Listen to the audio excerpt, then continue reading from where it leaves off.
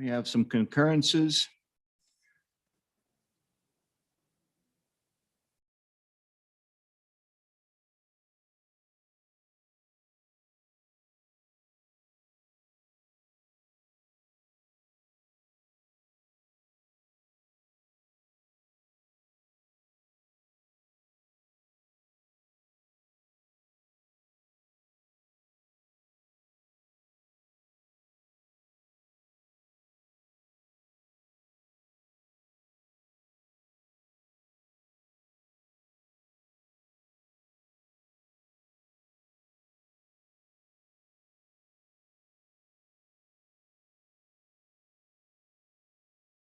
I hold up on the concurrences because we have your favorite part in rolled acts, so be patient. That order of business signing enrolled acts. Rolled act number 33. Senate Enrolled Act number 33, being original Senate File 117, an act relating to professions and occupations. About to sign House Enrolled Act 33, the same being original Senate File 117.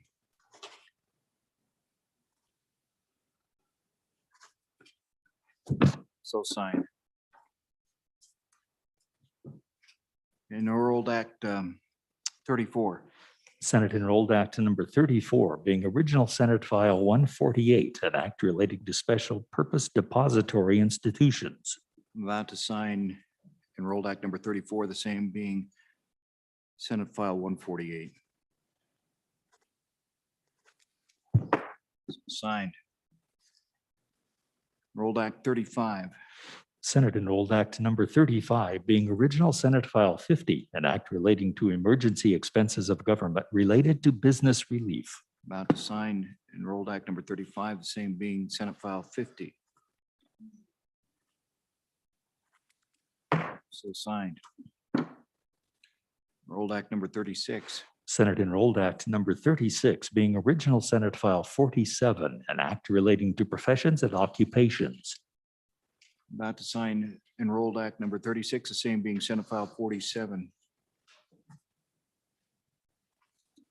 So signed. Enrolled Act number 37. Senate Enrolled Act number 37, being original Senate File 44, an act relating to the prioritization of municipal solid waste facilities, cease and transfer projects. I'm about to sign Enrolled Act number 37, the same being Senate File 44. So signed. Enrolled Act number 38. Senate Enrolled Act number 38, being original Senate File 33, an act relating to physician assistance. I'm about to sign Enrolled Act number 38, the same being Senate File 33. So signed. Enrolled Act number 39. Senate Enrolled Act number 39, being original Senate File 13, an act relating to motor vehicle liens. About to sign Enrolled Act number 39, the same being Senate File 13. So signed. Enrolled Act number 40. Senate Enrolled Act number 40, being original Senate File 155, an act relating to homeland security. About to sign Enrolled Act number 40, the same being Senate File 155. I've so signed. Enrolled Act number 41. Senate Enrolled Act number 41, being original Senate File 120, an act relating to public funds. About to sign Enrolled Act number 41, the same being Senate File 120. So signed. Enrolled Act number 42. Senate Enrolled Act number 42, being original Senate File 115, an act relating to education. I'm about to sign Senate Enrolled Act number 42, the same being Senate File 115. So signed. Enrolled Act number 43. Senate Enrolled Act number 43, being original Senate File 109, an act relating to dentists and dental hygienists. I'm about to sign Senate Enrolled Act number 43, the same being Senate File 109. So signed. Senate Enrolled Act number 44. Senate Enrolled Act number 44 being original Senate File 56, an act relating to gaming.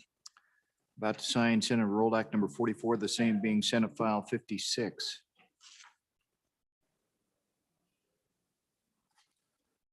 So signed. Senate Enrolled Act number 45. Senate Enrolled Act number 45 being original Senate File number 52, an act relating to insurance. About to sign Senate Enrolled Act number 45, the same being Senate File 52. I've so signed.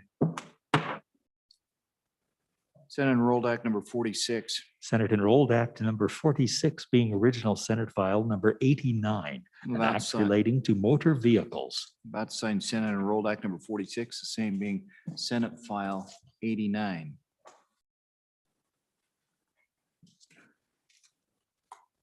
So signed. Senate Enrolled Act number 48. House Enrolled Act number 48 Oh, excuse being me, original House Enrolled House Act. Bill 115, an act relating to game and fish. I'm about to sign House Enrolled Act number 48, the same being House Bill 115.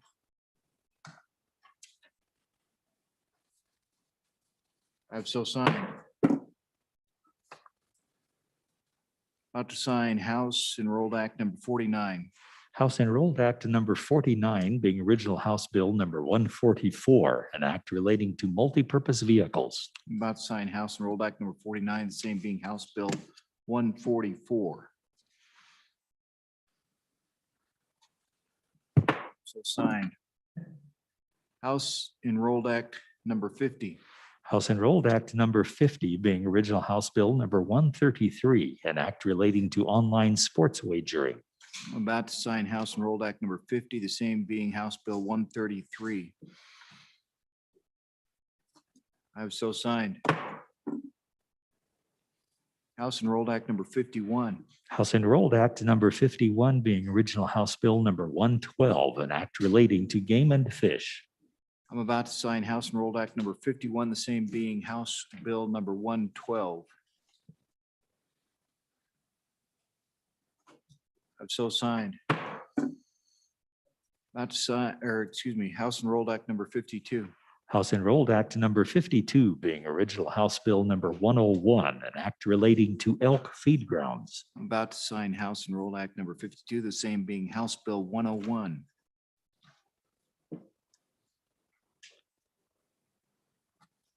So signed.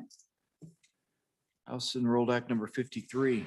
House Enrolled Act number 53 being original House Bill number 85, an act relating to crimes and offenses. I'm about to sign House Enrolled Act number 53, the same being House Bill 85.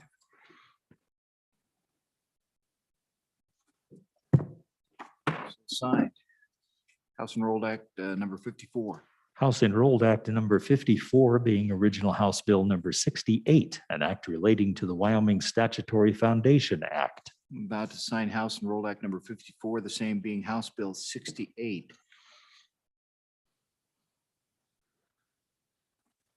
So signed. House Enrolled Act number 55. House Enrolled Act number 55 being original House Bill number 10, an act relating to the emergency expenses of government related to business relief. I'm about to sign House Enrolled Act number 55, the same being House Bill 10.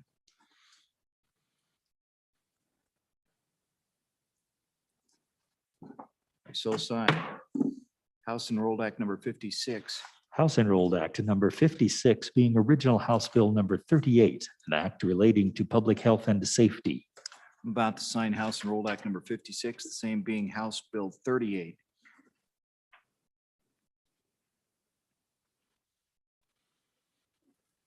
So signed. House Enrolled Act number 57. House Enrolled Act number 57 being original House Bill number 73, an act relating to vital records. I'm about to sign House Enrolled Act number 57, the same being House Bill 73. So signed.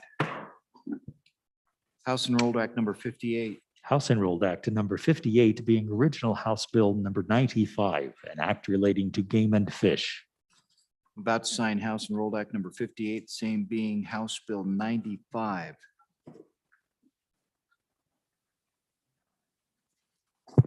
So signed. House Enrolled Act number 59.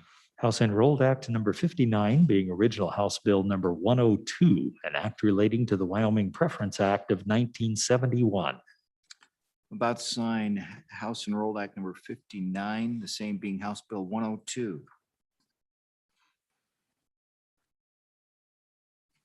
I've so signed. House Enrolled Act number 60. House Enrolled Act number 60 being original House Bill number 41, an act relating to interstate crowdfunding. I'm about to sign House Enrolled Act number 60, the same being House Bill 41.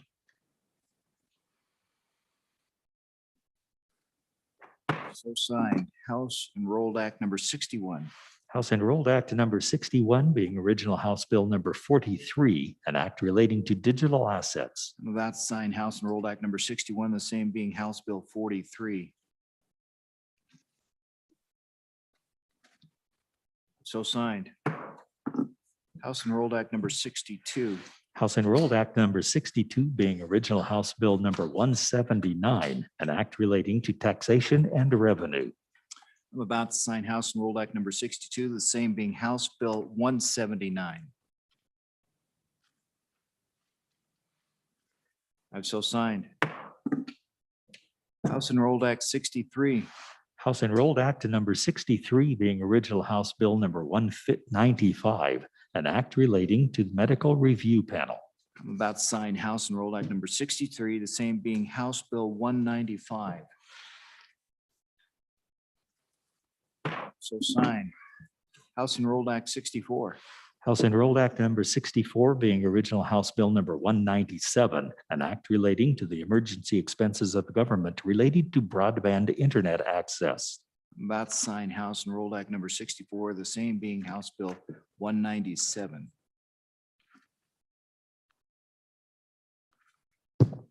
So signed. House Enrolled Act 65. House Enrolled Act number 65 being original House Bill number 198, an act relating to the University of Wyoming. I'm about to sign House Enrolled Act 65, the same being House Bill 198. I've so signed.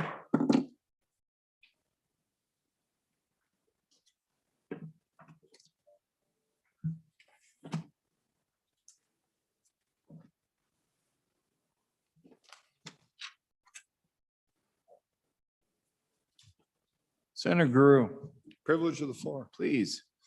Thank you, Mr. President. Wanted to introduce probably somebody that doesn't need a whole lot of introduction, but I want to introduce him anyway.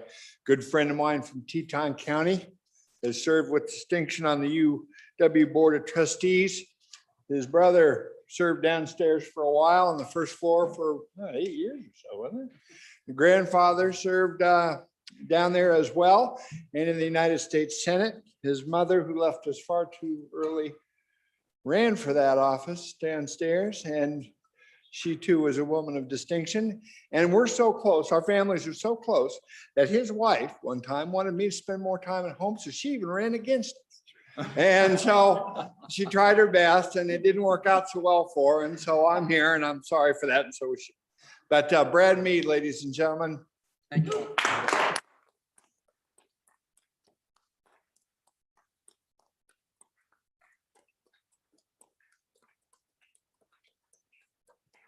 Brad, welcome to the Senate. Make yourself at home. Keep in line, keep Senator Grew in line over there, would you? Okay.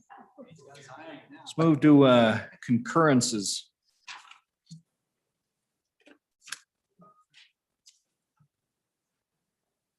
Concurrence request.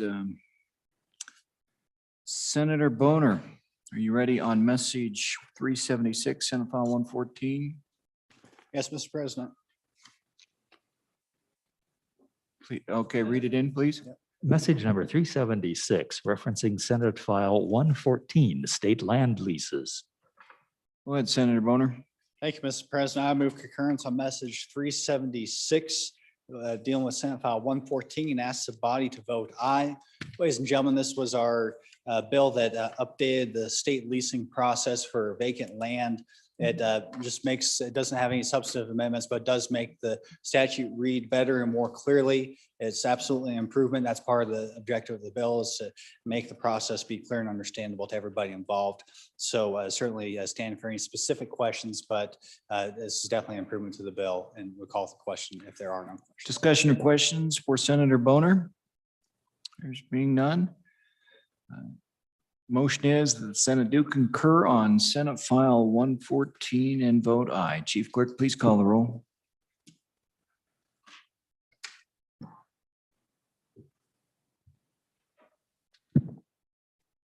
Concurrence vote on Senate File 114. Roll call, Anderson. Aye. Aye, Baldwin. Aye, Beitman. Aye, Boner. Aye. Aye, Bouchard. Aye, Case. Aye, Cooper conflict. And Driscoll conflict. Ellis. Aye, French. Aye, Murphy. Guru. Aye. Aye, Hicks. Aye, Hutchings. Hutchings. Aye, James. Aye, Kinsky. Aye, Cole. Aye, Cost. Aye, Landon. Aye, McEwen. Aye, Nethercott. Aye, Pappas. Aye, Perkins. Aye, Rothfuss. Aye, Salazar. Aye, Schuler. Aye, Scott conflict. Thank you, Steinmetz. Aye, Wasserberger. Aye, Furphy. Aye, President Dockstader. Aye. Closing vote. Closing. Vote closed. Senate File 114, 27 aye, 3 conflict. By your vote, you have concurred with Senate File 114.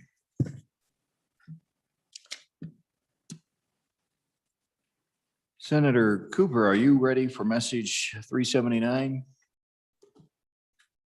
Yes, Mr. President. Okay, reader, please read it in.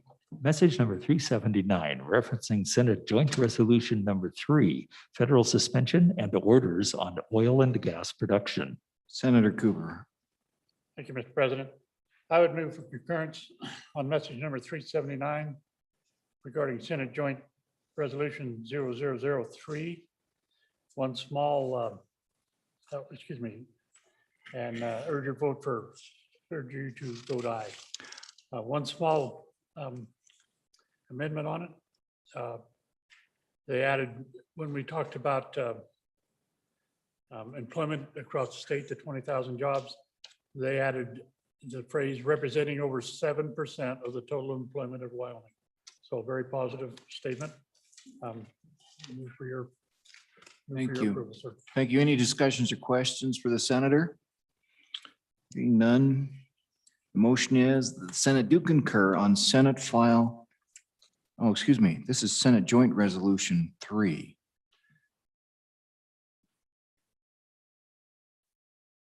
Motion is that the Senate do concur on the resolution and vote aye. Reading clerk or chief clerk, please call the roll.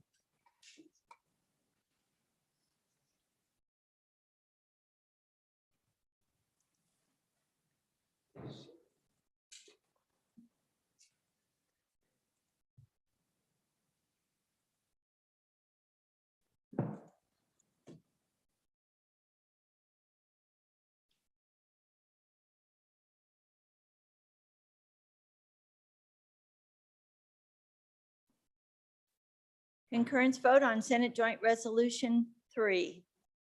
Roll call, Anderson. Aye, Baldwin. Aye, Beitman. Aye, Boner. Aye, Bouchard. Aye, Case. Aye, Cooper. Aye, Driscoll. Aye, Ellis. Aye, French. Aye, Murphy. Aye, Guru. Aye, Hicks. Aye, Hutchings. Aye, James. Aye, Kinsky. Aye, Cole. Aye, Cost. Aye, Landon. Aye, McEwen. Aye. Nethercott? Aye. Pappas? Aye. Perkins? No. Rothfuss? No. Salazar? Aye. Schuler? Aye. Scott? Aye. Steinmetz? Aye. Wasserberger? Aye. President Dockstader? Aye. Aye. Closing vote. Closing. Vote closed. Senate Joint Resolution 3, 28 aye, 2 no. By your vote, you have concurred on Senate Joint Resolution 3. And again, for the record, Senate Joint Resolution 3. Senator Cooper, are you ready on message 381? I am, Mr. President. Okay, reading clerk, read it in. Message number 381, referencing Senate File number 66, Slayer Rule applied to joint ownership. Senator Cooper. Thank you, Mr. President. I would move for concurrence on message number 381 regarding Senate File 66 and urge you to vote aye. They've added a couple small amendments to it that strengthen the bill. In one case, they added it, if the slayer survives, he may not serve as in any fiduciary or representative capacity as a personal representative, executor, trustee, or agent for the estate of the deceased. I think that's pretty positive. Secondly, they did add an amendment of killer, which is simple enough. So with those amendments, I would urge you to vote aye, please. Questions or discussion on this Senate File 66 and for the senator? Being none, the motion is that the Senate do concur on Senate File 66 and vote aye. Chief Clerk, please call the roll.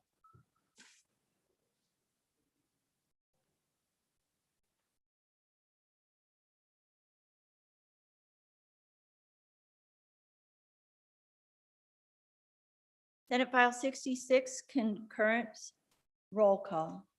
Anderson? Aye. Baldwin? Aye. Beitman? Aye. Boner? Aye. Bouchard? Aye. Case? No. Cooper? Aye. Aye. Driscoll? Aye. Ellis? Aye. French? Aye. Murphy? Aye. Guru? Aye. Hicks? Aye. Hutchings? Aye. James? Aye. Kinsky? Aye. Cole? Aye. Cost? Aye. Landon? Aye. McEwen? Aye. Nethercott? Aye. Pappas? Aye. Perkins? Aye. Rothfuss? Aye. Salazar? Aye. Schuler? Aye. Scott? Aye. Steinmetz? Aye. Wasserberger? Aye. President Dockstader? Aye. Aye. Closing vote. Closing vote closed. Senate File 66, 29 aye, 1 no. By your vote, you have concurred on Senate File 66.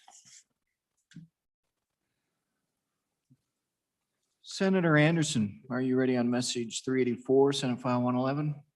Bet I am, Mr. President. All right. You Message number Like that. 384, referencing Senate File 111, School of Energy Resources Budget Submittal. All right. Senator Anderson. Thank you, Mr. President. I would move concurrence on message number 384, Senate File 111, School of Energy Resources Budget Submittal, and urge you to vote aye. The House did a wonderful job of sticking one word into the bill, for, FOR. And it could be in there or not be in there, really makes no difference. But I would sure like to go along with them to get along. So vote aye, please. Senators, this is on Senate File 111. Do you have any questions or discussion for the Senator? Senator Anderson? All right. Motion is that the Senate do concur on Senate File 111 and vote aye. Chief Clerk, please call the roll.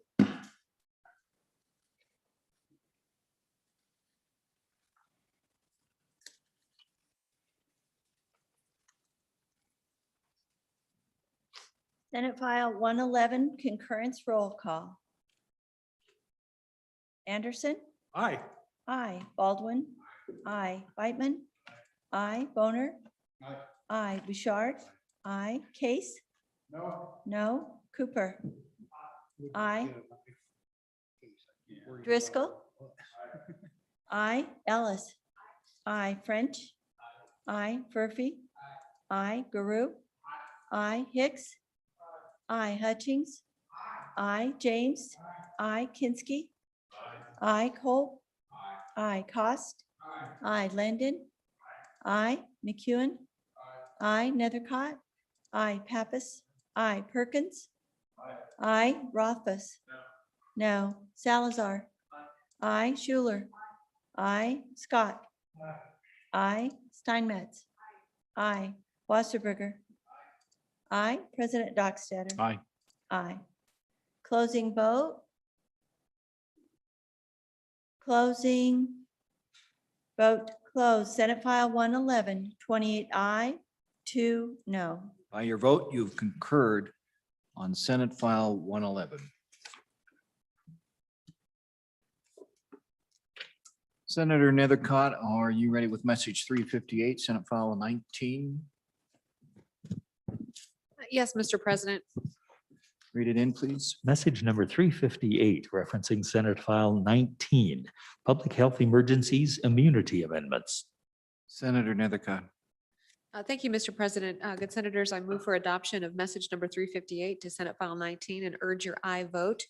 Good senators, this is the COVID immunity bill regarding public emergencies, and the House did two primary things. One, they removed the requirement associated with the notice concerning the assumption of risk provision. And the second they did, which was really good, they reinserted the time period for making COVID compensable under workers' compensation as we had it previously enacted from our special session. And I think it's important that that protection continues both for workers and employers. So with that, I would urge your favorable consideration and I vote. Any discussion or questions for the senator? All right, the motion is the Senate do concur on Senate File 19 and vote aye. Chief Clerk, please call the roll. Concurrence request, Senate File 19, roll call. Anderson? Aye. Baldwin? Aye. Whitman? No. Boner? Aye. Bouchard? No. Case? Aye. Cooper? Aye. Driscoll? Aye. Ellis? Aye. French? Aye. Murphy? Aye. Guru? Aye. Hicks? Aye. Hutchings? Aye. James? Aye. Kinsky? Aye. Cole? Aye. Cost? Aye. Landon? Aye. McEwen? Aye. Nethercott? Aye. Pappas? Aye. Perkins? Aye. Rothbus? No. Salazar? Aye. Schuler? Aye. Scott? Aye. Steinmetz? Aye. Wasserberger? Aye. President Dockstader? Aye. Closing vote. Closing vote closed. Senate File 19, 27 aye, 3 no. By your vote, you've concurred on Senate File 19. Senator Nethercott, are you ready with message 306, House Bill 7? Mr. President. Read it in, please. One moment, please.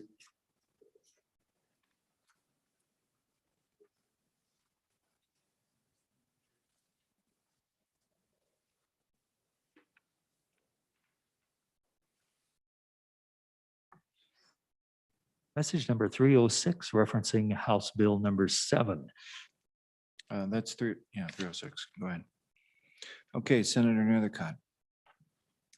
Thank you, Mr. President. I move for adoption of message number 354 to House Bill 7. Good senators, and ask you to vote aye.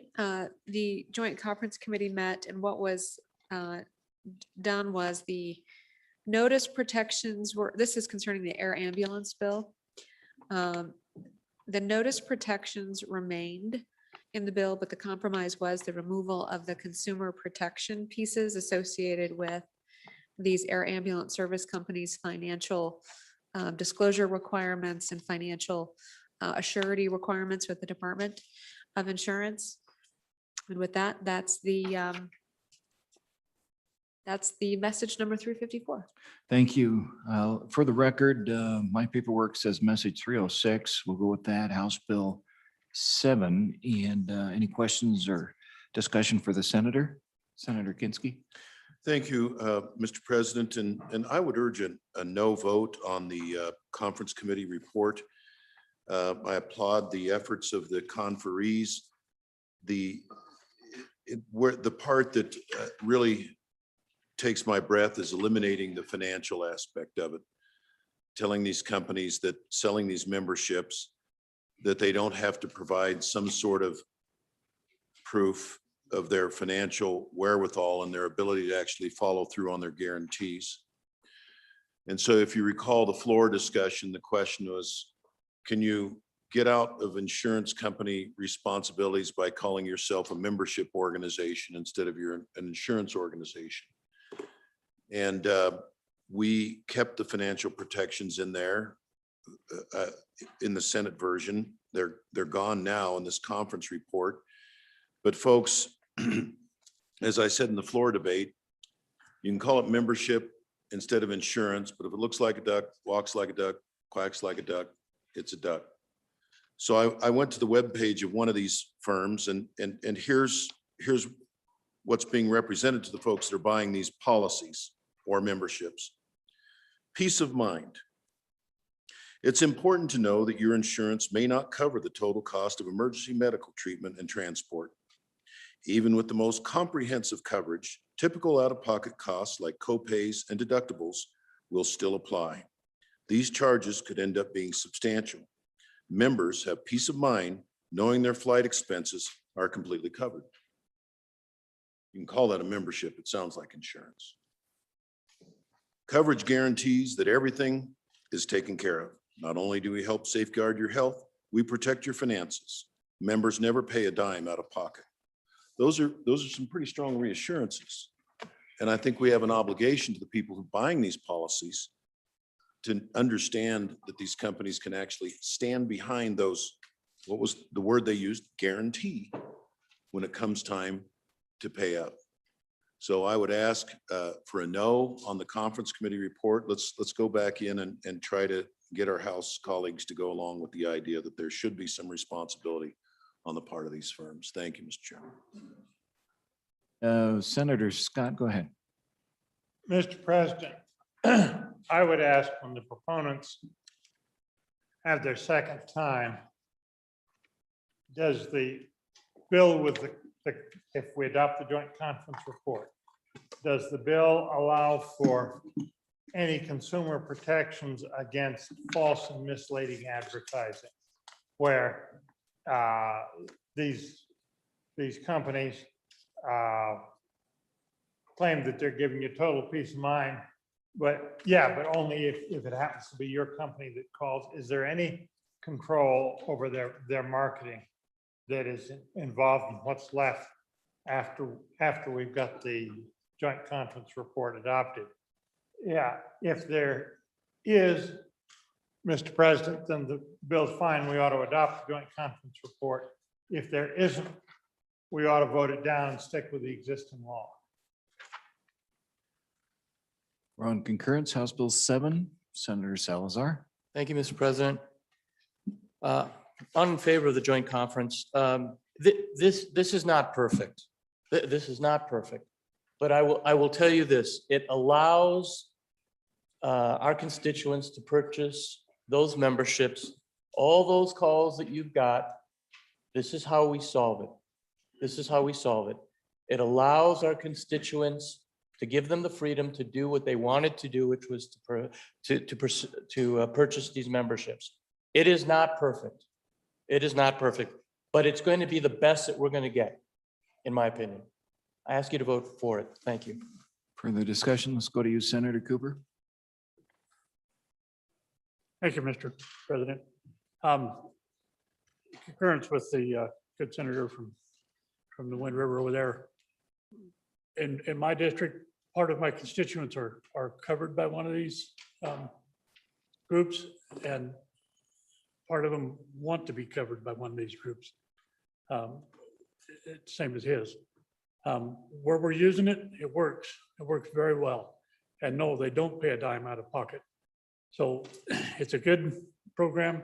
It works very well. It does protect and serve the people that are able to use it. Thank you. Further discussion? House Bill 7, Senator Case. Thank you, Mr. President. I too would urge us to support the conference committee report. You can see it was signed by all the members. It's the best compromise we can get on this at this time. I commend the conference committee for their work and taking to heart the court case and what the real tool that we have to work with. It is not insurance, Mr. President. It does provide for disclosure, to make that point very clear. And it's something that our constituents in the Wind River Basin and the Bighorn Basin want and use. When I spoke on it the other day, I did make one error. I mentioned that the cost of this membership was something at about $25 a month. I was not thinking, it's like $25 a year. And so for a small price, you get a membership. Yes, it's only with one company, but the disclosures are clear. And we've had good help from organizations that are concerned about our elderly people in Wyoming, like ourselves, and have helped to make that disclosure even better. This is the best thing we have on the table.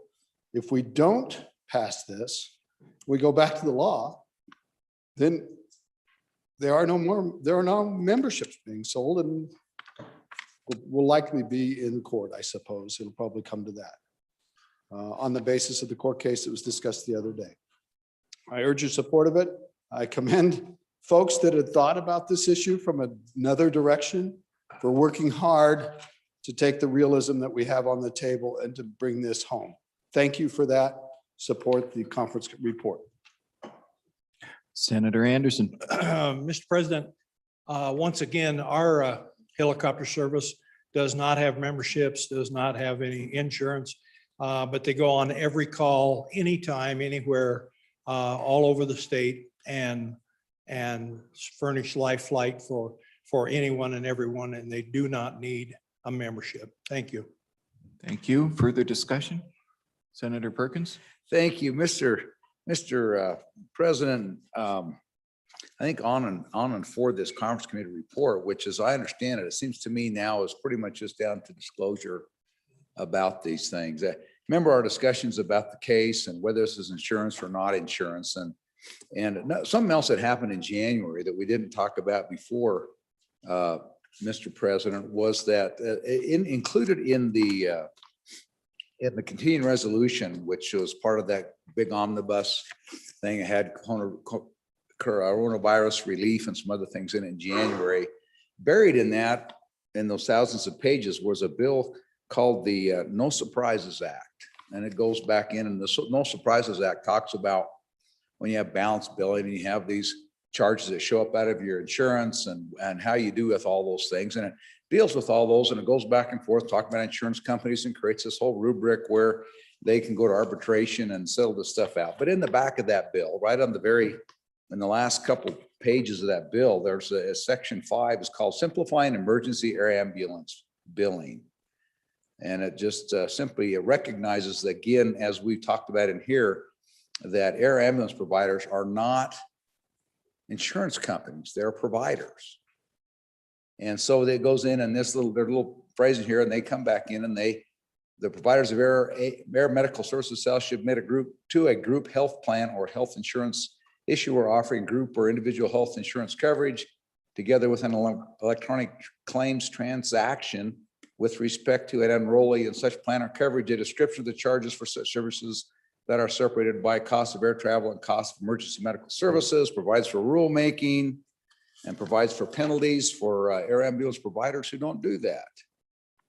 And so as you go through that, the reason I point that out is simply, again, if you remember, the problem we have is that these are not insurance companies. These are air These are federally regulated airlines that provide air ambulance services. And what the reason I bring that up is because they stepped in and they're regulating that. That tightens the noose on states even further because they're regulating air ambulance services as federally regulated airlines. And so if you go back and you think that you can get financials, I would love to have financial requirements. But if you go back and require them and you vote no on this bill with the idea that you can go back and get this financial assurance and have this, what's the effect of if you don't get that? If a company doesn't provide financial insurance information or it doesn't meet the level that you want, are you going to deny them their ability to provide air ambulance service? And if you do that, if that's what happens, then you're regulating it. You can't regulate it from the state level.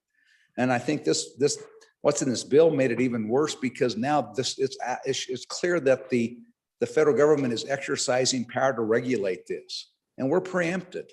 So the only thing you're left with is there's a little crevice for some consumer protection. And that's what this is now, simply consumer protection by providing some disclosures. This is no different than having the auto club. It's no different than having the auto clubs. It's nice if some member in group participation in auto club comes and tows you, that all works out well. But if they're not part of that group or those services aren't covered by that other group plan, you're not, it's going to be different for you. You're going to pay a different amount. It's not really any different. And efforts to try and regulate this, even as angry as it makes everybody, it's not going to be successful. This is about the best we're going to be able to do for this right now. Thank you, Mr. President. Further discussion? Further discussion? All right. Motion is the Senate do concur on House Bill 7 and vote aye. Chief Clerk. Excuse me. Motion is the Senate do concur on Joint Conference Committee report. Lawyers. We'll have 2 lawyers that have at least 3 or 4. House Bill 7, Joint Conference Committee number 1. Roll call. Anderson? No. Baldwin? Aye. Beitman? Aye. Boner? No. Bouchard? Aye. Case? Aye. Cooper? Aye. Driscoll? Aye. Aye. Ellis Conflict? French? Aye. Furphy? No. Guru? Aye. Hicks? No. Hutchings? No. James? Aye. Kinsky? No. Cole? No. Cost? No. Landon? Aye. McEwen? Aye. Nethercott? Aye. Pappas? Aye. Perkins? Aye. Aye. Rothfuss? Aye. Salazar? Aye. Schuler? Aye. Scott? No. Steinmetz? Aye. Wasserberger? No. President Dockstader? Aye. Closing vote. Cost? Cost no to aye. Closing vote. Closing vote closed. House Bill 7, 20 aye, 9 no, 1 conflict. By your vote, you've adopted, agreed to adopt Joint Conference Committee report regarding House Bill 7.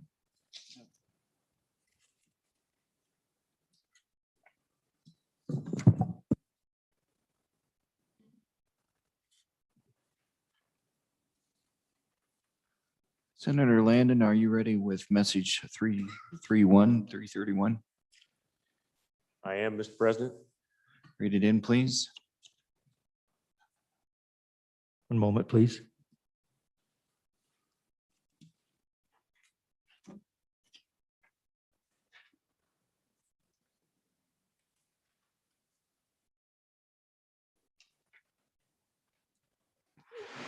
Message number 331, referencing Senate File 2, School Facilities Project Prioritization. Senator Landon. Thank you, Mr. President. I would move message 331, concurrence requested for Senate File 2, School Facilities Project Prioritization. and ask for your favorable vote. Fellow senators, I think we can concur on this, that the chairman on the other side was in consultation with me throughout the process over there. And what we did with this, what the other side ended up doing with this is stripping it all the way back and virtually taking it back to some of the original language that's in the statute. You might remember I talked to you all about this prioritization and how we go about doing it, capacity, condition. We were trying to pull in this statutory language and get arms around what we do with suitability. What we did here is to strip all that language back out, Mr. President. We will, when the time comes, we will go out and assess those buildings based on capacity and condition. That suitability piece will just have to fold up underneath the condition. The other thing that we did in the bill over on the other side is we stripped all the money out of it. If you happen to have it on your screen, you will see that the language at the top of page 2 is a little confusing. I actually thought there was an appropriation in there. Visited with my counterparts on the appropriations committee and unnecessarily got their temperature up. But there's no appropriation in there. That was stripped out at the bottom of page 2 with the House Standing Committee amendment. And so, Mr. President, it's ready to go. There isn't any money at this time to go out and do that building assessment, but when that time comes, this is the language that will be stripped back to the minimum. Thank you very much. Any questions for the senator? Discussion? All right. Motion is the Senate do concur on, Senator Kinski. Just have just a minute, because ahead. it just came out. All right.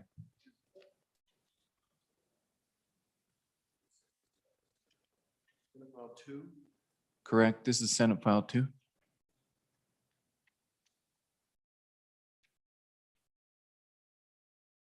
we need just to stand back for a moment? We're just going to take a short break while everybody gathers that up and takes a look. Senate File 2, concurrence.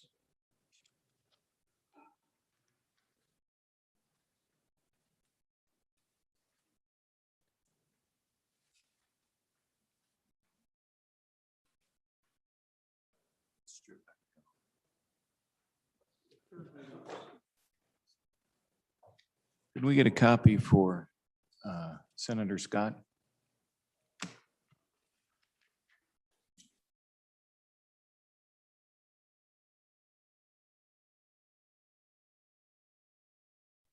Folks, we're going to just take just a brief moment. Let you look that over.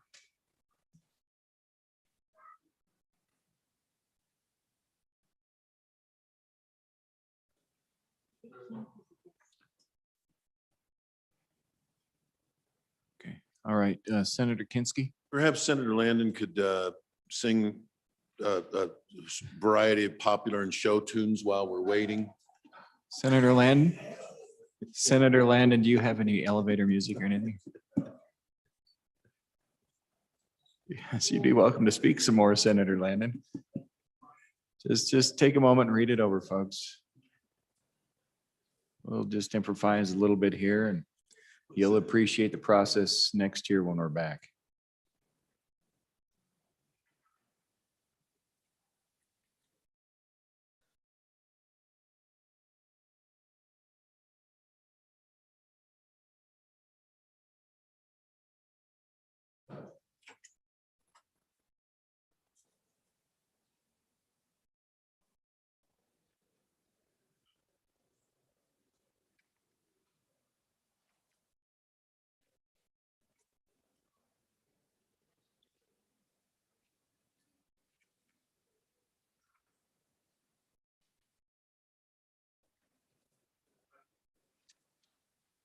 Please, Senator. Project over there in your neck of the woods, or maybe we could talk about that little school up in the Bighorn Basin, or whatever you'd like me to cover. Well, School if facilities. you want to just take a moment, tell us about a couple school projects. Or I notice your desk mate there has a mitt and a ball, so I will say this, Mr. President, this is a topic that I think needs to remain in our statutes and remain with us. We'll be working it during the interim. It pertains particularly to this part of the world.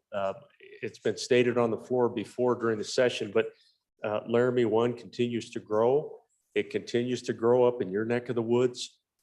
And so at some point, eventually, we do have to get out and assess those buildings and know where we're at with them. Because as we go forward, Mr. President, we're not going to be building a whole lot of new buildings, I don't think. What we're going to be doing is renovating and fixing and adding to. And that takes a little bit of assessment along the way. And so that's what we're doing, is keeping the framework in place so that we can do that. It's going to be up to us to decide at what point we're going to fund that effort and get back out there and look at buildings. So School facilities. That's right. hope that helps. Thank you. We do have some folks moving in out west, that's for sure. All right. Okay, are we ready to proceed then? Senator Kinski, you feel comfortable? So just a question for the bringer of the concurrence. There was quite a bit of discussion during the hearings with one of your facilities colleagues, and perhaps you were there as well. There's the idea of building a school because it's in bad condition. That's the condition. There's the idea of building one because of capacity, that you're stuffed full. Then there was this concept bouncing around of suitability, that even if the school's not bad or you're not full, just if it was not suitable, and we had a lot of debate about what that meant, whether it meant anything. Is suitability now out as a criteria and we're just left with condition or capacity? Thank you, Mr. President. Let's collect a few for you, Senator Landon. Let's go over to Senator Rothfuss. Thank you, Mr. President. And on and against concurrence, for the reason that was just described, it does seem to me that a substantial purpose of this legislation is to recognize that there are suitability concerns. The example that we always talked about was the idea that you had an oversized classroom, let's say a classroom that would fit 40 people. You think, wow, wouldn't it be great if I put a wall halfway down that classroom so I can have 2 classrooms that are suitable? And the answer at this point in time is no. There's no remedy for that. The suitability assessment is actually something that we're lacking. It's not going to be a substantial contributor to the overall final score based on how it was when it left this chamber, but it was going to be something that was evaluated. If we're sending a team all over the state when we actually have the funding in place at some point, which who knows when that takes place, I'm not particularly concerned about that, but at some point we actually will send them to evaluate the schools. The idea that we wouldn't have them evaluate that third category to just look around and see, hey, are there more effective and efficient ways that we can do this? Are there things that we could be doing that better? Are there needs for better lighting and air handling for the students? I don't understand why we wouldn't do that. I think it's worth a few of us taking a trip down the hall to ask. So I hope the chamber will reject that and reject this concurrence, and we'll go to conference. We'll ask that question, come back. Maybe they have a good reason, but I certainly don't see it from the amendment. So, Mr. President, I'd encourage the body to vote no and let us find out a little more. Further questions or discussion before we go back to Senator Landon? Senator Scott. Mr. President, on and for the concurrence, I think we discovered that, at least I've heard some anecdotal evidence that the suitability regulations we've got right now go into way too much detail and involve a micromanagement that is best left to the school districts. And I think that if the bill as it comes forward doesn't try to go out and enforce those kind of regulations, and I think gives some time for that to be straightened out. So I do urge concurrence. Okay, Senator Landon, you've Mr. President, just to bring this home, I really do appreciate my good friend from Albany County. He's exactly right. We spent the better part of the last couple of years trying to get our arms around that suitability piece, and I think he described it well. There's just opportunities out there that we're missing, to help these schools to do some different things. And bear in mind that when we talk about suitability, we're not necessarily talking about brand new buildings or tearing down entire buildings. This is an opportunity through that suitability piece that we were going to just include in that assessment as we go out across the state. There's an opportunity to identify particular construction items, component items that we might be able to go in and help that school be more efficient. We listened and we understand that there's enough heartburn on that issue that we just thought it was prudent to take it off the table for now. We can take it back to that school facilities committee. There's a couple of colleagues right in front of me that serve on that committee. We'll go back to work on it. We stripped the money out of it. I will say that it's not necessarily so much of a top down. It's really not related to local control versus state. It's more of an effort to just free up the ability for a district to indicate to us that we've got this square footage that just isn't working, and all we want to do is move some walls, do a little renovation, and we can be a lot more efficient. So it's really not a top-down thing. It's more of an opportunity for us to do a better assessment of what we can do out across the state. So I would ask for your concurrence. I think I would love to have incorporated that and gone out and assessed those buildings this year, but we just can't do it. So I would ask for your concurrence. Thank you. Okay. Motion is that the Senate do concur on Senate File 2. Chief Clerk, please call the roll.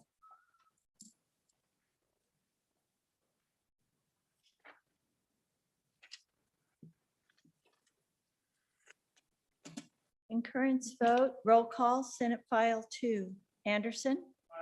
Aye. Baldwin? No. Whitman?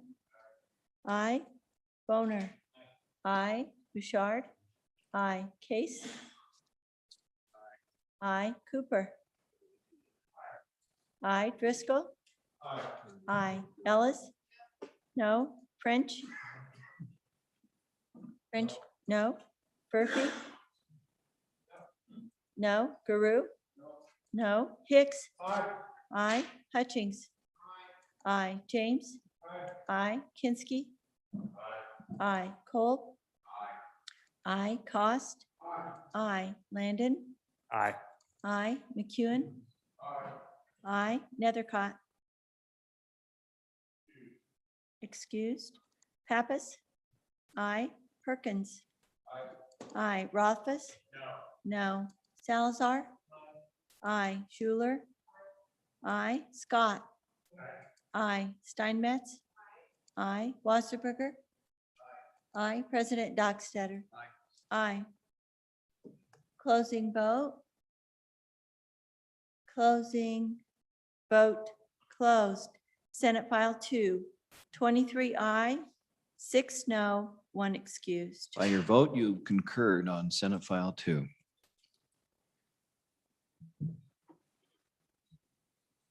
Mr. Majority Floor Leader, we're at that order of business, bills on general file. Mr. President, I move that the Senate resolve itself into committee of the whole. You've heard the motion. All those in favor say aye. Aye. Those opposed, nay. Senator Rothfuss, you are now in control of the Senate. Please use your power wisely.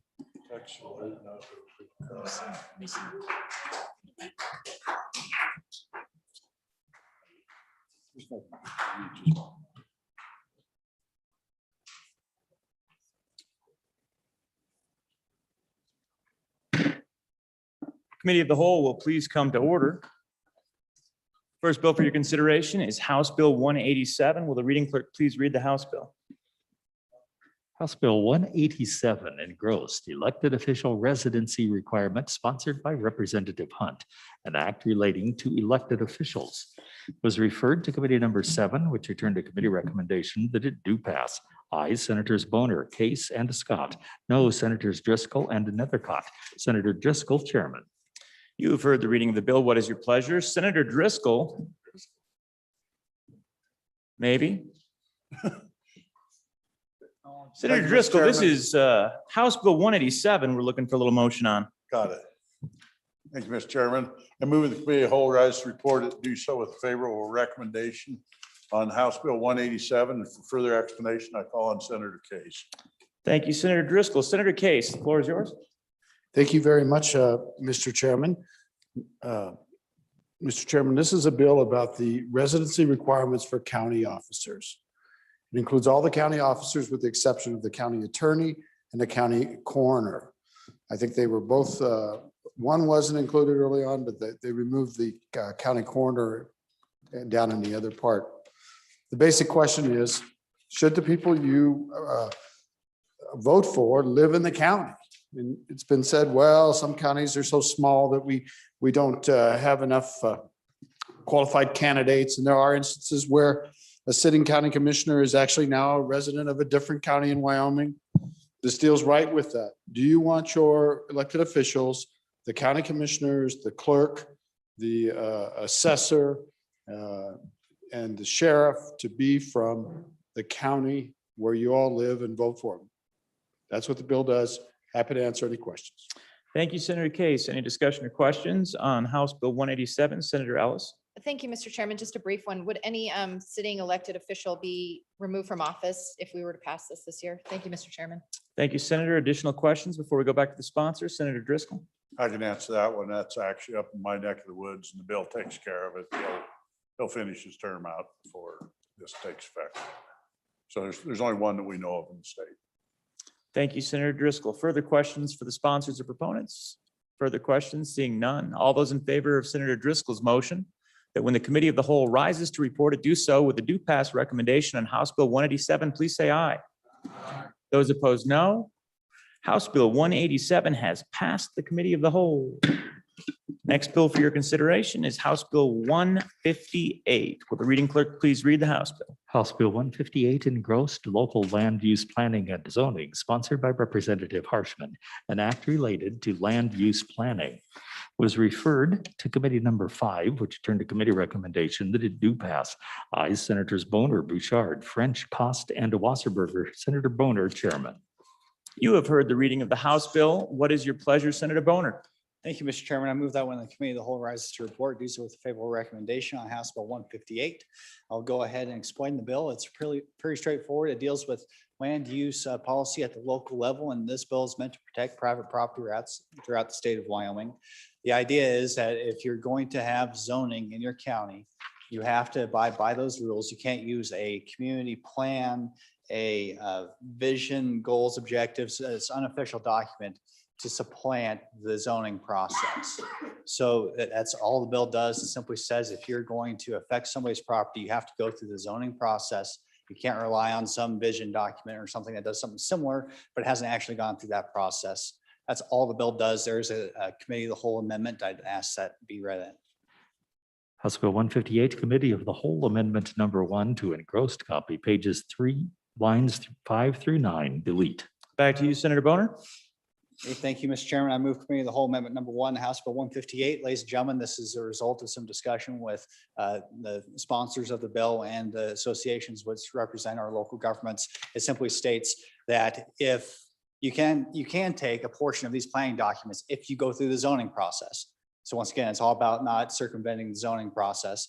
We're making it clear that you can't just disallow an idea simply because at one point it was in a plan or vision document, wherever the case may be. So it's a little bit of a compromise that alleviates some of the concerns with the affected parties. I'd stand for questions on the amendment. If not, I call for the question. Thank you, Senator Boner. We are on the committee of the whole amendment number 1 to House Bill 158, local land use planning and zoning. Are there any questions on the committee of the whole amendment? Seeing none, questions been called for. All those in favor of Senator Boner's motion to adopt committee of the whole amendment number 1 to House Bill 158, please say aye. Aye. Those opposed, no. That amendment has passed. We are back on the bill. Questions or discussion on House Bill 158, Senator Perkins. Thank you, Mr. Chairman. I think this has some far-reaching ramifications and we just need to take a breath and see so let me give you an example. Years ago, Turner County put together a land use plan for Casper Mountain. And what that did is it went out, and then that was a land use plan that went out and put together, it probably took 3 or 4 years to put together this land use plan. Broadcast, advertised far and wide, tons of testimony on it. Came out and ultimately voted in a land use plan. Among other things, it provided that you couldn't grandfather all existing lots, but provide on the face of the mountain, you couldn't subdivide smaller than 5 acres. And on top of the mountain, you couldn't divide less than 10 acres. And on top of the mountain, you couldn't subdivide less than 5 acres. Why'd we do that? Well, all the soil studies and everything came back that you can't have, it takes that much to have a septic system that doesn't encroach or otherwise called, the soils aren't very particularly permeable. And so they went through and did this land use planning, also talked about development, made sure that there was some development up there, and that land use planning went through that process. But that's not the only example, but there's a significant purpose for land use plan. It was advertised, voted on, very similar to that. And this would seem to come back and preclude all of that. And I wonder why we're encroaching upon the ability of, and some, there's a number of counties, some counties like the good chairman who sponsored this county has made a conscious decision not to do land use planning, not to do zoning. That's their right. That's what they've done. But now we're going to pass as this is headed down the road, that you're going to say that you can't use land use plans for any kind of purpose to control the development. Those things change over time. There's opportunities to change them. There's the same opportunities for variances and all these other things that you can go through. I think you should think about this before you just vote aye on this bill. Thank you, Mr. Chairman. Thank you, Senator Perkins. Additional discussion, questions? Senator Steinmetz. Thank you, Mr. Chairman. I view this as a very important piece of legislation because up in my neck of the woods, we had a envisioning document and a lot of people came together and they talked about what they wanted to see on other people's land and trails and parks, and it was private property. And so it's important to make this delineation that that our laws need to go through the government process, not just so if we have a land use plan, that's one thing, but they need to go through the zoning process. And so on and for the bill. Thank you, Mr. Chairman. Thank you, Senator Steinmetz. Any additional questions or discussion before we go back to the sponsor for response? Seeing none. Senator Boner. Thank you, Mr. Chairman. Appreciate the comments from my colleague from Goshen County. As far as the concerns raised by my colleague from Turner County, I just point out that as a point of the committee of the whole amendment. It's not necessarily saying all the work that you do as part of the planning process or whatever process you may have is thrown out the window. It can be incorporated into the zoning process. So we're not throwing out all that work. It's just saying that you do in fact have to go through the zoning process and not using this less official process in lieu of it. Thank you, Senator Boner, for that clarification. Back to you, Senator Perkins. So just so you understand how it works, usually land use plan doesn't you still zone with the land use plan. What happens is when you get land use plans, I mean, if you go out to zone, you may have rural agricultural mining,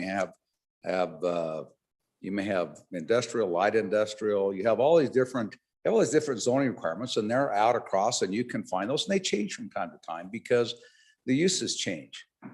But what local government uses a land use plan for is to try and anticipate how community is going to grow and what it looks like as it grows. And there's ways that you can go through land use plans and you can find variances. You have all the same rights that you do in zoning to have variances and do different things, and you can find all kinds of exceptions to them.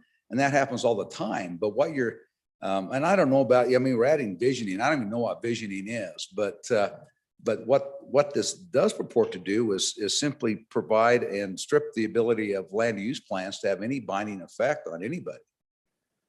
And as you go out there, and most of the time, just like zoning, if the zoning is changed and you have it, your uses are grandfathered in, your subdivision rights are grandfathered in. It doesn't change the existing rights you have. But as that develops in the future, that's how you develop communities.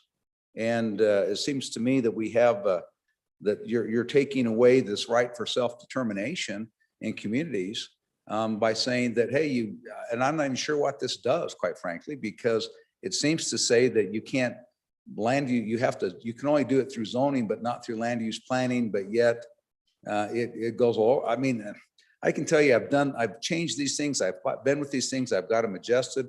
When I was a county commissioner, we used them. We invited, people came, we granted variant, we did all kinds of things to work with people to try and get these things done.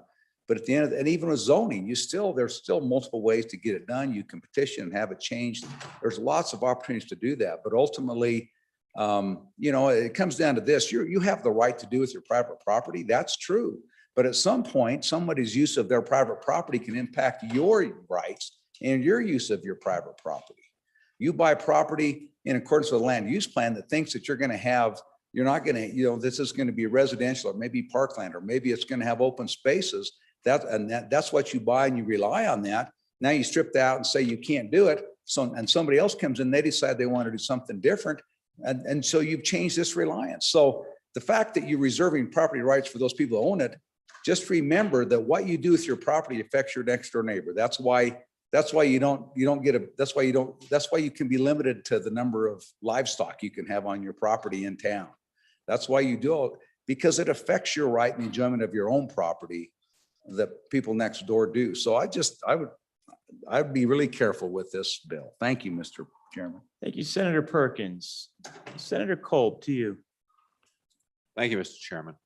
Yeah, I hate to bring this up, but my neck of the woods, there was a lot of development out north of town, and there was nothing. And it really led into chaos, because when people start abutting each other, and then your neighbor's doing something that you don't agree with, or maybe it's a hazardous operation because of what they're doing out there, and they were allowed to do. So we literally had situations with houses next to a large 40,000 gallon propane tank, or similar situations that were a health safety issue. So I think it may be an issue where larger communities like where I'm from, my district, run into this problem, and probably other districts that are more rural don't have this problem. So I don't know if it's a one size fit all, but I would too be very cautious of this because of what it means. There's reasons for doing this. I think you really don't come into the purpose, the need, until you have a more dense community. And then it becomes neighbor against neighbor, use against use. So I just throw that out there as a word of caution. Thank you, Mr. Chairman. Thank you, Senator Kolb. Senator Hicks, were you up on this? Go ahead, Senator Hicks. Yeah, Mr. Chairman, I think we need to distinguish between a plan and the zoning regulation, and they're exactly that. And so you do a land use plan to see what land uses are compatible with the land. You may pull in things as my colleague talked about. Maybe you don't have the soils that are conducive for close septic system. So you would in your plan say this is an area that's not conducive for subdivision. That's the plan. Doesn't have the full force of regulation. Regulations come in through zoning. It's a different process and we shouldn't conflate them.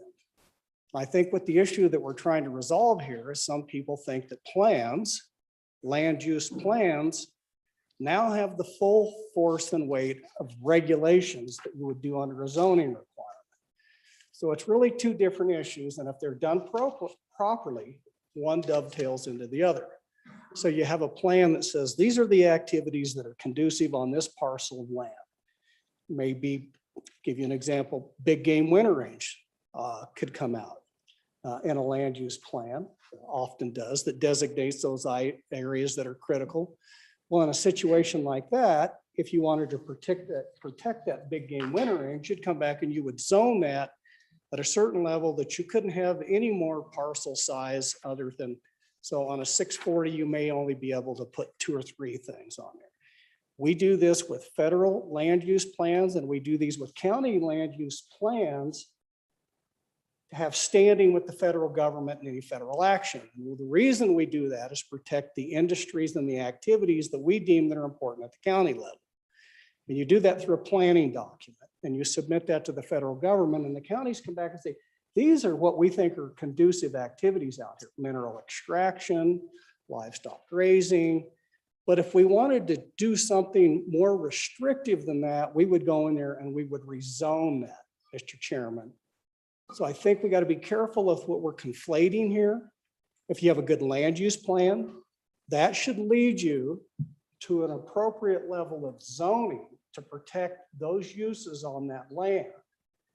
What we're seeing is there's confusion out there that some entities are trying to use planning as a regulatory activity.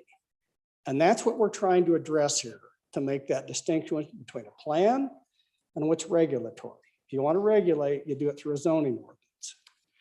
Thank you, Mr. Chair. Thank you, Senator Hicks. Any further discussion on House Bill 158?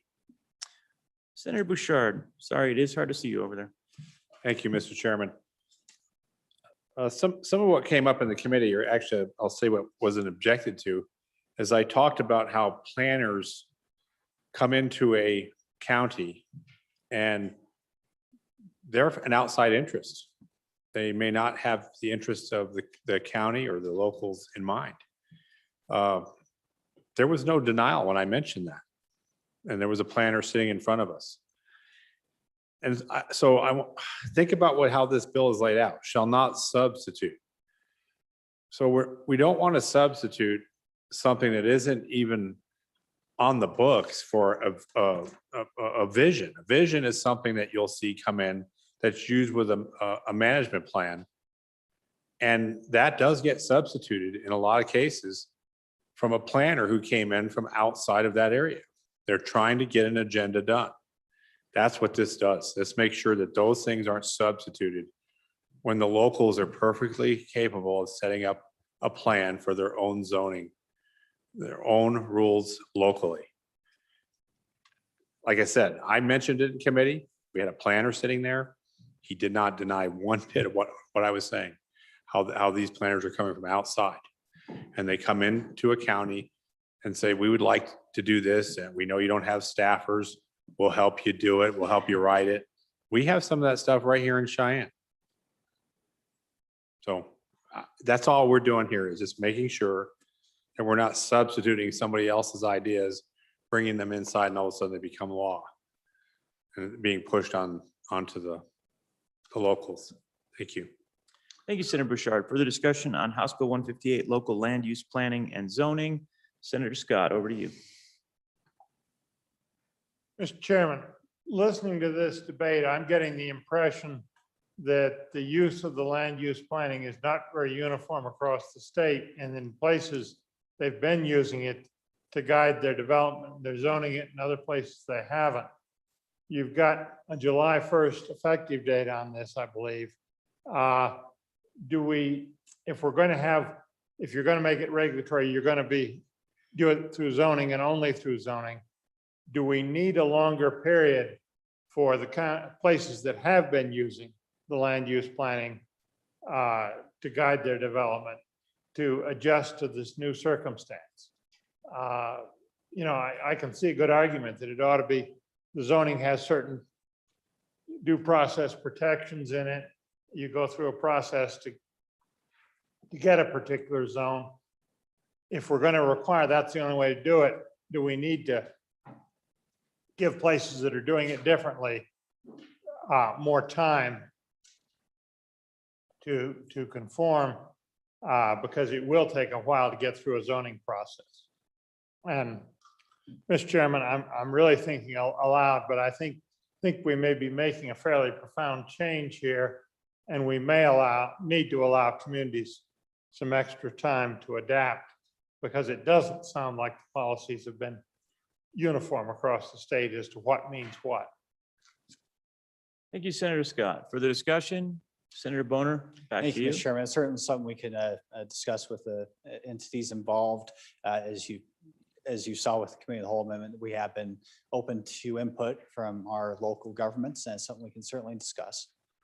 So on second reading, hopefully. I'm for the bill. Thank you, Senator.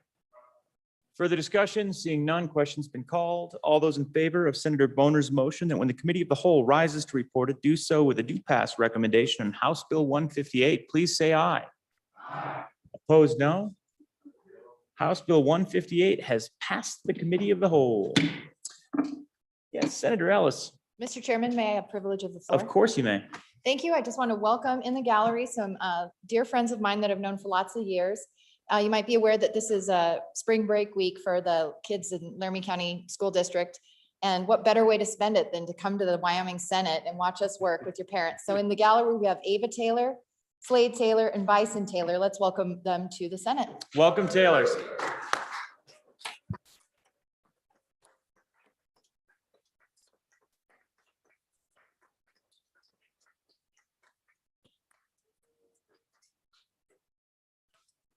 Senator Ellis. Mr. Chairman, just to follow up, I believe they've been recognized in the gallery every year that they've been alive and that we've been in session. So if you've noticed them grow, that's what happens. They are to taller, kids. Senator. Absolutely. Welcome and glad to have you again here today. All right. Any further floor? No. Seeing none. The next bill for your consideration is House Bill 189. Will the reading clerk please read the House bill? House Bill 189 engrossed mined product taxes for natural gas consumed on site, sponsored by Representative Hunt. An act relating to mine product taxes was referred to committee number 3, which returned a committee recommendation that it do pass amended. Ayes Senators Baldwin, James, Pappas, and Schuler. Excused Senator Case. Senator Baldwin, acting chairman. You've heard the reading of the bill. What is your pleasure? Senator Baldwin? I move that when the committee of the whole rises, it do so with a favorable recommendation on House Bill 189. There is a standing committee amendment. I ask it be read in. House Bill 189, Standing Committee Amendment number 1 to engrossed copy, corrected copy, page 1, line 9, delete. Senator Baldwin. Thank you, Mr. Chairman. I would turn the explanation of the amendment and this cryptocurrency bill over to Senator Pappas. Excellent. Senator Pappas, over to you. And the standing committee amendment has not been moved. So if you want to do that at some point, it doesn't have to be now, but do it eventually. Yes, thank you, Mr. Chairman. Or I would move that standing committee amendment number 1 to House Bill 189, and I'll try to explain the bill, even though we do have a couple of Senate sponsors on the bill, so I'll ask their indulgence. If I trip, you pick me up, okay? The good senator from Devil's Tower and the good senator from Gillette. Thank you. Okay, so this bill clarifies the imposition of severance taxes on natural gas that is consumed on site. And just as a little bit of explanation, this is not natural gas that's produced at a gas well. This is natural gas that is a byproduct of an oil well, basically. It's basically the use of gas that is vented or flared. So it's right now there are exceptions that gas that's vented and flare is not taxed because it's considered not valuable. And so, however, unbeknownst to me, there is what's called crypto mining, and that is a computer processing that is removed from the data center and actually moved to these sites where this flared or vented natural gas exists. What they do is they put their computer processors in a crate along with some kind of a natural gas generator, and they're able to use the natural gas that is vented or flared, that is waste gas. So all this bill is doing is allowing an exception. We do have exceptions on the imposition of the tax, allowing exceptions for this to happen.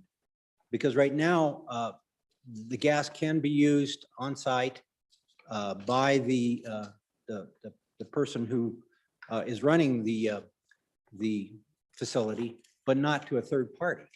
And so that's what this bill does. So I will go through the bill real quickly and work in the amendment as I go. So if you'll go to page 2, you'll see on lines 12 through 14, we're creating a new paragraph states basically the natural gas that is consumed on the site where the natural gas is produced. So now we're talking about, we're adding that definition of consumption. However, we further need to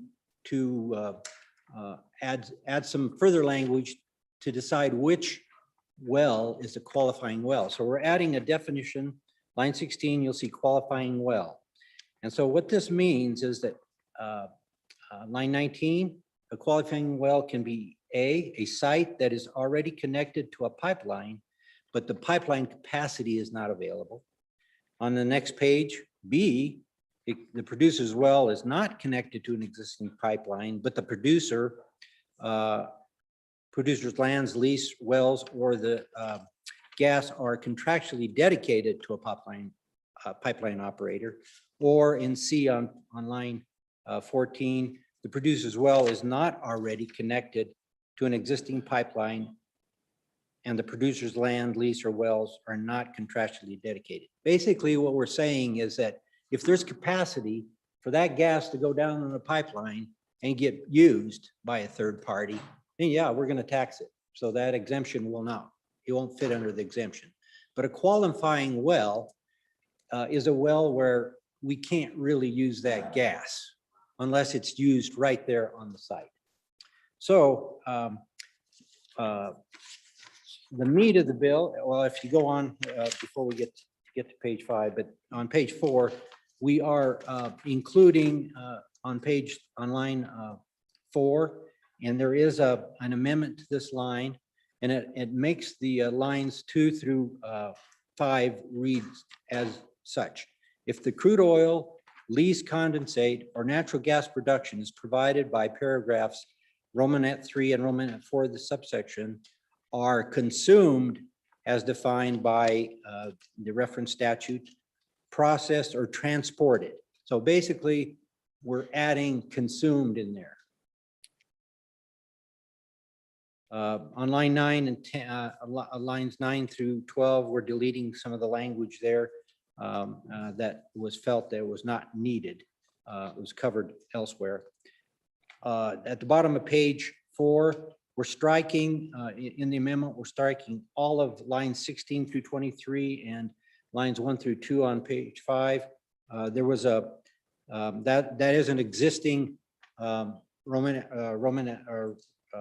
paragraph J in the exemption, and the House put some exemption language. If you see at the bottom of page 4, it was testimony in our committee that language is not needed as well, so we took it out as well. Okay, the meat of the bill is actually on page 5. New paragraph P is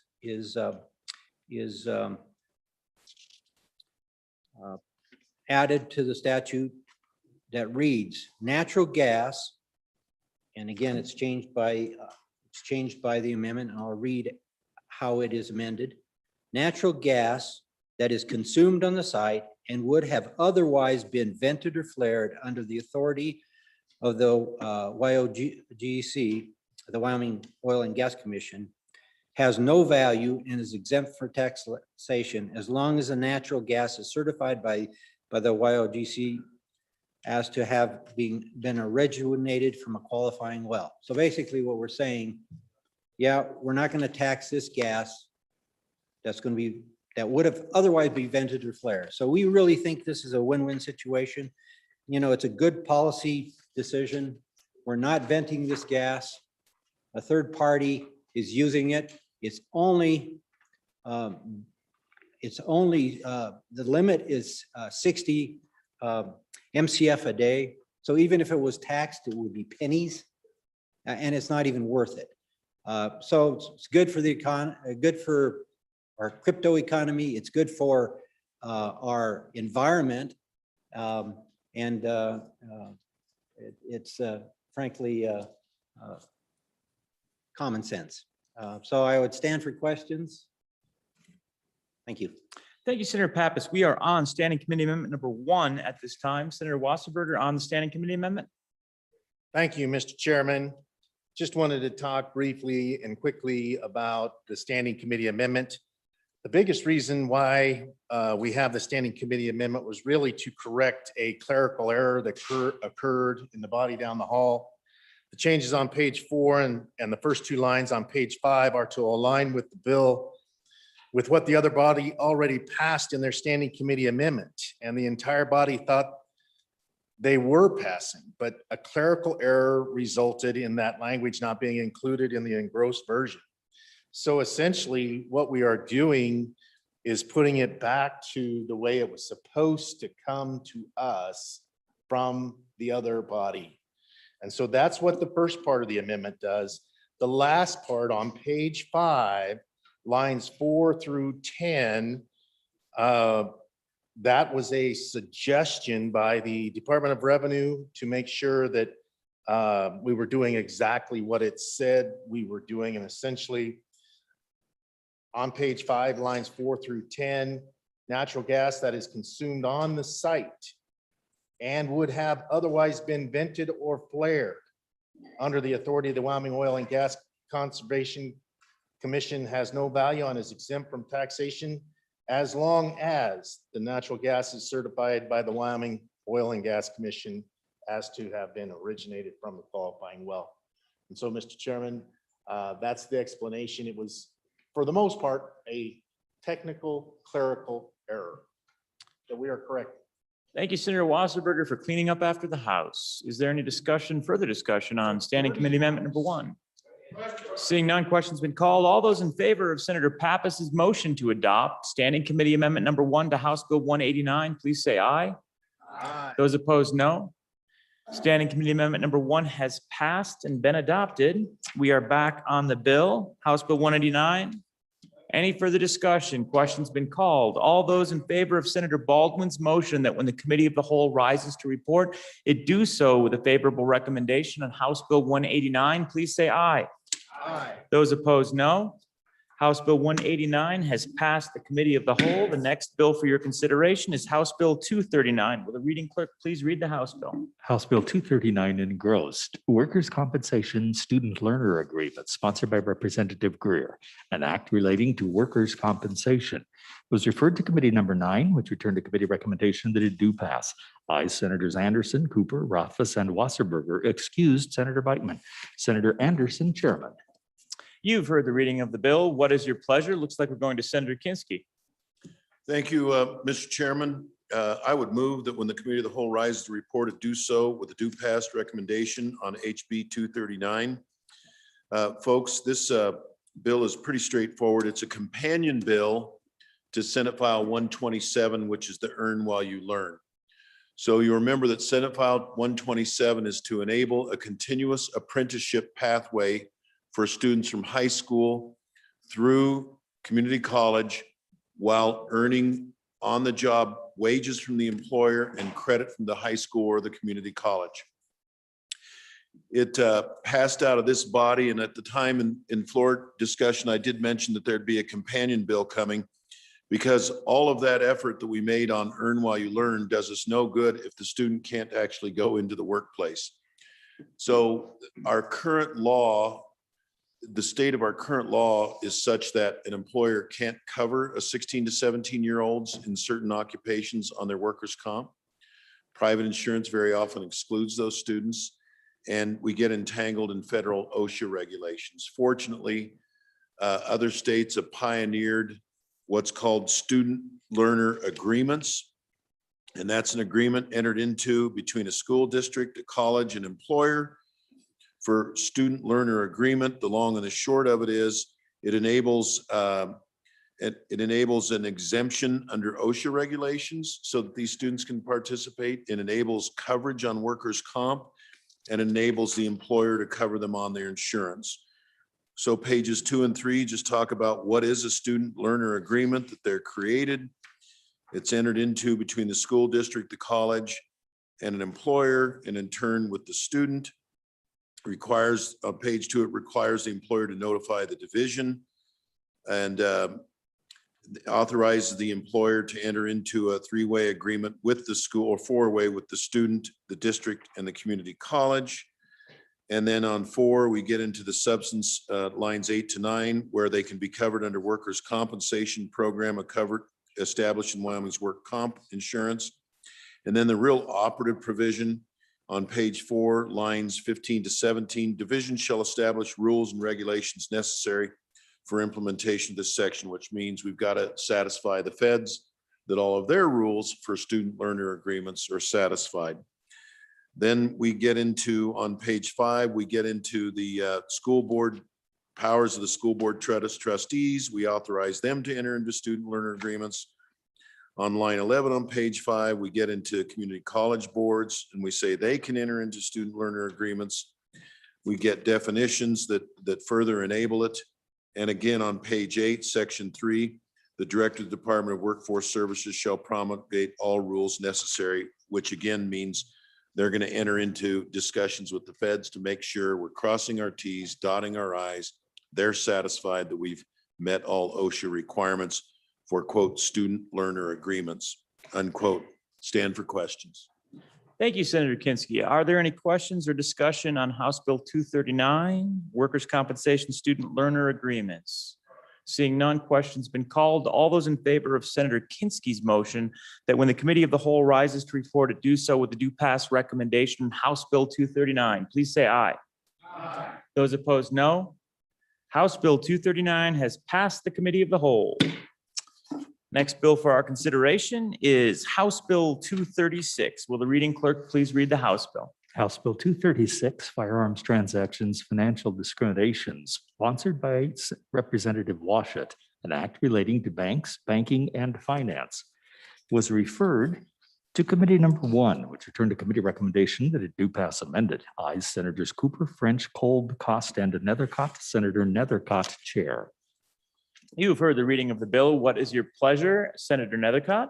Thank you, Mr. Chairman. I move that when the committee of the whole rises to report it, do so with the due pass recommendation of House Bill 236, Firearms Transactions, Financial Discrimination. To explain this bill, I'll call on one of the co-sponsors. Thank you, Senator Nethercott. Would any of the co-sponsors like to rise to this bill? Seeing none of them are doing so, I suppose I'll have to explain this bill. Back to you, Senator Nethercott, for an explanation. Thank you, Mr. Chairman.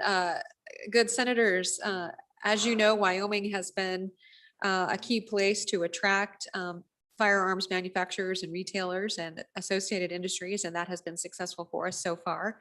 And we hope to continue with that success for economic diversification by attracting that industry that is thriving in our state. And this legislation is part of that particular conversation.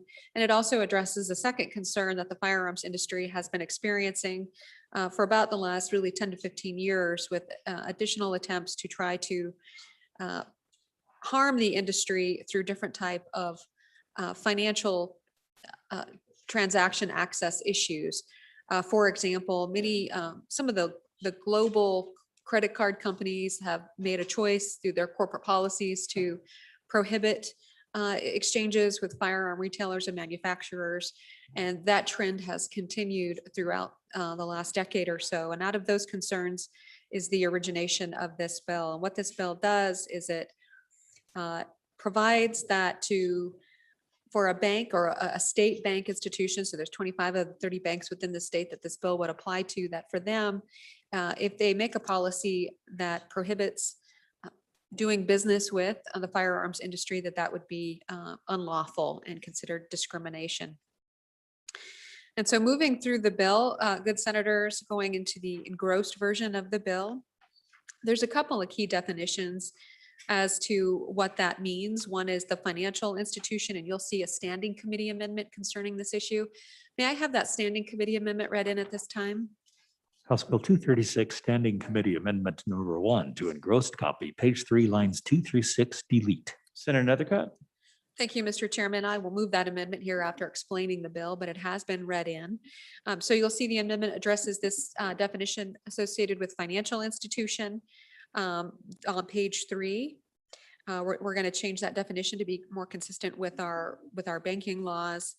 Moving through, there's different definitions associated to the firearms industry and banking.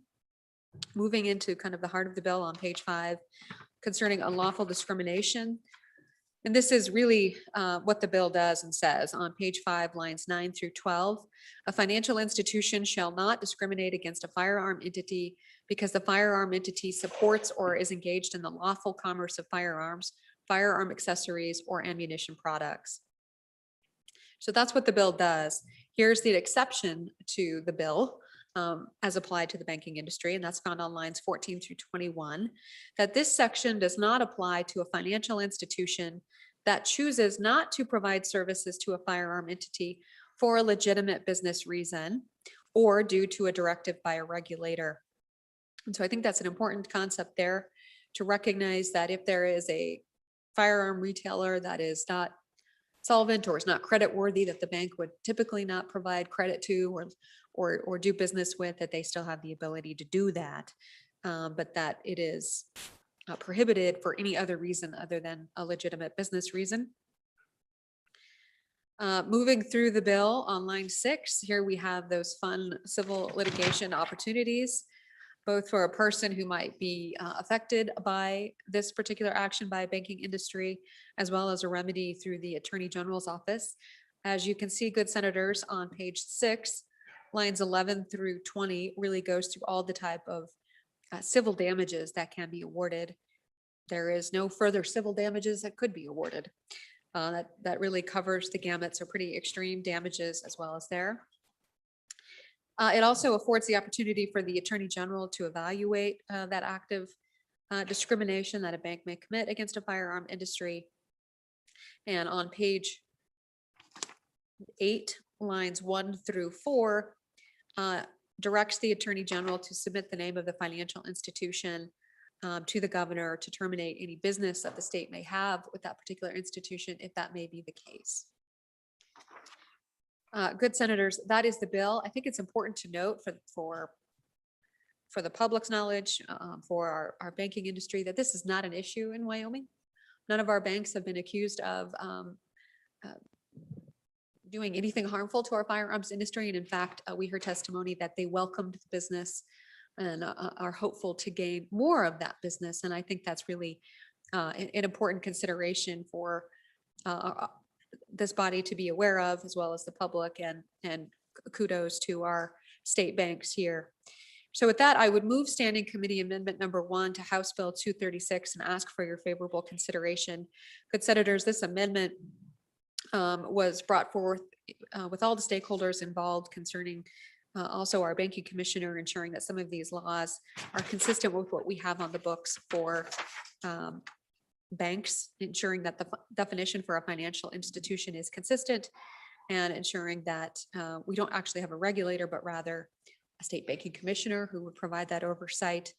And so with that, I'd stand for questions on the amendment and ask for your favorable consideration. Thank you, Senator Nethercott. Is there any discussion on the amendment? Seeing none, questions been called. All those in favor of Senator Nethercott's motion to adopt Standing Committee Amendment number 1 to House Bill 236, please say aye. Aye. Those opposed, no. That amendment, Standing Committee Amendment number 1 to 236, has been adopted. We are back on the bill. Is there any discussion or questions? I see Senator Case. Go ahead. Thank you very much, Mr. Chairman. I'm thinking about this one a little bit. I'm thinking about this in terms of free speech, Mr. Chairman. And was it about a year ago, there was a flap about, there was a California bank. They have operations in Wyoming. And I believe that they had a corporate policy to decarbonize. And they were going to try to not make loans in the carbon arena going forward. And we beat our chests about it. I think the governor even had a couple of proclamations about it, but we didn't say that they couldn't do that. And a bank is a privately owned thing.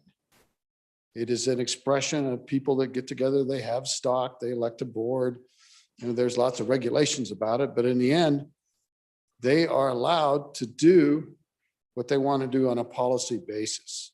It's a free speech argument.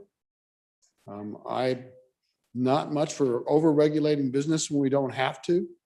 This is about an area that's very, very important to people in Wyoming and in this country, about firearms, firearms business, firearm regulation, manufacture, et cetera. But it kind of clashes between free speech and firearms manufacturer, and you're kind of free to make your own business choices. And you're free to be stupid in business. Can you imagine what a bank would do if it said in Wyoming, we want to divest ourselves from the firearms business. We don't want to have anything to do with firearms business. How would you react? Would you choose to work with that bank anymore? That's what I did with the other bank about the carbon issue, Mr. Chairman. And I was very unhappy with that. But the market does work, and people are entitled to their opinions even when they're stupid. And you can't overregulate it. I think this is a bad bill. Thank you, Senator Case. Further discussion, Senator Furphy, to you. Thank you, Mr. Chairman. Well, let me tell you about this bill. Our state banks are against this bill. The reason being, we like this industry. We want this industry in our state. We're not going to discriminate against it.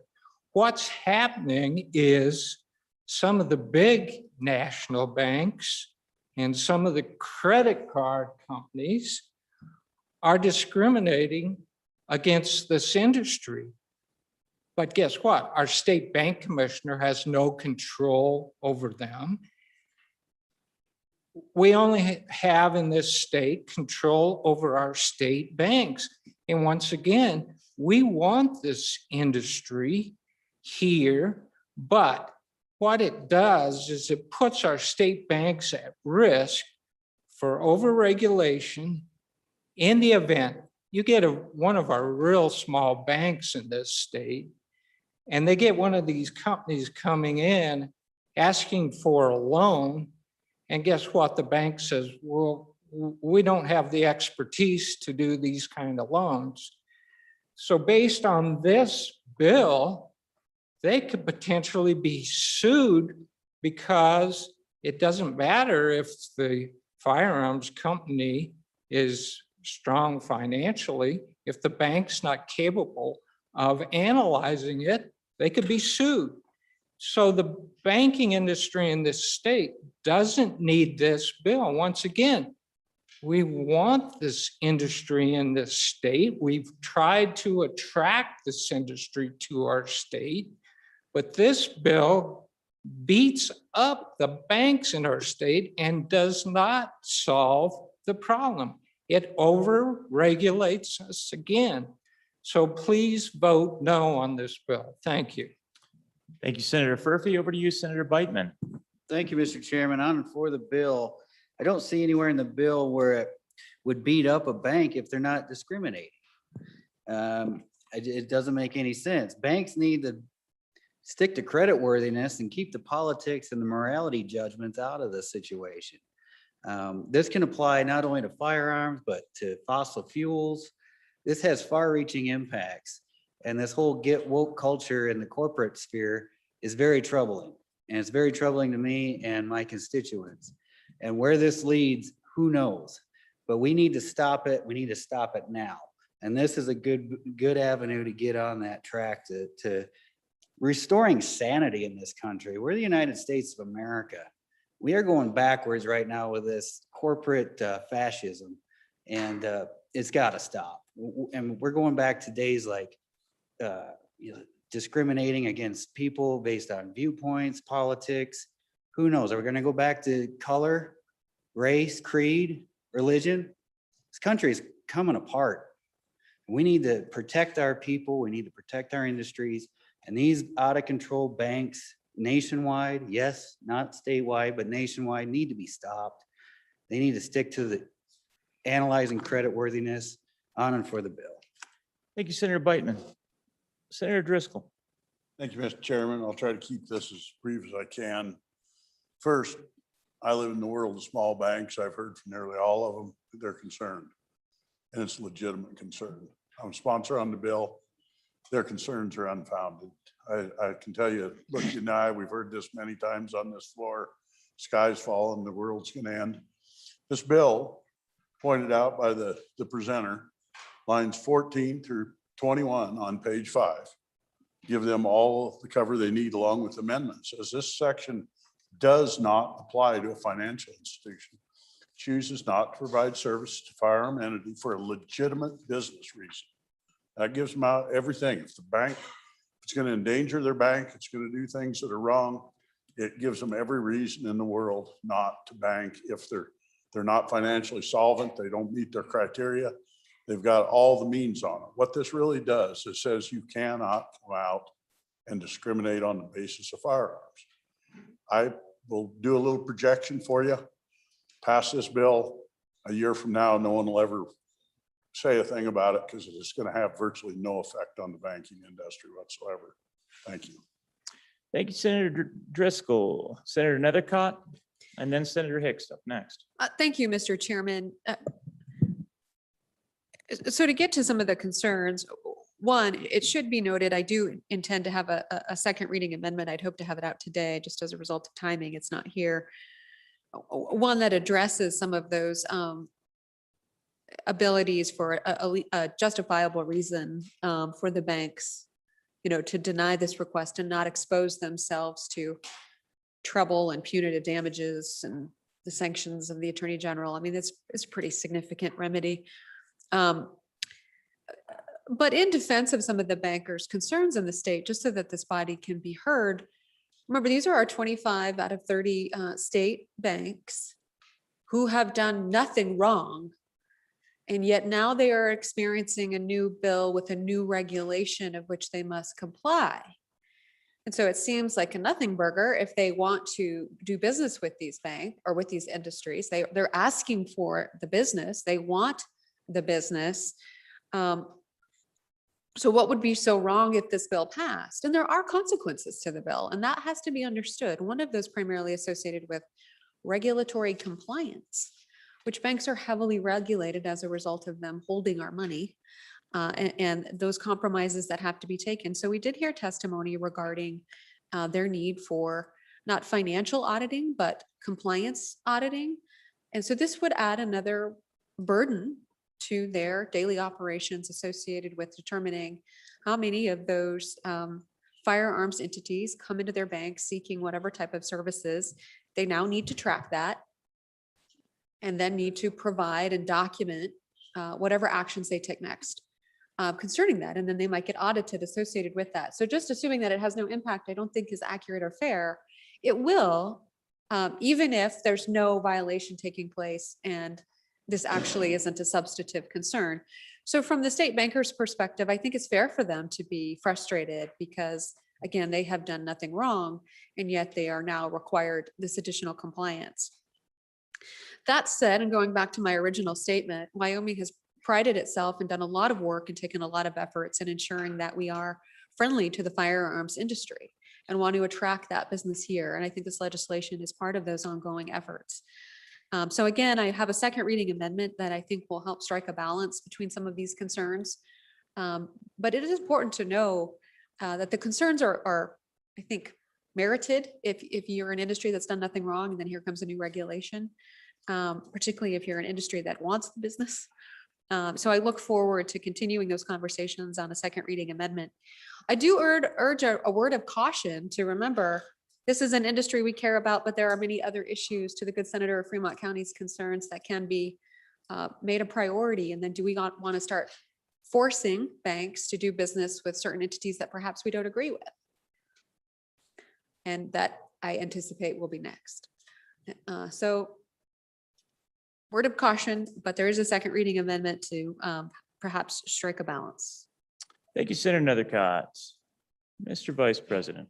Yeah, Mr. Chairman, and I appreciate the second amendment because I do think there's some legitimate concerns out here, but to a certain extent, this looks like this is actually driving business to our local banks that want those local firearm manufacturing jobs and those loans, those opportunities. So if you have some global conglomerate bank that adopts one of these policies and has branches here in Wyoming, they're going to say no.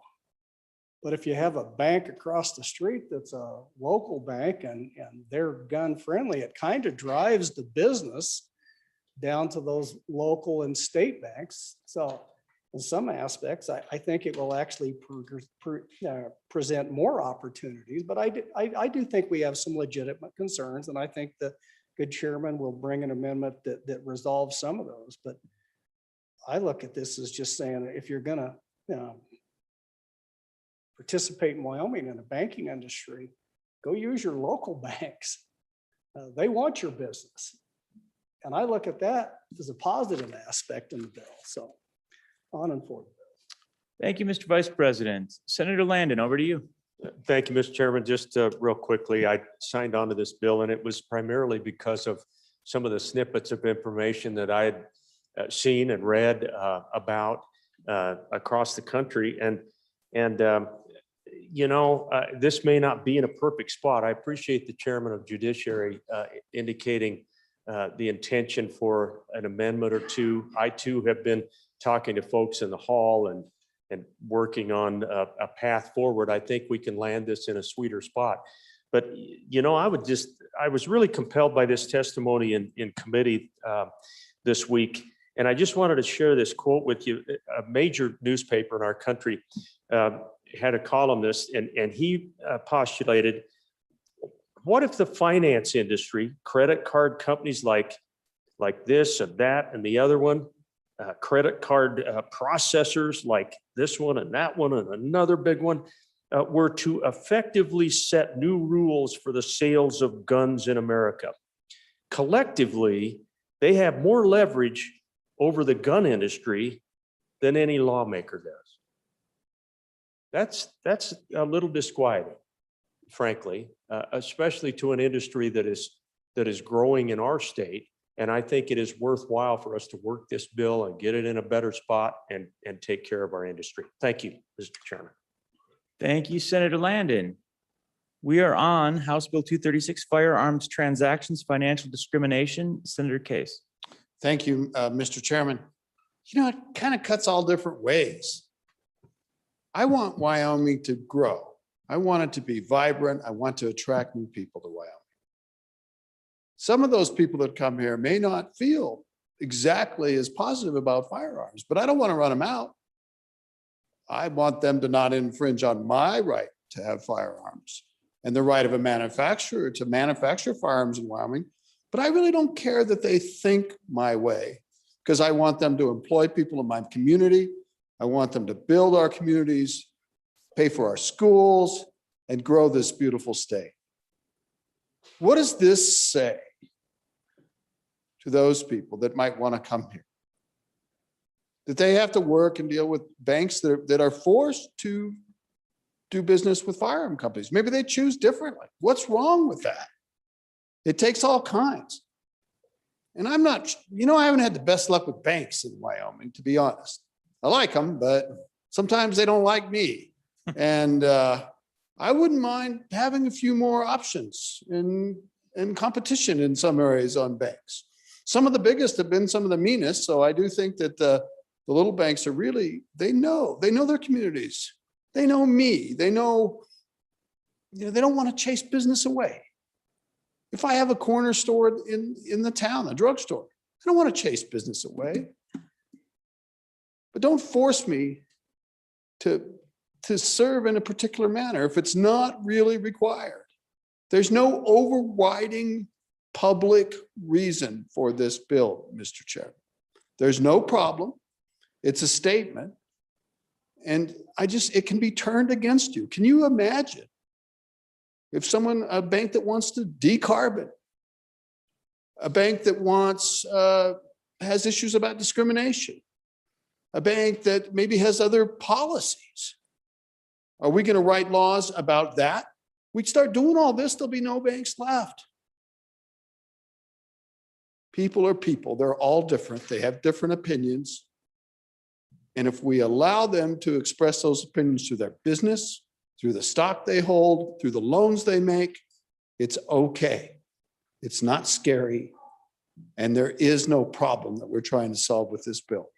Thank you, Mr. Chairman.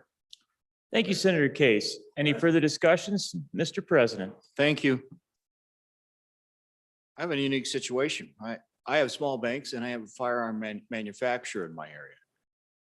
And they both do great things in terms of employment, in terms of stimulating the economy and doing great things. I think what we need to do here, we're a little concerned on both sides, We have an offer from the chairman of judiciary to find a solution in second reading. So I say what we do is move this through. Let the good chairman do her good work and find the balance we're looking for. Thank you, Mr. Chairman. Thank you, Mr. President. Any further discussion? Seeing none, questions been called. All those in favor of Senator Nethercott's motion that when the committee of the whole rises to report, it do so with a due pass recommendation on House Bill 236, please say aye. Those opposed, no. House Bill 236 has passed the committee of the whole. Next bill for your consideration is House Bill 170. Will the reading clerk please read the House bill? House Bill 170 engrossed Wyoming Economic Development Zone, sponsored by Representative Henderson. An act relating to economic development was referred to committee number 9, which returned to committee recommendation that it do pass. Ayes Senators Anderson, Rothfuss, and Wasserberger. No Senators Whitman and Cooper. Senator Anderson, Chairman. If it's committee 9, it must be Senator Anderson. Mr. Chairman, I move that when the committee of the whole rise to report, do so with a recommendation that House Bill 170 do pass, and to discuss this easy little bill is Senator Wasserberger, please. Thank you, Senator. Senator Wasserberger for the easy little bill. Well, thank you, Mr. Chairman. I hope it's an easy little bill. Members of the Senate, this is another economic development bill which requires the Wyoming Business Council to identify economic development zones and to assist the federal economic development district identification, and requires a report back to the Joint Minerals Committee and an effective date. So members of the Senate, what does the bill do? House Bill 170 is a strategy-driven planning, pulling it all together. The bill promotes cooperation within economic zones with a local focus. The bill allows each zone and community to plan, develop, and drive local economic prosperity, and requires that the Wyoming Business Council will work with them.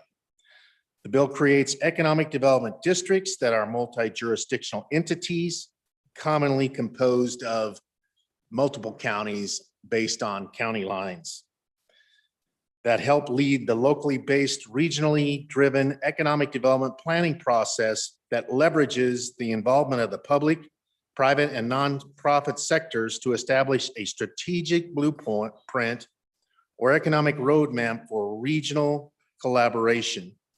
The strategic blueprint is a strategy-driven plan for regional economic development.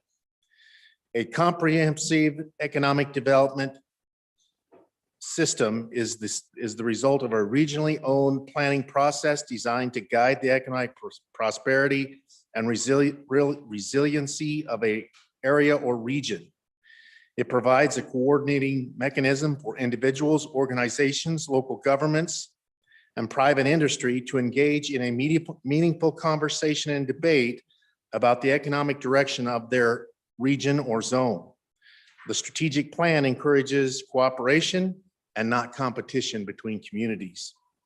And essentially what the bill does is follow EDA-approved comprehensive economic development strategy and at least one geographical area within the designated service boundaries that meets EDA's regional distress criteria as set out in 13 CFR section 301(3)(a), which is economic development districts are designed to represent entire geographical area of the region. The requirements set out in 13 CFR parts 303 and 304 must be met and all necessary documentation outlined. Once the appropriate documents are compiled, they must be coupled with a regional office developed summary of the requested designation, including the name of the organization requesting the designation and rationale for the regional office's recommendation, and include this in the economic development district throughout review of the designation request. And so, Mr. Chairman, really what it does is create economic development zones, of which my community is already a part of. And so I think it's the best way to work economic development within our state, and I ask for your favorable support. And if the body wishes, I can walk them through the bill, but with time, I think I'll stand for questions.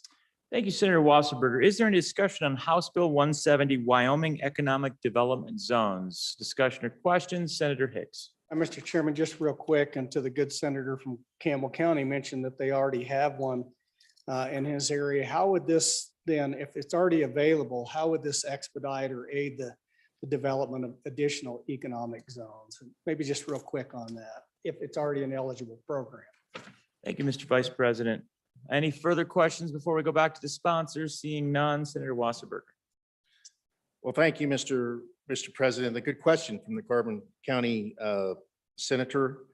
Essentially, if you look at the bill, it has requirements of what each zone must do and how the Wyoming Business Council works with each area. And so there could be as many as 6 different economic zones and districts throughout our state. Each one would be a little bit different. So for instance, let's take Teton County and all the way up to Park, throw in Hot Springs County. That area might be more tourism based. For me, in Campbell County, I'm going to want mine to be energy based.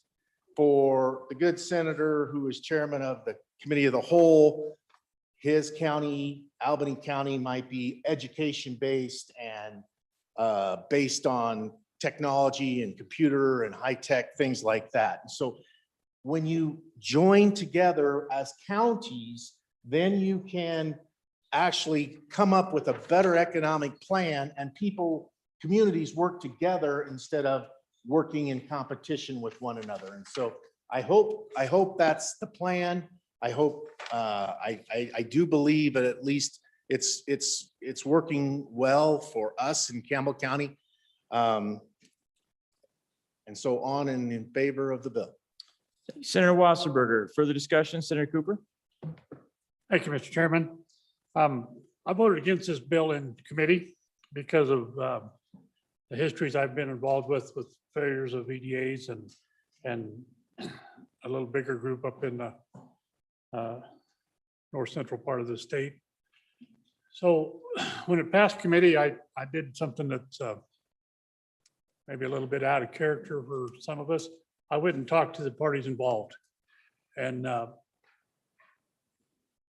the three that I talked to, all 3 of them said, we're willing to try again. Give us a good tool and we'll go take a good look at it. There's a lot of competition between these individual EDAs. We need to figure out how to pull them together. I think maybe this is a good tool to get started with. Thank you, sir. Thank you, Senator Cooper. Appreciate that. Any further discussion? Back to you, Mr. Vice President. Yeah, Mr. Chairman, I really do think this is probably a good idea, but I wonder about the timing of it. And so think what the Wyoming Business Council has had to go through for the last year, standing up all of the programs for the CARES Act funding, the $1.2 billion that came in here and the time and effort that they spent on that. Now we've got all these programs and maybe some new programs that are coming back to the Business Council, and where this puts the duty on the Business Council right now, effective immediately. I actually think we're just putting too much on the Business Council, given the fact that we've got another $1.1 billion that's going to come to the state. But the Business Council is going to have to do the heavy lifting on a lot of those programs to get them in and out. I think this is a good idea. I'm just worried that we're going to load up the Business Council with more duties than they can possibly get done. And I don't know how this fits within the priority system of getting all those federal dollars and programs allocated out through the Business Council. So, Mr. Chairman, I'm a little bit conflicted. I think it's a good idea. I just wondered about saddling the Business Council with an effective immediate date right now. Maybe we can fix that with a second reading amendment to take care of that. For right now, I'm going to go ahead and vote for this, but that is a concern I have if we can't figure this out by third reading. I think we're really layering stuff down that probably is not going to fit in the highest priority. So on and temporarily for the bill, Mr. Chairman. Thank you, Vice President Hicks. We are talking about Wyoming Economic Development Zones, House Bill 170. Any further discussion before we go back to the sponsor? I don't see any. So Senator Wasserberger. Well, thank you, Mr. Chairman. If you look at page 8, Section 2, effective immediately on completion of all acts necessary for a bill to become law as provided by Article 4, Section 8, and I believe that's July 1st, Mr. Chairman. And typically, when we have a bill such as this that impacts a governmental agency and they think that they can't implement it, for instance, when we were talking about the Gaming Commission, they ask for additional time. And we almost always granted. No one asked. No one said that this would be a push for them, or we would have fixed it.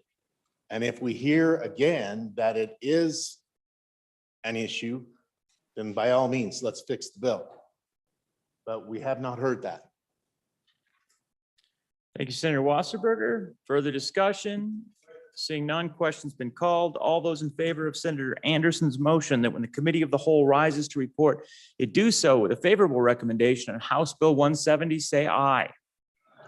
Those opposed, no. House Bill 170 has passed the committee of the whole.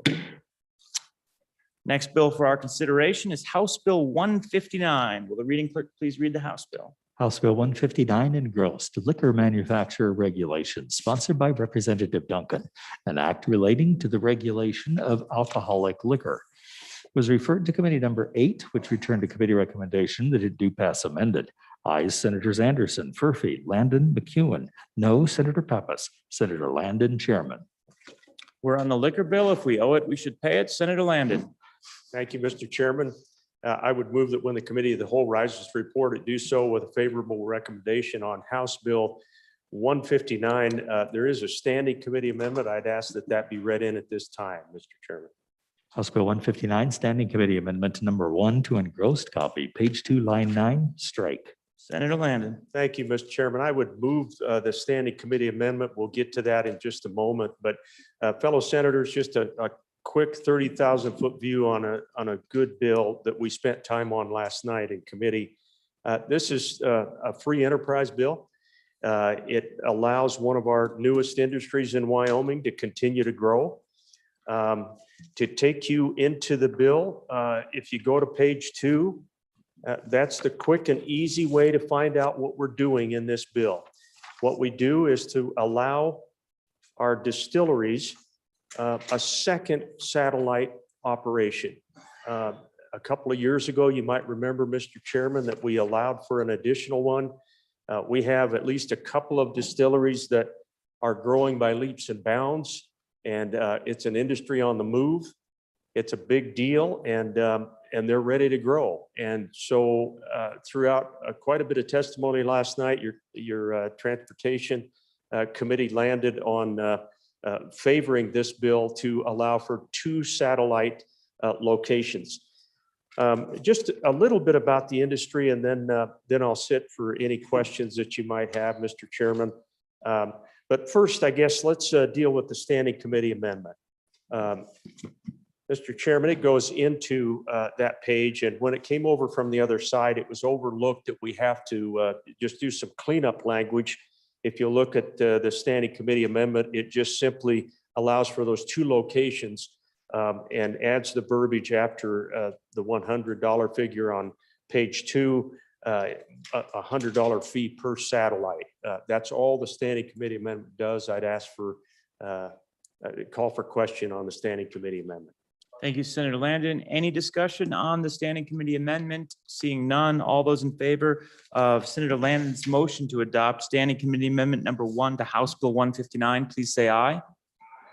Those opposed, no. That amendment has been adopted. We're back on the bill. Senator Landon. One second, please. We're back on the bill, Senator Landon. Thank you, Mr. Chairman. I appreciate it. We do have a committee of the whole amendment. I've asked that that be read in at this time.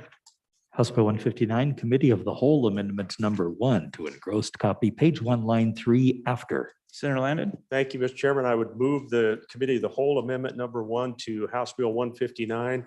This is a similar issue that we ran into with the bill as it was migrated over from some work of the Corporations Committee. These 2 portions of statute were simply not moved into the bill.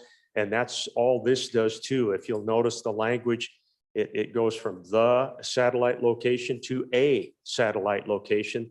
That's all the Committee of the Whole Amendment does, and I call for question unless there are any questions. Thank you, Senator Landon. Is there any question or discussion on Committee of the Whole Amendment number 1? Seeing none, all those in favor of Senator Landon's motion to adopt Committee of the Whole Amendment number 1 to House Bill 159, please say aye.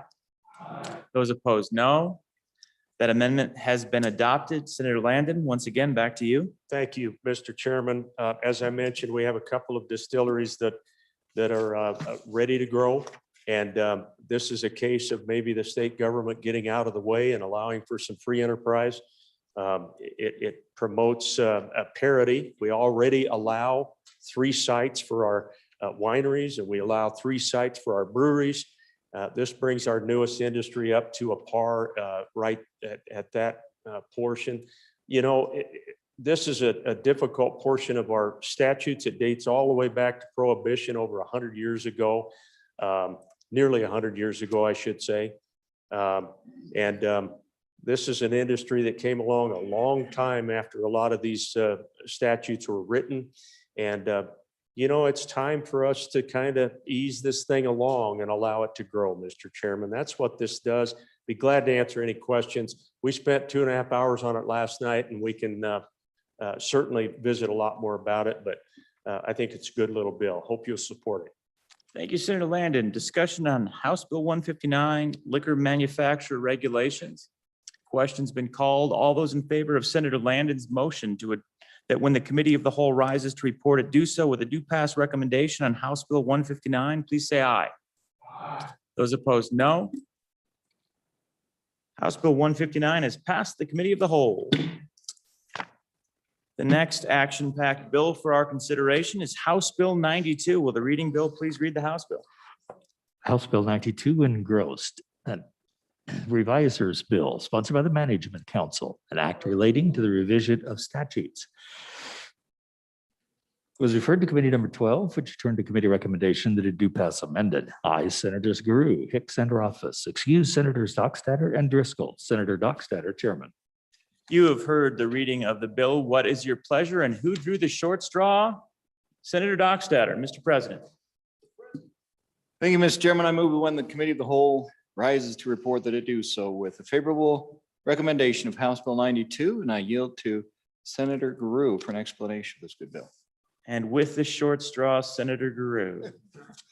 Yes, thank you, Mr. Chairman. When you make a mistake when you're young, you go to mom and dad and ask for forgiveness. When you make a mistake when you get older, that end up in other venues. But when you make a mistake when you're writing legislation and you catch it a little later, you become a part of what we lovingly call the Revisers Bill. Ladies and gentlemen, I bring you House Bill 92. Start your timers. Here we go. This is an act relating to revision of statutes, correcting statutory references and languages resulting from inadvertent errors and omissions in previously adopted legislation, amending obsolete references, repealing provisions, and providing for an effective date. Let's move on to page 2, shall we? And on lines 9 and 16 and 17, some citing changes. On page 3, there's some more citing changes on line 5. And if you go from page 3 to 16, you will just see a bunch of changes to dollar signs, except if you sling over to page 6, you'll see we snuck in powers, duties for teacher qualifications, suspension and revocation, which you teachers might want to take a look at. Then if you'll move on past page 16, you will find, oh, now I lost it. Where'd I go? Yes, you go to the bottom of 16. On line 21, you'll see state hospital deleted and the word department added. You'll also see that on page 17, line 7. And then if you move to page 18, you will see the words Insurance Guarantee Association added where Guarantee Association once resided. On lines 9, another site reference in on line 13.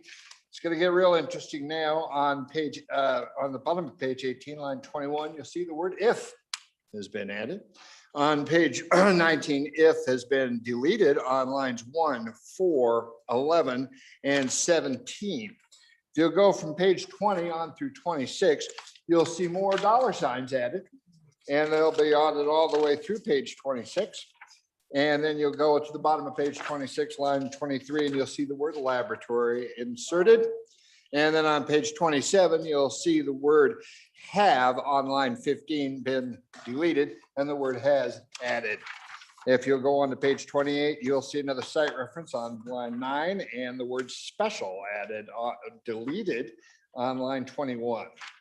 And then you'll move to the real meat of it on page 29, where we have deleted on line 6 the word weather, and on line 7, meeting in the legislative declaration and findings on 7 and 8. And then we have the standing committee amendment, if we could have it read in at this time. Let's do that. House Bill 92, Standing Committee Amendment Number 1 to engrossed copy, page 29, line 10, strike. Back to you, Senator Drew. Thank you very much. I know you're wondering about that standing committee amendment. Stay on page 29, go to line 10, change the word is and add the word are.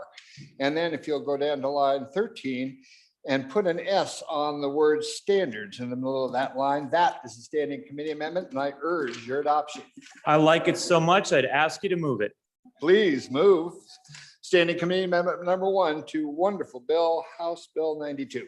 Any discussion on it? Seeing none. All those in favor of Senator Drew's motion to adopt Standing Committee Amendment Number 1 to House Bill 92, please say aye. Aye. Those opposed, no. Now, That amendment has been adopted. Back to you, Senator Drew. thank you very much. If you'll move to page 30, you'll see a site change on lines 1, 5, 10, and that is House Bill 92, and I urge your adoption. Thank you, Senator Drew. I particularly liked all the dollar signs. Any discussion on the revisor bill? Seeing none, questions been called. All those in favor of Senator Dockstatter's motion that when the committee of the whole rises to report it, do so with a do pass recommendation on House Bill 92, please say aye. Aye. Those opposed, no. House Bill 92 by a narrow margin has passed the committee of the whole. The next bill for our consideration is House Joint Resolution 13. Will the reading clerk please read that joint resolution? House Joint Resolution 13 engrossed, support of Taiwan, sponsored by Representative Nicholas, a joint resolution in support of Taiwan, was referred to committee number 9, which returned to committee recommendation that it do pass. Ayes Senators Anderson, Cooper, and Watserberger. No, Senator Rothfuss. Excused, Senator Beitman. Senator Anderson, Chairman. You have heard the reading of the resolution. What's your pleasure, Senator Anderson? Mr. Chairman, I move that when the committee of the whole rises to report that it do so with a recommendation that House Joint Resolution 13 do pass. And to explain this great, huge bill is our own Senator Ogden Driscoll. Our very own Our senator. very own senator. Thank you, Senator Anderson. Majority Floor Leader Driscoll. Thank you, Mr. Chairman. First, a huge thank you to the last presenter. 3 minutes, 30 seconds for revisor bill. That's a new record for the Nice. Senate. Good on him. Folks, I bring you House Joint Resolution 13. This might be a kind of a tough deal. We're hard on joint resolutions around here, and this is number 13. Let's not kill this one because this is actually one. Okay. This is actually one that does something, and we'll get to the question almost immediately on it. This is a good bill. I ask you to support it. What this is, a joint resolution in support of Taiwan. Unlike most of them that go in the round bin, this one actually is read by Taiwan. They're our second largest trading partner. We have had numerous trade missions back and forth with Taiwanese coming here. You've seen them on the floor. We've sent them to Taiwan. Actually, Wyoming, the state of Wyoming has one trade office in the world, folks. It's in Taiwan. It works. We trade beef with Taiwan. We trade a lot of other products with them. They're important to us. We're important to them. And this resolution means the world to them as far as what we do. I can assure you it will be read. I had their trade rep emailed me this morning.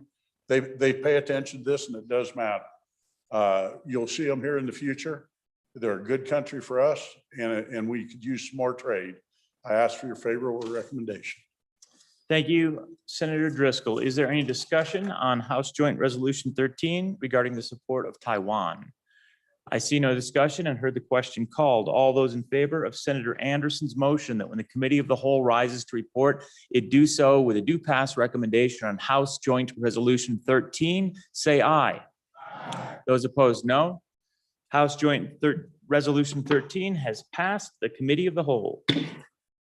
Next bill for our consideration is House Bill 136. Will the reading clerk please read the House bill? House Bill 136 engrossed inclusive ballot language sponsored by Representative Yun, an act relating to elections, was referred to committee number 8, which returned to committee recommendation that it do pass.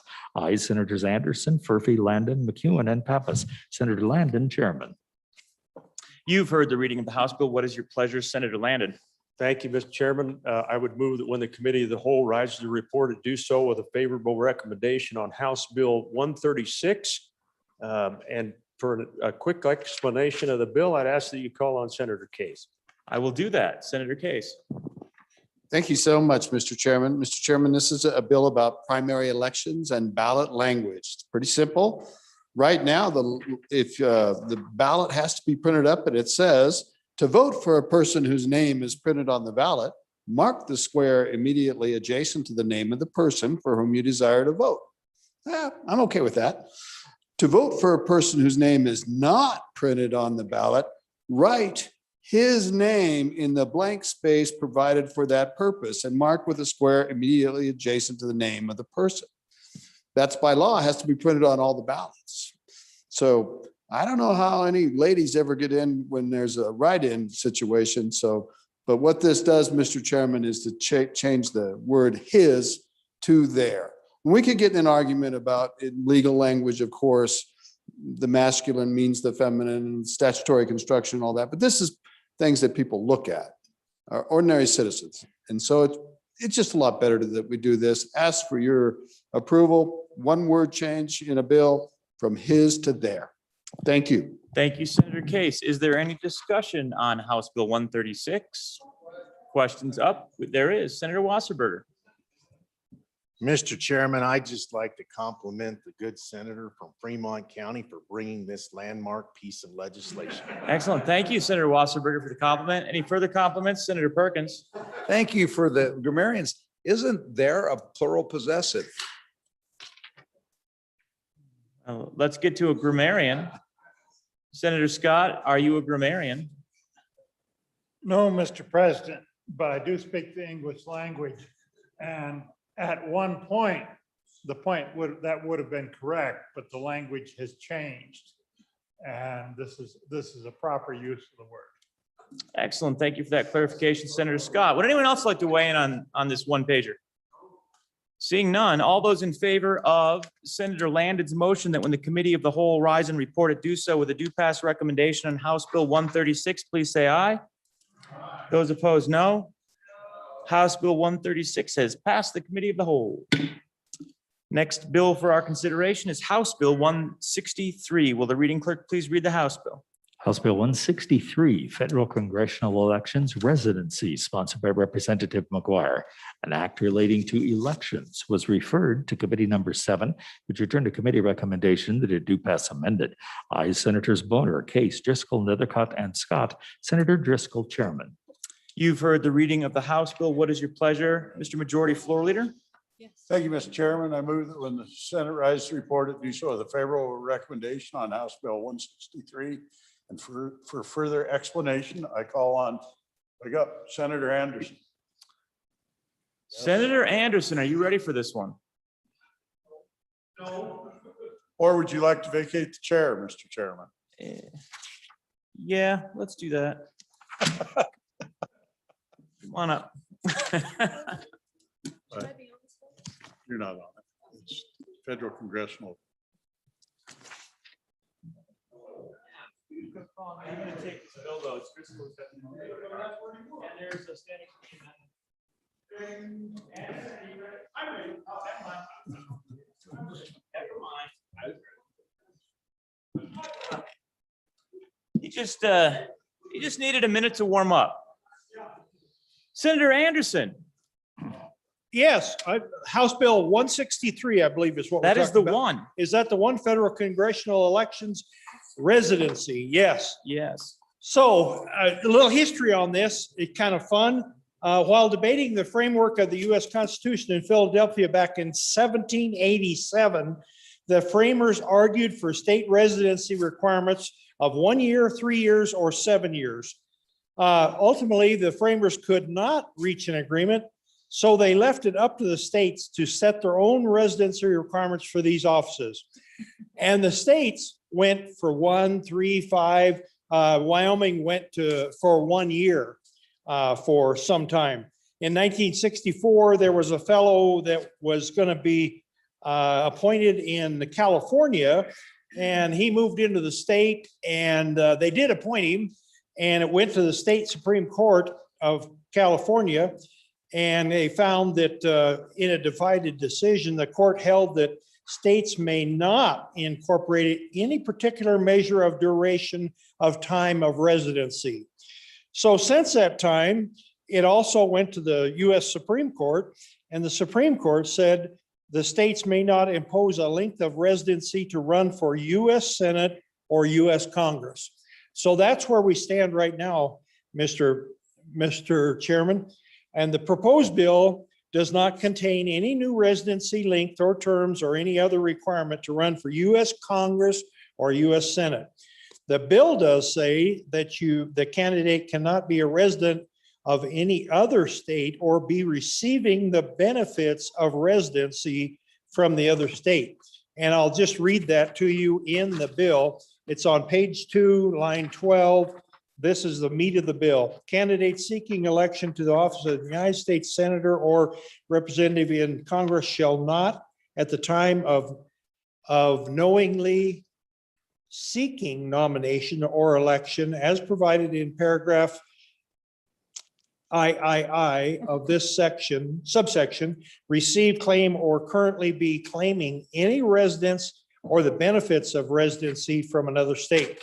So if they get a driver's license, that's not a benefit. But if they get a hunting license or a fishing license in their state and they have a discount for being a resident, then that is receiving benefit. So those, they could not apply to run for Senate or Congress in Wyoming. So that's the crux of the bill. I hope you will support the bill. Thank you.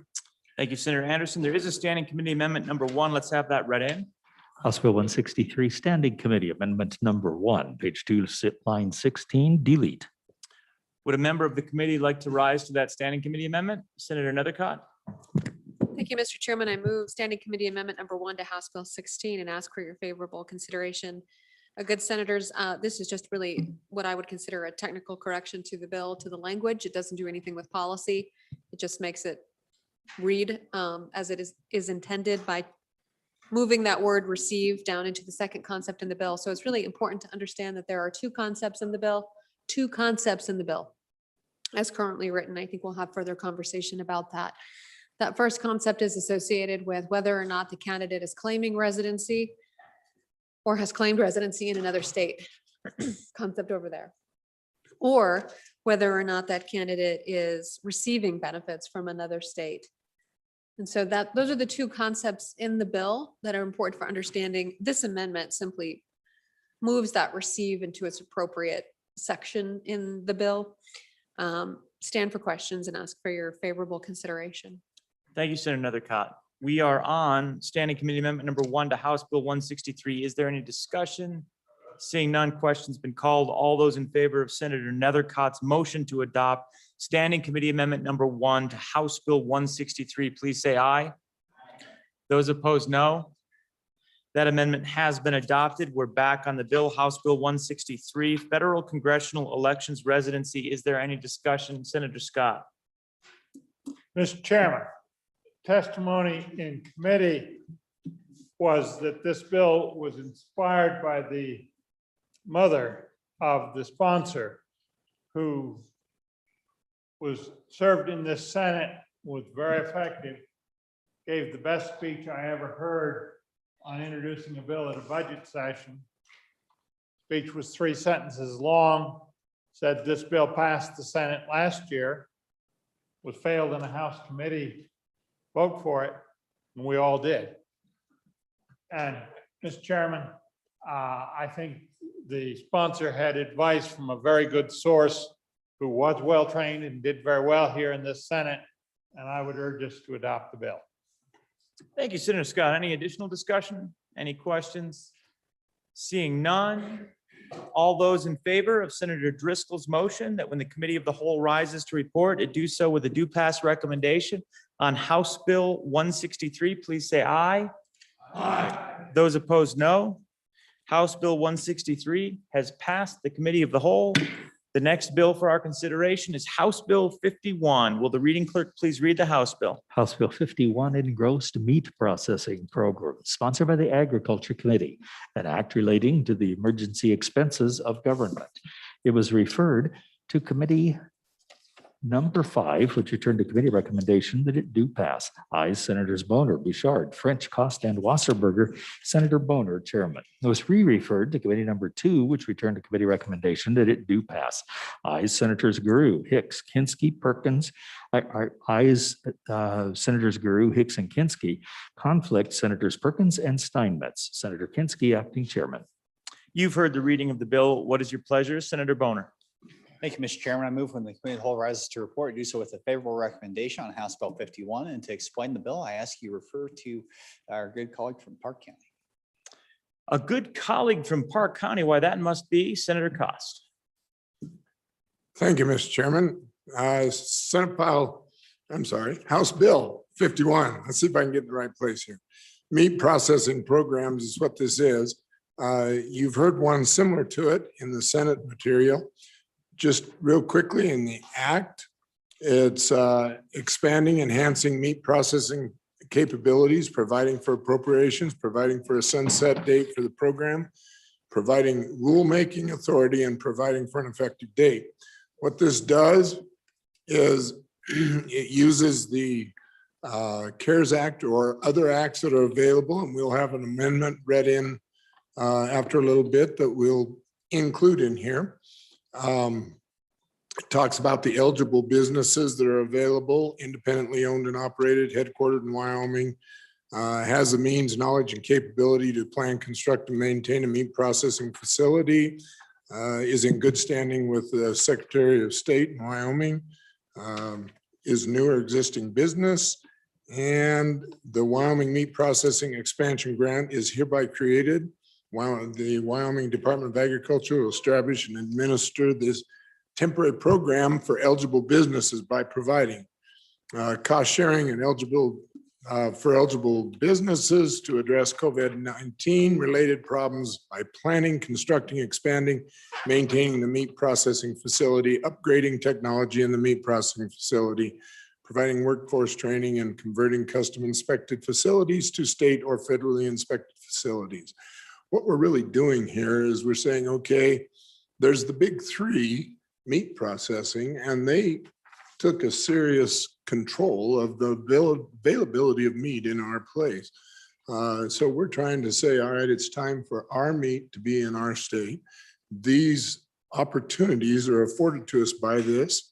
It's a well-outlined program, and the amendment will further declare a little bit more for it. I would ask that be read in by Senator Wassenberger now. I don't think he'll read it, and we'll probably have the reading clerk read that one in. Go ahead. House Bill 51, Committee of the Whole, Amendment number 1 to an engrossed copy, page 5, line 21 after.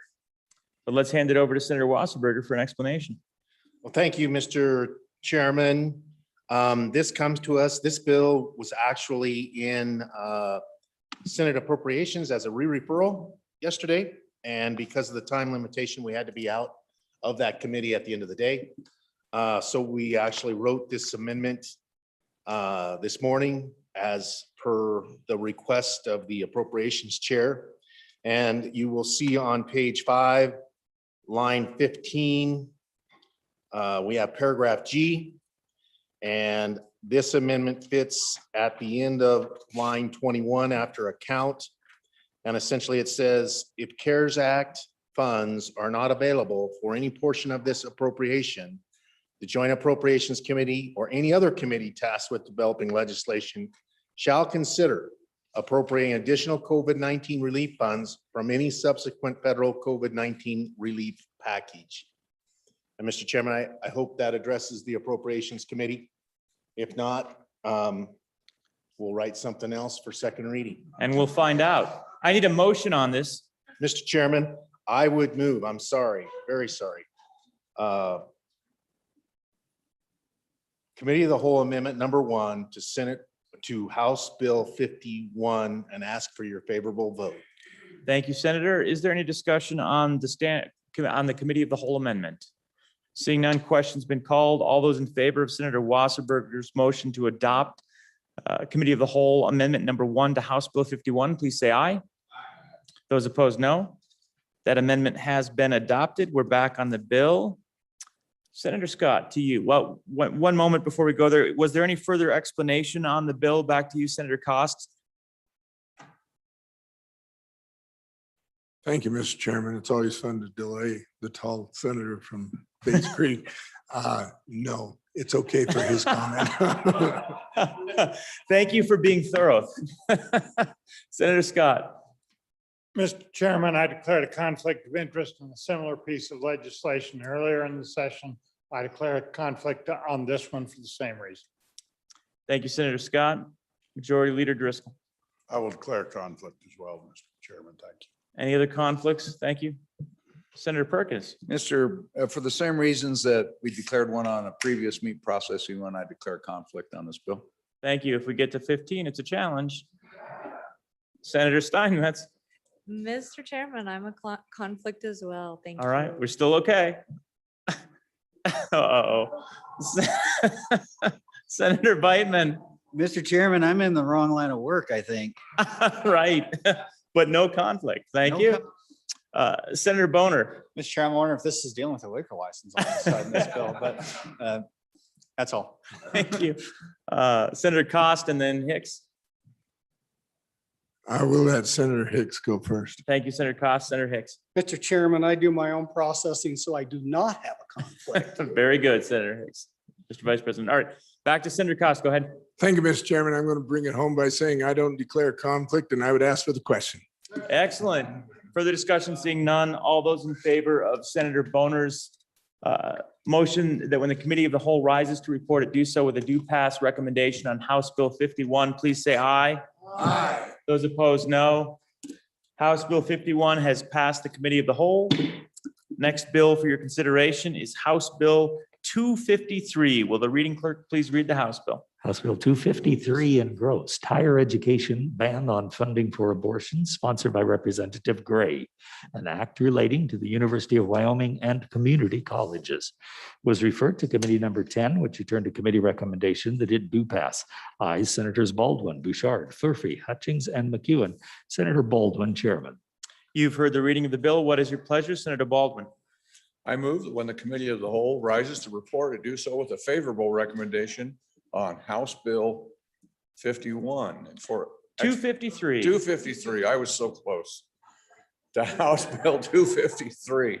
And for explanation of the bill, I turn to my neighbor to the north, Senator Hutchings. Thank you, Senator Baldwin. You were within a reasonable rounding error. Senator Hutchings.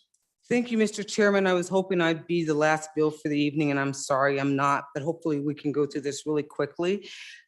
We passed this bill during our last budget session. It was a footnote in the amendment banning abortion, or excuse me, state funding of abortions at UW. This year, we're trying to codify this law that no taxpayer funds will be used to subsidize abortions. We did find that this was in UW's certificate of coverage, and we heard testimony during the session that it has been done. So with this bill 253, we're just, like I say, codifying it and adding the community colleges, Mr. Chairman, and that is pretty much it. Thank you. Thank you, Senator Sit for Hutchings. questions. Any questions or discussion on House Bill 253? Senator Perkins. Just from the explanation of the bill, The university has a substantial amount of private funding. They have their own funding. They certainly get block grants. They do get substantial funding, but I mean, ultimately, I wonder if this bill how this bill can be effective in the fact that it restricts these funds appropriated to the University of Wyoming, but there's a substantial, there's almost half their budget is not appropriated. Thank you, Senator Perkins. Senator Case, to you. Thank you very much, Mr. Chairman. I also rise with some questions about this bill. Mr. Chairman, this is about elective abortions and it's about taxpayer money. My understanding, and please correct me if I'm wrong, Mr. Chairman, that federal law already contains this prohibition, but that it is not prohibited for policies to have a separate rider that someone could obtain with their own money, for abortion coverage. I don't know that anybody in Wyoming does that or whatever, but that's what I understand the federal law is. I guess what I'm trying to point out, the federal law already prohibits taxpayer money for being used for this. So I'm not sure what this bill does, what it accomplishes in any sense. And so, it kind of comes back to how often do we want to come back to the same subjects, which are not an issue with taxpayer money being used to perform abortions at our higher institutions of higher education. So why do we keep doing this? I understand how important this is to people, but it's also, it doesn't do anything. And it does keep driving this wedge between people who feel very differently about these kind of issues. This is in federal law, as I understand it. Please correct me if I'm wrong. No taxpayer money is being used for this in Wyoming. Why do we keep coming back to this?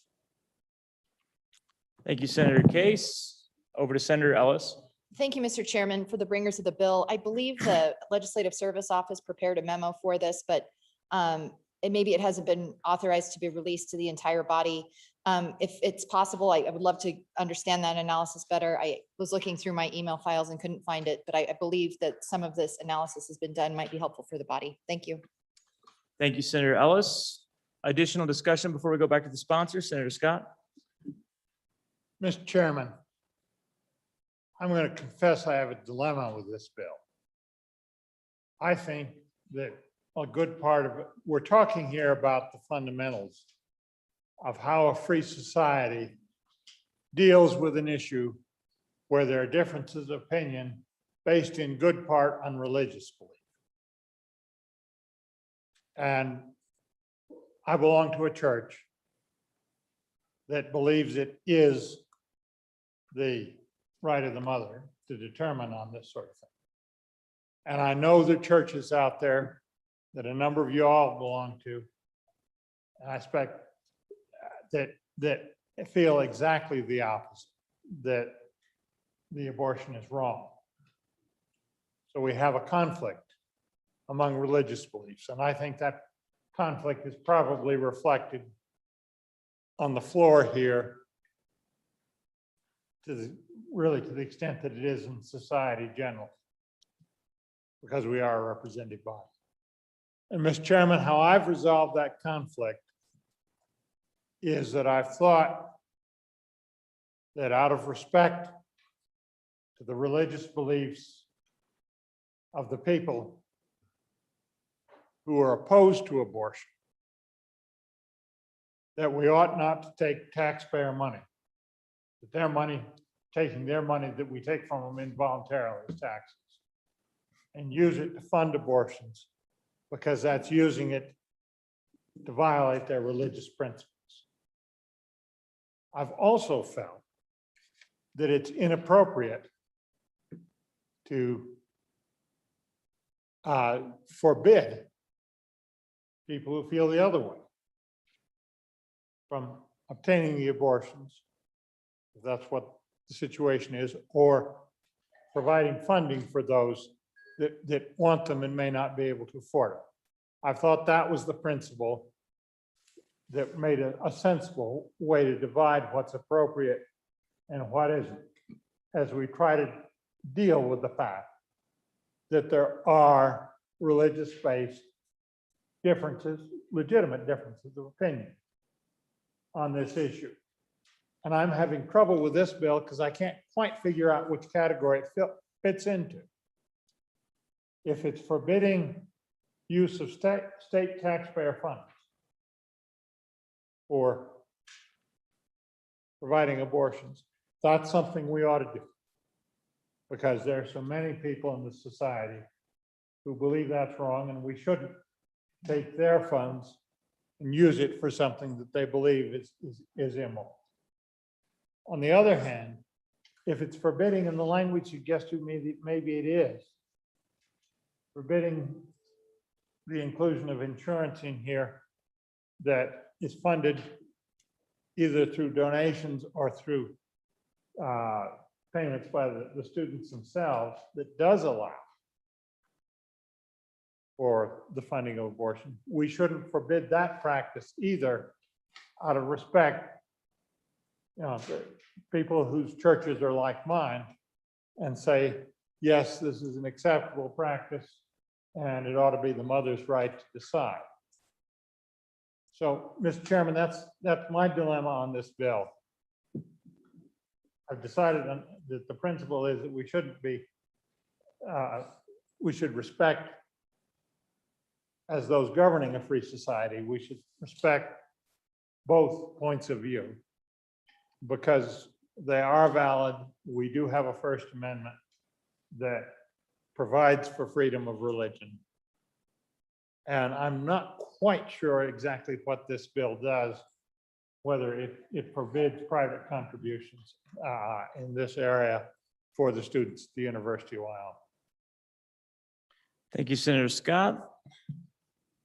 One more, Senator Landon, and then let's return to Senator Hutchings. Senator Landon.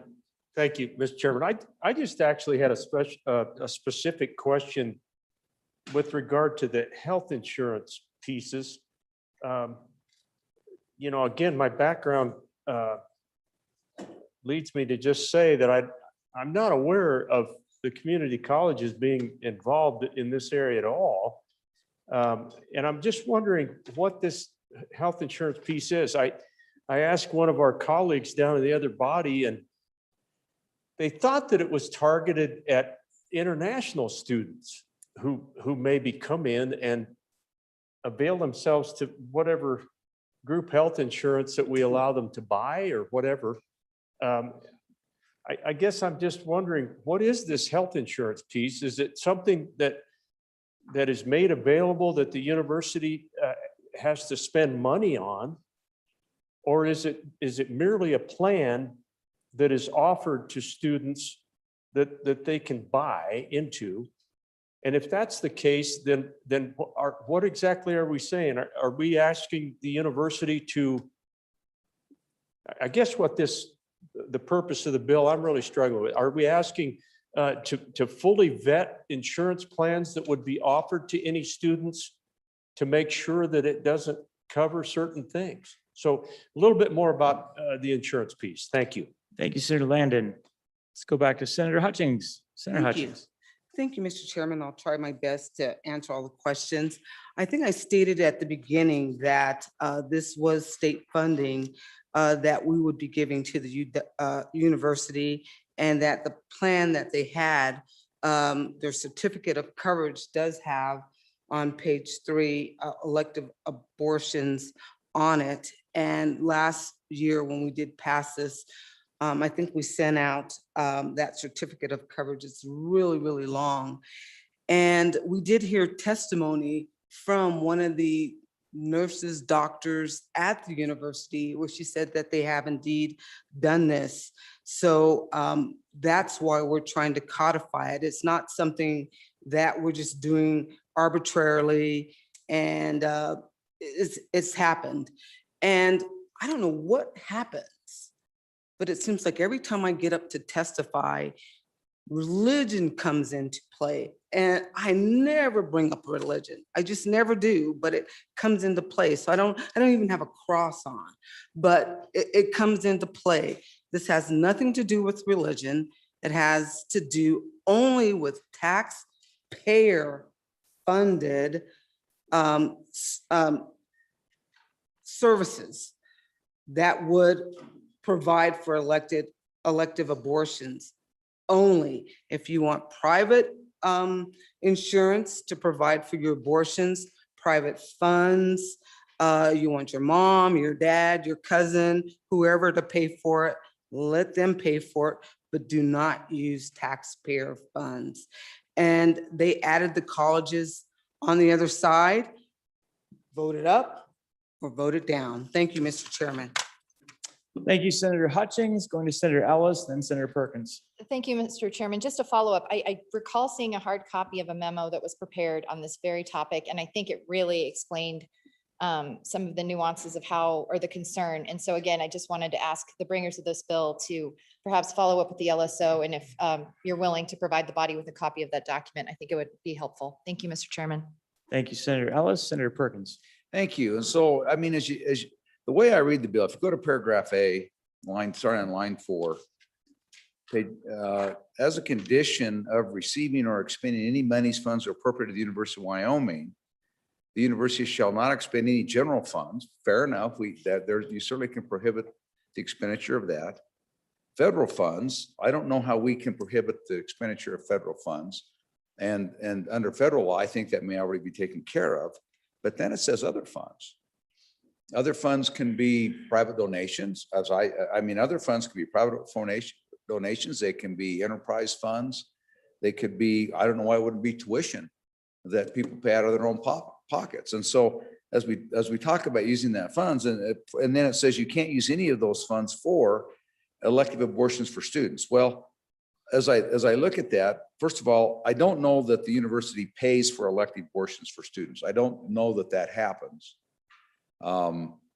That's either insurance, maybe it does. Although, certainly if they're providing student health services, there may be expenditures incidental to that are incidental to any kind of healthcare that anybody would receive. So I'm not exactly sure how that works. And then again, you come back to the group health insurance.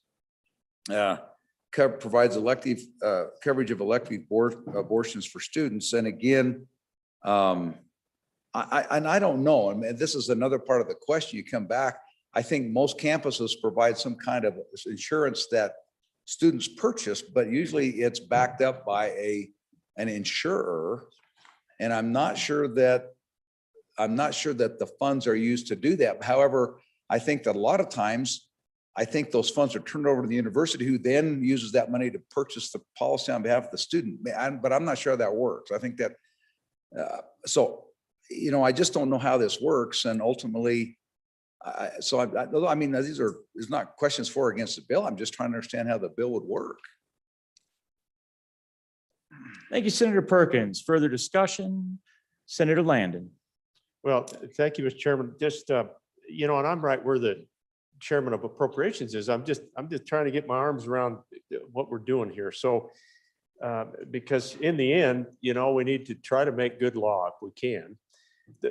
I'm pretty sure, and we can check on this, but I don't think that the colleges or the universities pay for these health plans. So I guess I'm pretty sure what this bill means, and maybe the proponents can correct me if I'm wrong. I believe it means that we're telling the colleges and university, you have to fully vet whatever program you decide to align yourself with as a health insurance plan that you're going to offer to the students, because the students buy into it. The reason that I think that it may target international is that there may be international stipends or whatever that assist those students in coming to our country. But I don't know that piece either, and that question isn't answered. But that's what, to the chairman of appropriations, I believe that's the case. I am not aware that any state or federal funding is used to provide that insurance product. It's proprietary. Thank you, Mr. Chairman. Thank you, Senator Landon. Senator Baldwin. just one quick point of what we heard in testimony in committee. And that was, in general, the university said that, no, they don't pay for the insurance of most of the students, but there is a cluster of students that they do pay for. They gave the example, I believe, of some of the athletes. But it was a smaller group of students, but there are a group of students that the university does pay for their health insurance policies. Thank you, Senator Baldwin. Senator Steinmetz. Thank you, Mr. Chairman. I would just encourage the body to move this bill along. We'll get you some answers to some of those questions and figure out exactly how this is working. I've requested the memo from LSO if there is one on it. And so we will move forward from here if the body would choose to move it forward to second reading. Thank you, Mr. Chairman. Thank you, Senator Steinmetz. Senator Scott. Mr. Chairman, I think that's a beginning of wisdom there to move it forward. I would say, looking at it, what confused me was on page 2, line 14, where it says or other funds. And I would hope that would not include funds that the students themselves put up to buy the insurance. I would think that was their business, not the government. Thank you, Senator Scott. Senator Hicks, do you want to rise? I think Senator Hutchings did though. Senator Hutchings, go ahead. No. Nope, Senator Hutchings is good. All right, we're done. Question's been called. All those in favor of Senator Baldwin's motion that when the committee of the whole rises to report it, do so with a due pass recommendation on House Bill 253, please say aye. Aye. Those opposed, no. House Bill 253 has passed the committee of the whole. Next bill for your consideration is House Bill 166. Will the reading clerk please read the House bill? House Bill 166, engrossed utilities presumption against early facility retirement, sponsored by Representative Harshman. An act relating to public utilities was referred to committee number 9, which returned a committee recommendation that it do pass amended. Ayes Senators Anderson, Beitman, Cooper, Rothfuss, and Wasserberger. Senator Anderson, chairman. You've heard the reading of the bill. What is your pleasure, Senator Anderson? Mr. Chairman, I move that when the committee of the whole rises to report, they do so with a recommendation that House Bill 166 do pass. And to explain this great little bill, Senator Rothfuss, please. Thank you, Mr. Chairman. Mr. Chairman, House Bill 166, Utilities Presumption Against Early Facility Retirements, is a bill that basically provides a requirement that before an electric generation facility is shut down, that there will be a presumption against that shutdown until certain criteria are proven. And we will see those criteria. They basically look at cost, efficiency, consideration of concepts like baseload power, although you'll see through the standing committee amendment that we're going to eliminate that explicit language, but it gets the same types of concepts, basically the reliability of the production in the state of Wyoming. And that presumption against the shutdown is effectively targeting early retirement, but it's going to be under consideration for any retirement of a facility. And as we walk through the bill, you'll see specifically the language on that. Mr. Chairman, I'd ask that standing committee amendment number 1 be read in at this time so that I can work it in as we move through. The reading clerk will please read in the standing committee amendment. House Bill 166, standing committee amendment number 1 to engrossed copy, page 1 above line 1 in. Senator Rothfuss. Thank you, Mr. Chairman. Mr. Chairman, I move standing committee amendment number 1 to House Bill 166. There are a few substantive changes. Most of what it does is strike the word early and change the way that the word retirement is used on a couple of occasions, but I'll, as we go through, point to the specific cases where there's substantive changes. Mr. Chairman, as we look through the bill, going on to page 2, you'll see a definition section starts with base load electricity. That will be struck by the standing committee amendment. I'll explain that in a moment.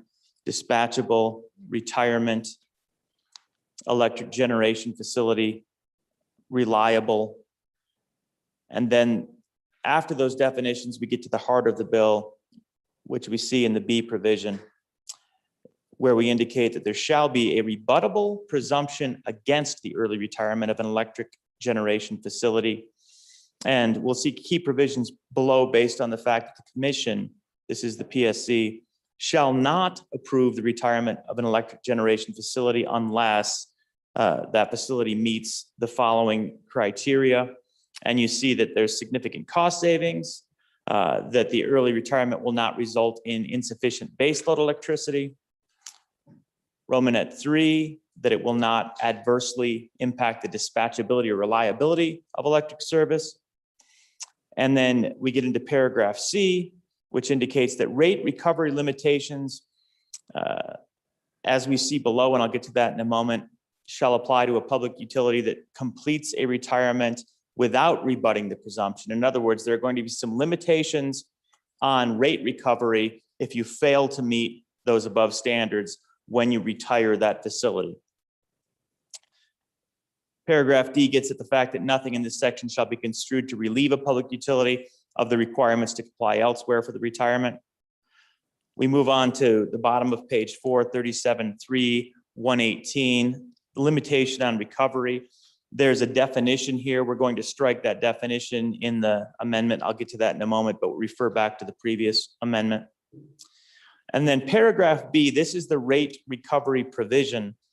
And what it indicates, and it's a little bit nuanced, so take a look, that the rates charged by an electric public utility shall not include any recovery for new electric generation facilities built in whole or in part to replace the electric or electricity generated from a retired coal or natural gas electric generation facility that was retired on or after July 1st, 2021, and for which the presumption against early retirement was not rebutted. So what does that mean? That means that if you do not achieve the above standards and rebut that presumption, the new build out that you're using to replace the power that was generated by the facility that was shut down can't go into the rate base.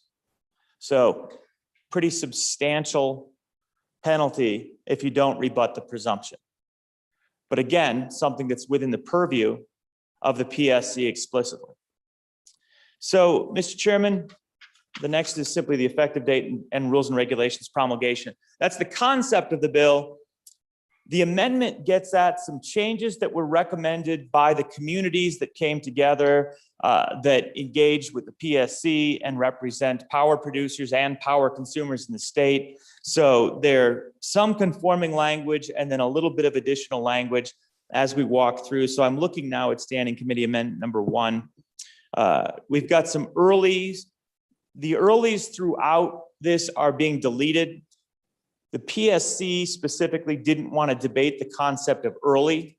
What it came down to is if you're retiring a power generating facility, you can rebut all of those standards and you don't need to argue about whether it's early. So basically, if you're shutting one down, you have to justify it pursuant to the standards. Nobody needs to argue about whether it's early or not.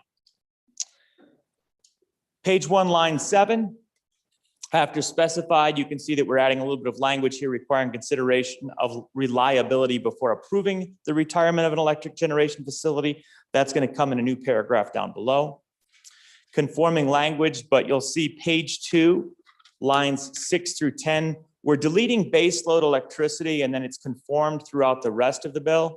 There's no need for baseload, and it's not really a concept that the PSC looks at. Baseload doesn't have meaning to them, but reliability does, and dispatchability does. So those both remain, and those are the standards. Baseload's eliminated by consensus of all of the stakeholders.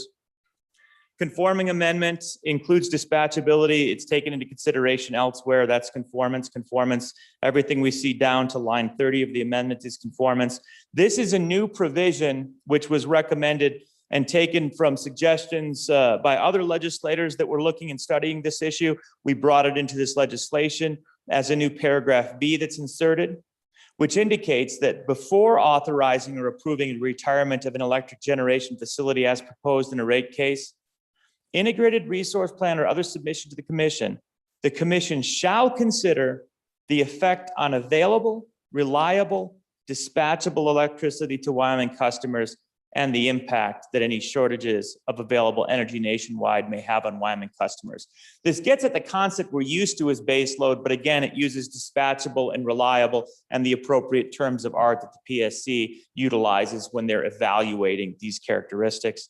The rest of that is conforming language. On to the next page. There's a language change on page 3, lines 13 and 14. The reason for the language change is that as originally written, only the public utility can rebut. There was a desire that anybody could rebut the presumption, so the language was crafted as you see in the amendment. Conforming language goes all the way down to what we see on line 31. And all this is we're deleting a definition at the bottom of page 4 and then replacing it with a reference back to a previous definition, so it's effectively the same thing. And then the final amendment that we see here, Mr. Chairman, is line 36, which is deletion of new non-coal or non-natural gas. And you'll see that this is the circumstance under which if you're doing a new build and you haven't met the rebuttable presumption, the language originally drafted said that you wouldn't be reimbursed for building new non-coal or non-natural gas facilities.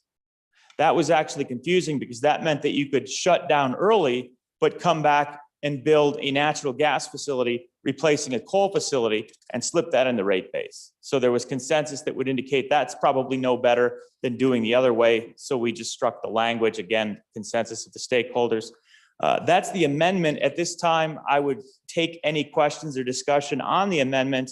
If there isn't any, I'd call for the question on Standing Committee Amendment number 1. Question having been called. You've heard the motion in Standing Committee Amendment number 1 to House Bill 166. Yeah, 166. You ready for the question? All those in favor indicate by saying aye. Aye. Opposed? Ayes have it. We're back on the bill. And thanks for that enthusiastic aye. I'm back on the bill. I hope you'll vote for it with more enthusiasm. It's not even my bill, but I'm happy to stand here and support it. If there aren't any questions, I'd call for the question, but if there are, I'd take them. Oh, sorry. Senator Ellis. Thank you, Mr. Chairman. I just wanted to declare to the body that my law firm has been involved in this bill. I don't have a technical conflict, but to avoid the appearance of a conflict, I'll be declaring a conflict. Thank you, Senator Ellis. Mr. President. Thank you. Had a chance to sit in with the chairman, work on this. These amendments, folks, make it even a better bill, and it's one more step to protecting an industry with a lot of jobs across the state. Ask for your support on 166. Further questions? Question has been called. All those in favor of Senator Anderson's motion that when the committee of the whole rises to report it, do so with a favorable recommendation that House Bill 166 do pass, please say aye. Aye. Opposed? Ayes have it. The next bill for our consideration is House Bill 127. Would the reading clerk please read in the bill? Thank you, sir. House Bill 127 engrossed Public Health Amendment sponsored by Representative Barlow. An act relating to the public health was referred to committee number 2, which returned to committee recommendation that it do pass. Ayes Senators Hicks, Kinski, and Steinmetz. No Senator Guru. Excuse Senator Perkins. Senator Kinski, acting chairman. You've heard the reading of the House bill. What is your pleasure? Senator Kinski, do you want to stand? You were acting chairman at that time, and I don't see Senator Perkins. 1 second, my apologies. There you go. You're up.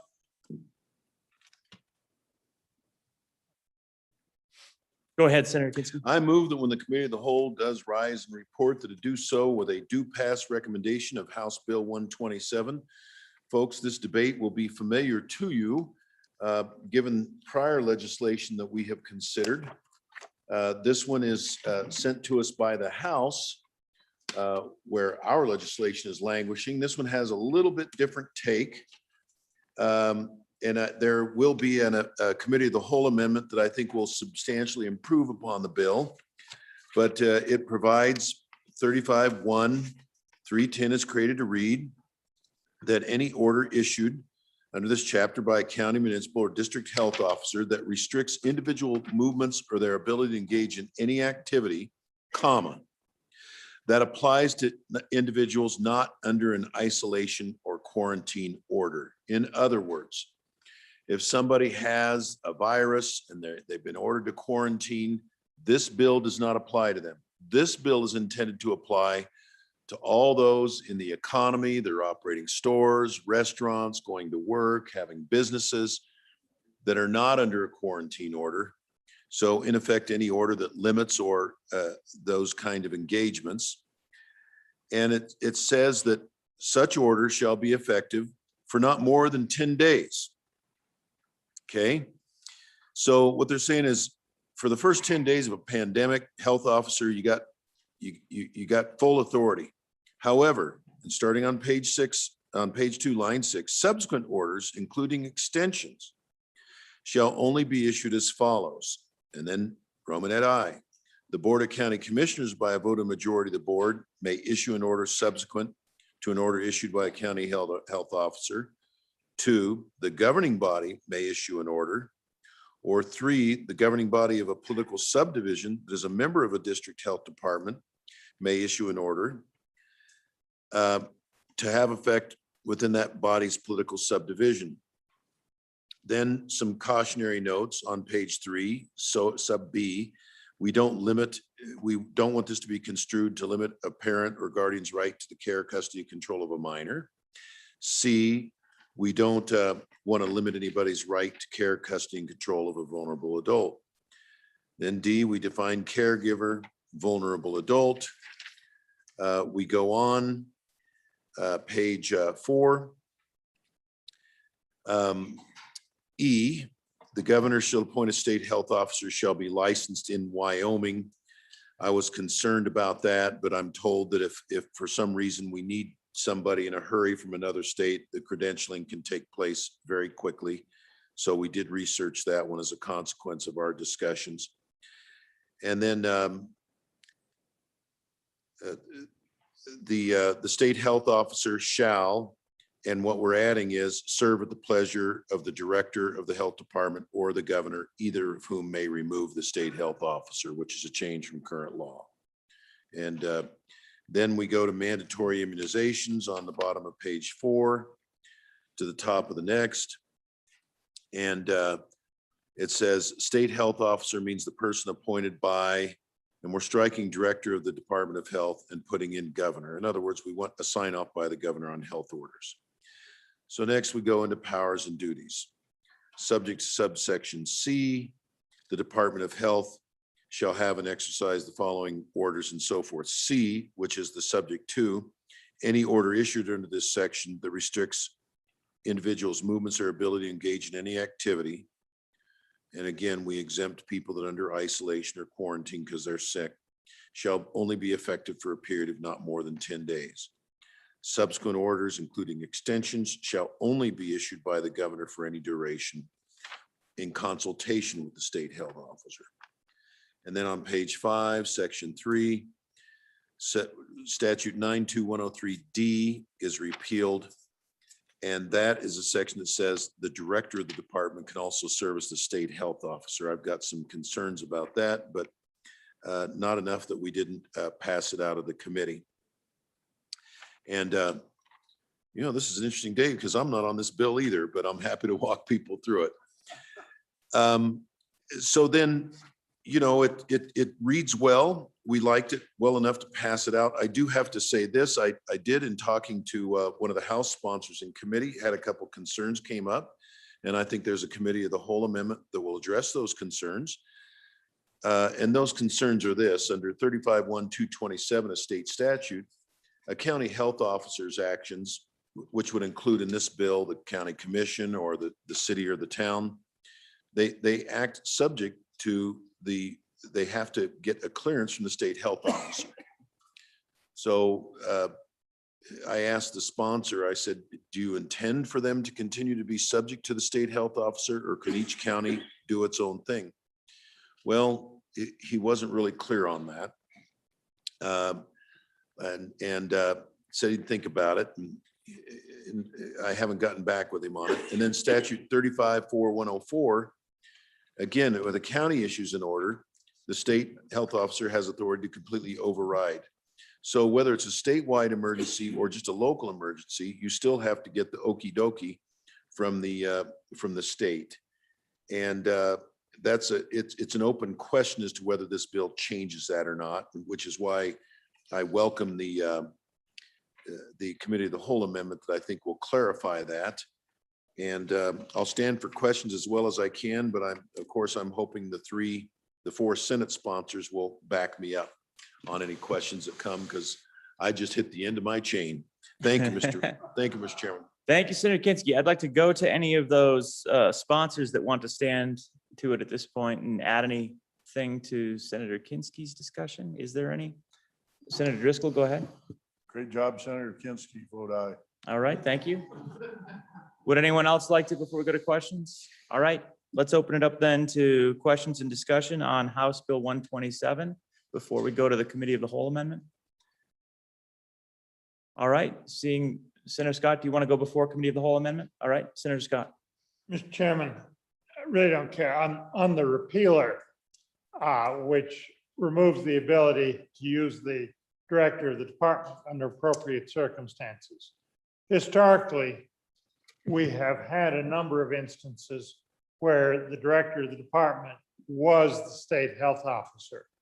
And frankly, they were appropriate. We had a department director that really knew and was a medical doctor and really knew and understood the public health issues, and was going to be about the best state health officer we could find. That's happened several times in our past.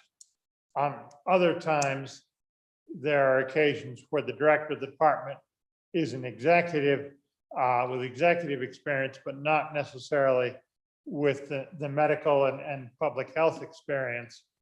And the repealed section allows for either circumstance.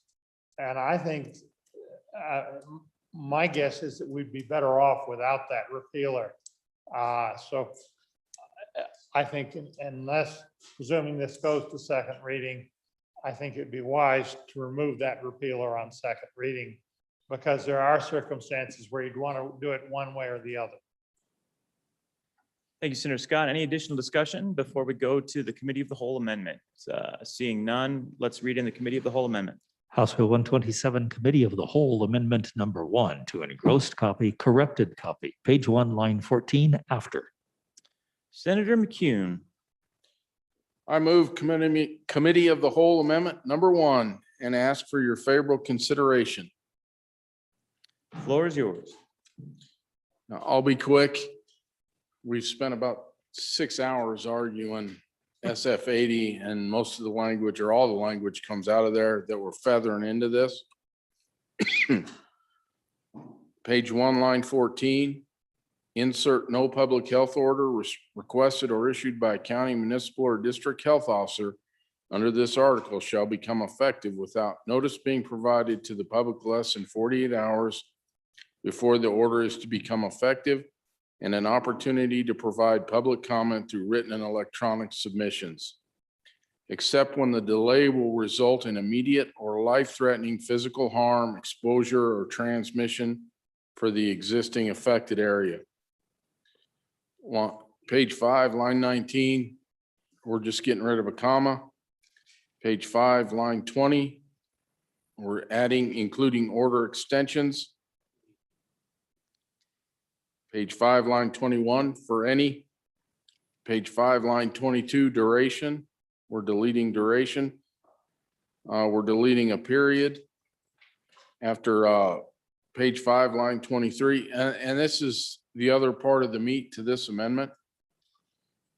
It said we're going to add right after when the governor issues the mandates, it'll be in effect for 60 days unless ratified by the legislature through legislative order, with each house voting separately.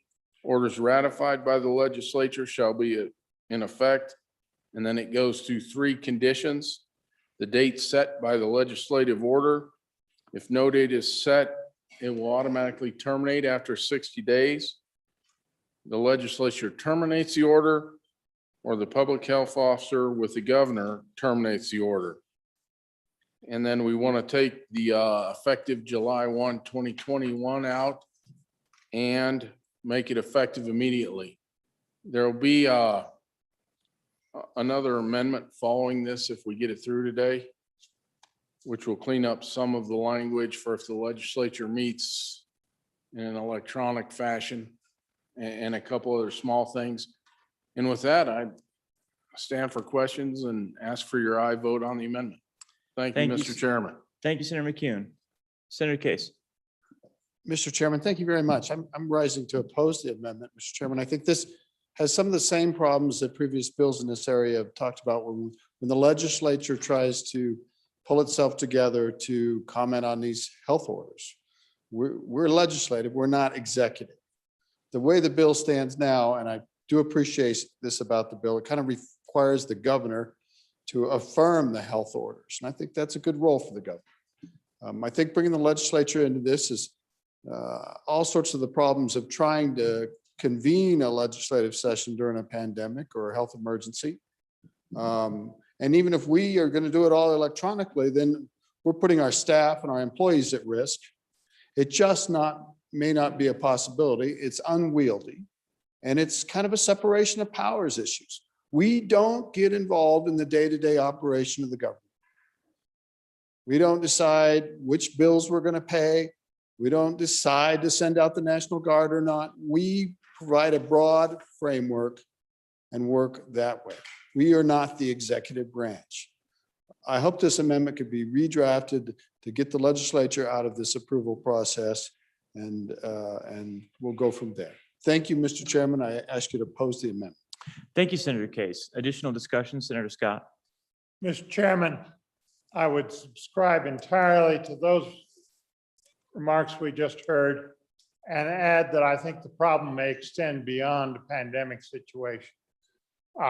Suppose you have, for example, a breakdown in a public water supply where the water becomes unsafe and you get a health order, a boil the water kind of thing that we do have occasionally. And the problem is something that takes considerable time to repair. I can remember an instance where a smaller town had a considerable leak and back and forth with untreated water that made the water for the whole town unsafe. And I think it took 6 months to rectify the problem. Do you really want to have to call the legislature in session to deal with a health order of that nature? And that can happen at any time. I think we're invading the executive with this amendment as it's written now in some ways that are going to get us in trouble and cause us, it's several steps further toward making this a full-time professional legislature and inducing us to micromanage executive functions in ways that are just inappropriate. So I would hope we would defeat this amendment.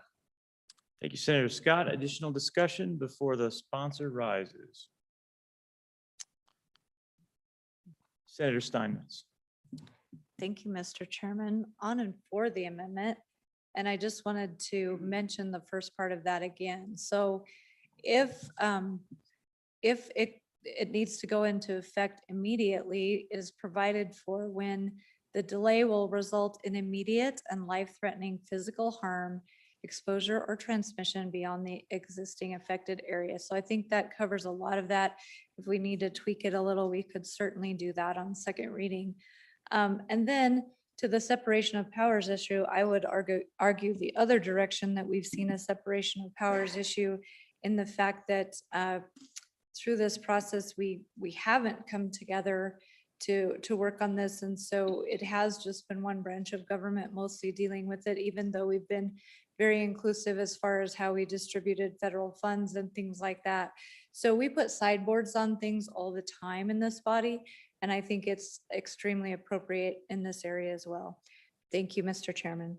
Thank you, Senator Steinmetz. Any further discussion before the sponsor rises? Senator Dockstader. Mr. President.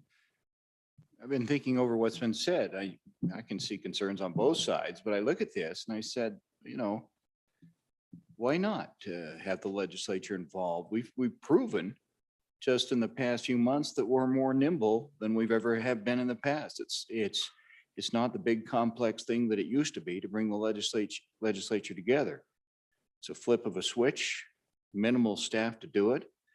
And simple, and then suddenly we're connected all across the state. And we can, I think it's important we keep the legislature involved in something like this because we saw great concerns over the last year of maybe not being able to have some input into the process that affected so many lives. I'm not as concerned as everybody else. Support the amendment. Thank you, Mr. President. Further discussion? Back to Senator McCune. Okay, I'll close out quickly. First of all, as far as this being an executive order, according to the Constitution of the State of Wyoming, Section 1, Article 38, everything that we're talking about here falls squarely on the legislature. I won't get it out and read it to you. I've done it before. And the health order to boil water. I mean, I'm back to what if a meteor hits the planet? It's not going to matter anyway. And I think we can be quick enough to adjust to that. And I would just close in, I don't want to go back and look my constituents in the eye and say, I came here to help you if this happens again. And we passed a bill that just codifies what happened to them into law without the amendment. We've almost changed nothing other than make it set in concrete that they don't have a voice and their local governments don't have a voice. And every county was different during the pandemic. And I would suggest that if we have anything else like this in the future, every county is going to be different again. And I think the control locally is way more important than here in Cheyenne through one person and a health officer that's not even elected. And with that, I would ask for your aye vote. Thank you, Mr. Chairman. Thank you, Senator McCune. Question's been called. Let's see. All those in favor of Senator McCune's motion to adopt Committee of the Whole Amendment number 1 to House Bill 127, please say aye. Aye. Those opposed, no. No. Chairs in doubt. All those in favor, please stand.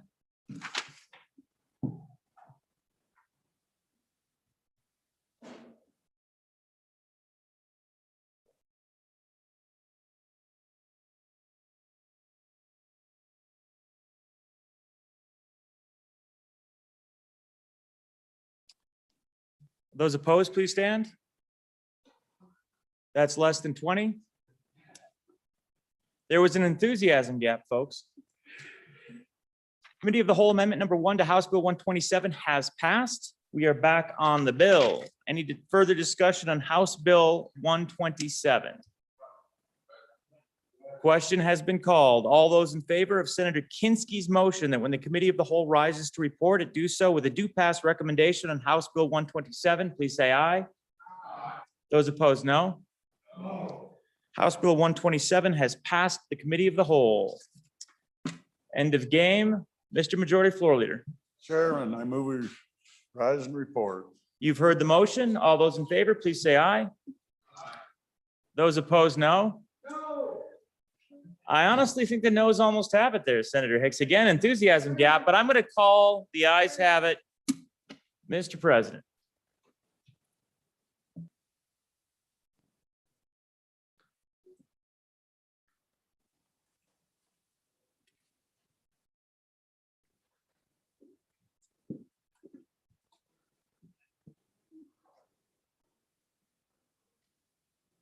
Please read the Committee of the Whole report.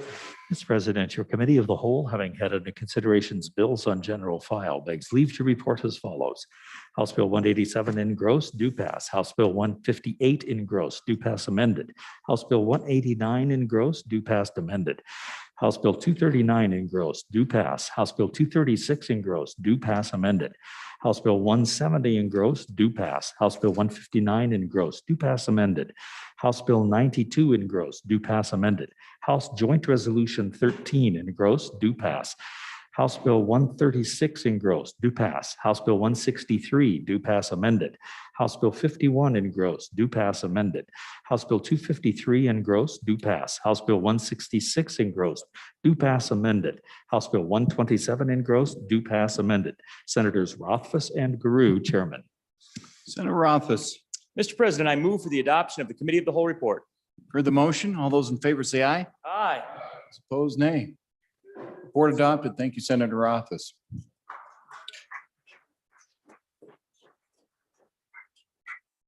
Messages from the House. From the House of Representatives, April 1, 2021.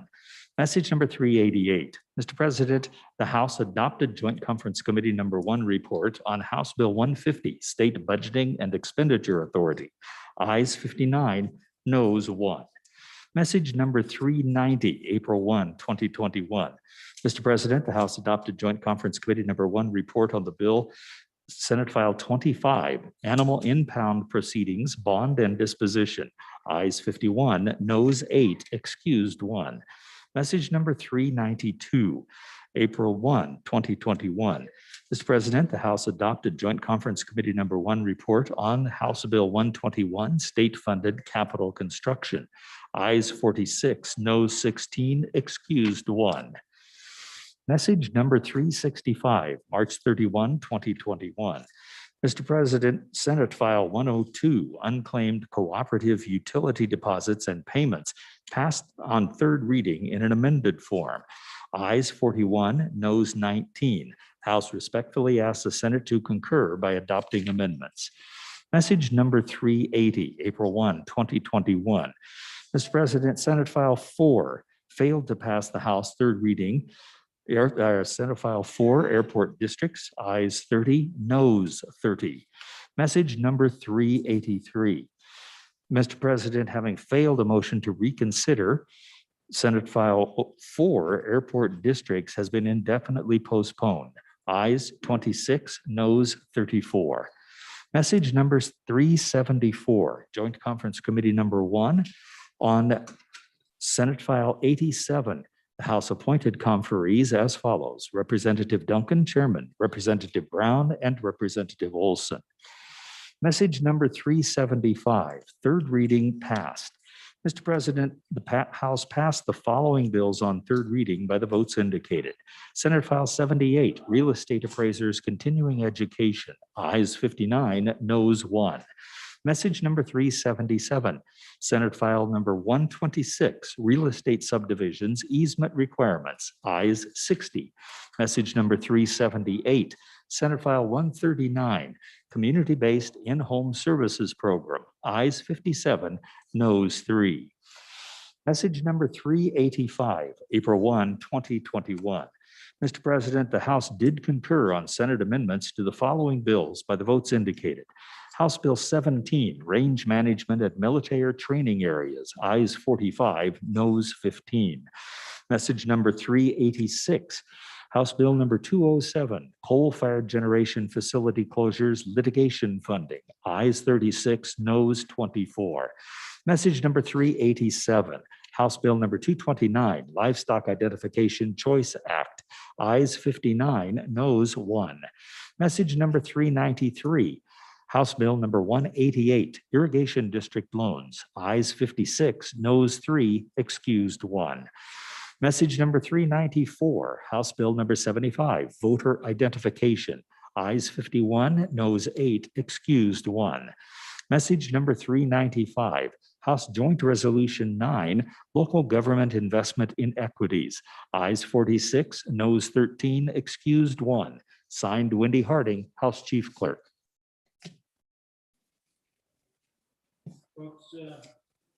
Folks, let's just sit down for a minute. We got a couple of joint conference committee reports to take care of. Senator Steinmetz, are you ready on joint conference committee number 1 to House Bill referencing House Bill 150? Oh, there you are. Okay, go ahead. And just a reminder, folks, there are copies on the table for these 2 reports we're about to do. Senator Steinmetz, you ready? Yes, Mr. Okay, President. let's have the reading clerk read it in. Message number 344, referencing House Bill number 150, State Budgeting and Expenditure Authority. All right, Senator, if you'd move it and explain it. Mr. President, I move message number 344, which is House Bill 150, State Budgeting and Expenditure Authority. And folks, this is basically a cleanup. We had to meet in a joint conference committee just because we have some technical corrections. As you know, we did a lot of work on this bill to try to capture some of the ARP money that was coming in. And as we did, we just missed a few things. And so we needed to add section Q reference to it throughout the amendments and throughout the bill as it comes out. You will remember that is talking about a state agency which receives an appropriation from the legislature and accepts federal funds in excess of that appropriation. So that's a very important section. And we needed to get that reference added throughout. And then if you turn to the second page of the message, you'll see we're just cleaning up some language. In one of our amendments, we changed request for legislative action to proceed to try to keep that from violating any separation of powers issue that there might be.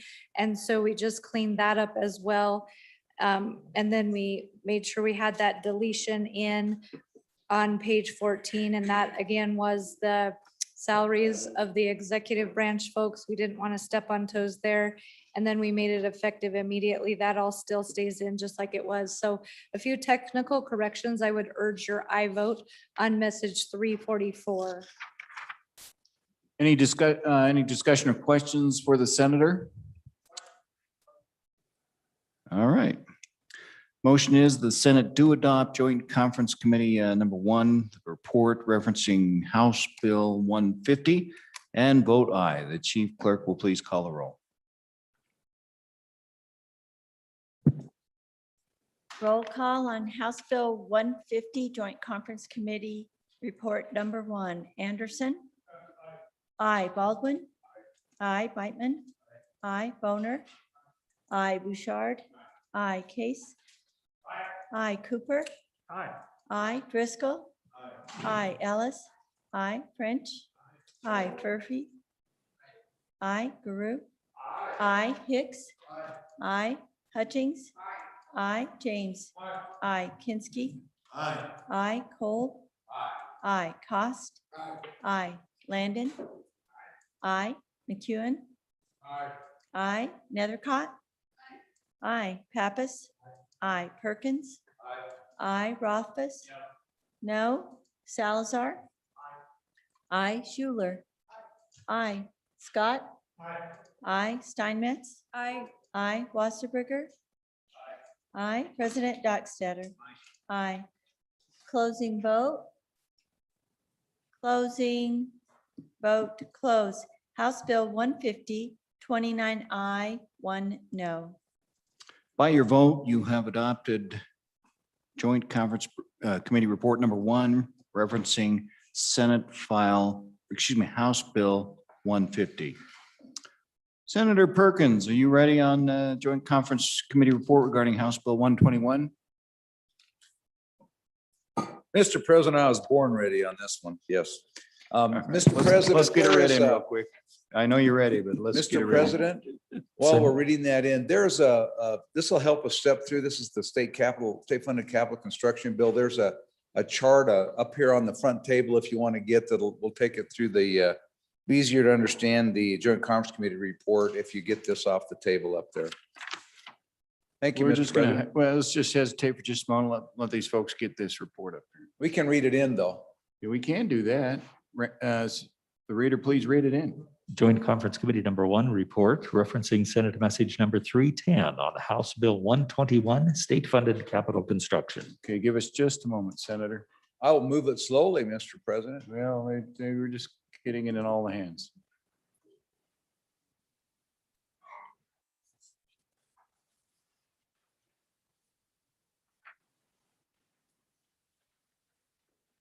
That's the most popular report I've seen yet. There you go. It's in color. It's a color, that's why. All right, would you move it and explain it?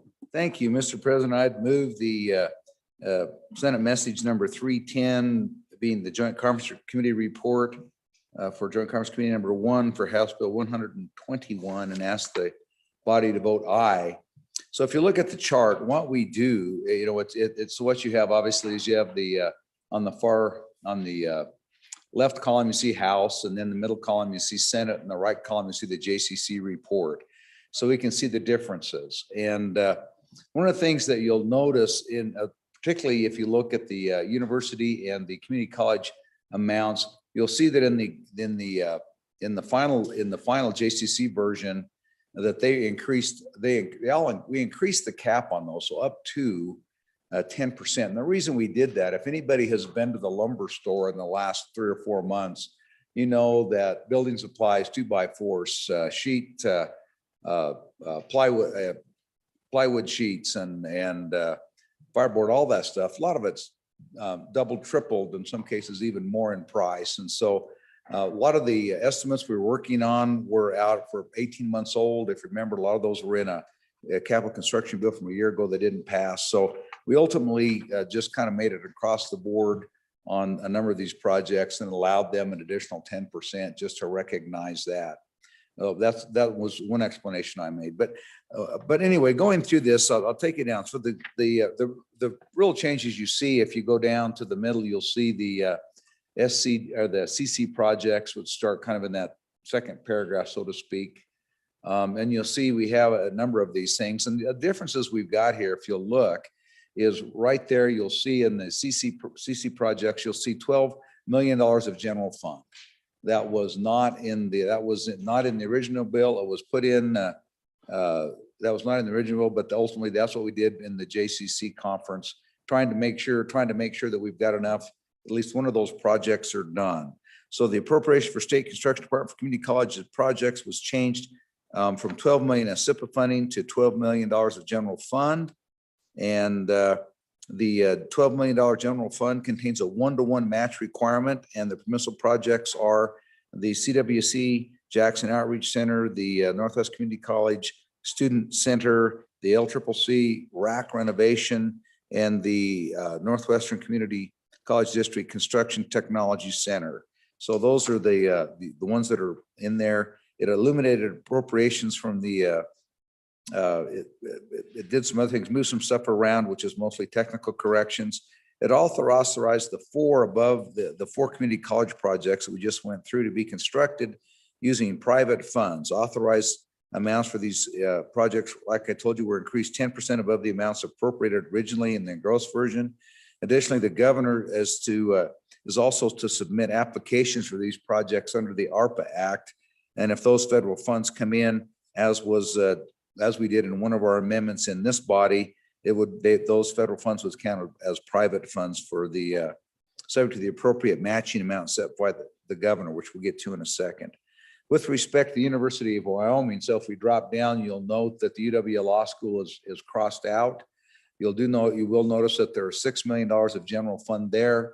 Ultimately, what we did is that the $12 million of SIPA fund appropriation for the UW College of Law was reduced to $6 million in general funds, which may be used for the design and construction of any UW facility. So there's no requirement or direction that it be used for the law school. So used for any UW facility projects and is subject to a 1-to-1 matching requirement. And that's just under the direction of the board of trustees. So it has a matching requirement similar to that for the community colleges. It also authorizes UW to use up to the 2.75 million amount, which is the 10% amount we talked about. We increased most of these projects by in private funds for the design and construction of any UW facility projects. Additionally, again, like as with community colleges, the governors to submit applications for these projects under the ARPA Act, under the ARPA, and those federal funds can be counted as private funds like they would for community colleges. And so in addition, there are 2 other differences between this bill as it left the Senate and where it is now. One of them is the Capitol Square Preservation Project. It didn't have any money for that when it left here. The House had 4.5 million in it, and that appropriation was reduced to $2 million for that to do to continue to do and finish up projects here at the Capitol. And so that's appropriated to the Capitol Square preservation account to the state construction division. And so ultimately that's, you see what we're doing there. I think the other one difference that was not in the bills that left the Senate, but was in the House, is there's a $210,000 appropriation, or authorization, I should say, appropriation for state parks to build some restrooms at, I think, the state prison. Mr. Chairman, those are not general fund. That's an authorization out of their special revenue fund, which are from the fees collected from the visitation of parks. If you remember, we authorized them to use we increased that from 30 to 60% in a bill recently that allowed them to use that special revenue fund for operations and maintenance and things like that. So there's a really modest, like say $210,000 appropriation then to build some restrooms at one of the state park facilities. Other than that, those are the changes that were made to the capital construction bill. Would urge your aye vote and would stand for questions. Thank you. Standing, you'll take questions or responses now. We just letting you know, Mr. Chairman, you got the phone a friend on the back bench if you need it, but there you go. Senator Biteman. Thank you, Mr. President. Looking at the sheet here. So we have the House total, if you see the House position, their total is 176 million. Senate, the bill that left here was 122 million. And then the JCC is 177, 332, 585. So we actually spent more than the House's position. That's question number one. And that's, according to my math, 54.6 million more than the Senate bill. Where's that extra money going? I see at UW, the House position was a SIPA expenditure of 12 million, nothing from the Senate position. And then the JCC shows 6 million general fund with 27.5 million federal funds for a total of 33.5 million. That gets us somewhere close, but I'm not sure where the rest of the money is. It's just trying to follow along, Mr. President. Those are my first two questions and I'll stand for answers. Thank you, Mr. Chairman. You want to take these one at a time or collect a few? And collect a few. All right, let's see. Anybody else? Senator Scott. Mr. President, there was mentioned that in several of these private projects that there was authorization for the governor to apply for federal funds under one of these stimulus bills. What I'm asking is, do the project sponsors have the right to decline the federal money? And the reason I ask that is, Mr. Chairman, I have on occasion seen in the past where federal funding was available, but it carried so many strings that it cost more than the feds were providing to accept it. And I want to make sure that we have the right without having to come back to us for those private sponsors or the institutions that are using the private funds to decline the federal funds if that sort of thing happens, and it could. Further questions for Chairman of Appropriations? Further questions? Looks like we're going back to you, Chairman. Thank you, Mr. President. Well, the answer, the other good senator from Sheridan area, his question first. The way to explain most of that is if you look at, let's take, for example, let's start with the CWC Jackson Outreach Center Level 3. If you go to the House position, you'll see that originally it was 22 million, essentially 23 million in PR, private revenue funds. And if you go to the Senate position, it was exactly the same. If you go to but when you go to the JCC position, you'll see that it's increased to $25,130,756. And the reason that's higher is because when the numbers that were in the original House and Senate versions were 18-month-old estimates of what those projects would cost. In our discussion yesterday, it came up that those are 18 months old. Again, if you go back to the cost of construction materials lately, particularly lumber, it's a lot of times there's a 300% increase in that in the last several months. We believe that in trying to get these projects done, that we needed to at least authorize, we didn't appropriate any more money, but we authorized the expenditure of additional money because you're just setting up any of those projects that might go forward to failure because most likely you'll now have underestimated the cost of some of your construction materials. So we basically added a 10% addition onto there. And so this amount, and so when you look at these things, and as you look at the 177 million, that's a total of all authorized projects.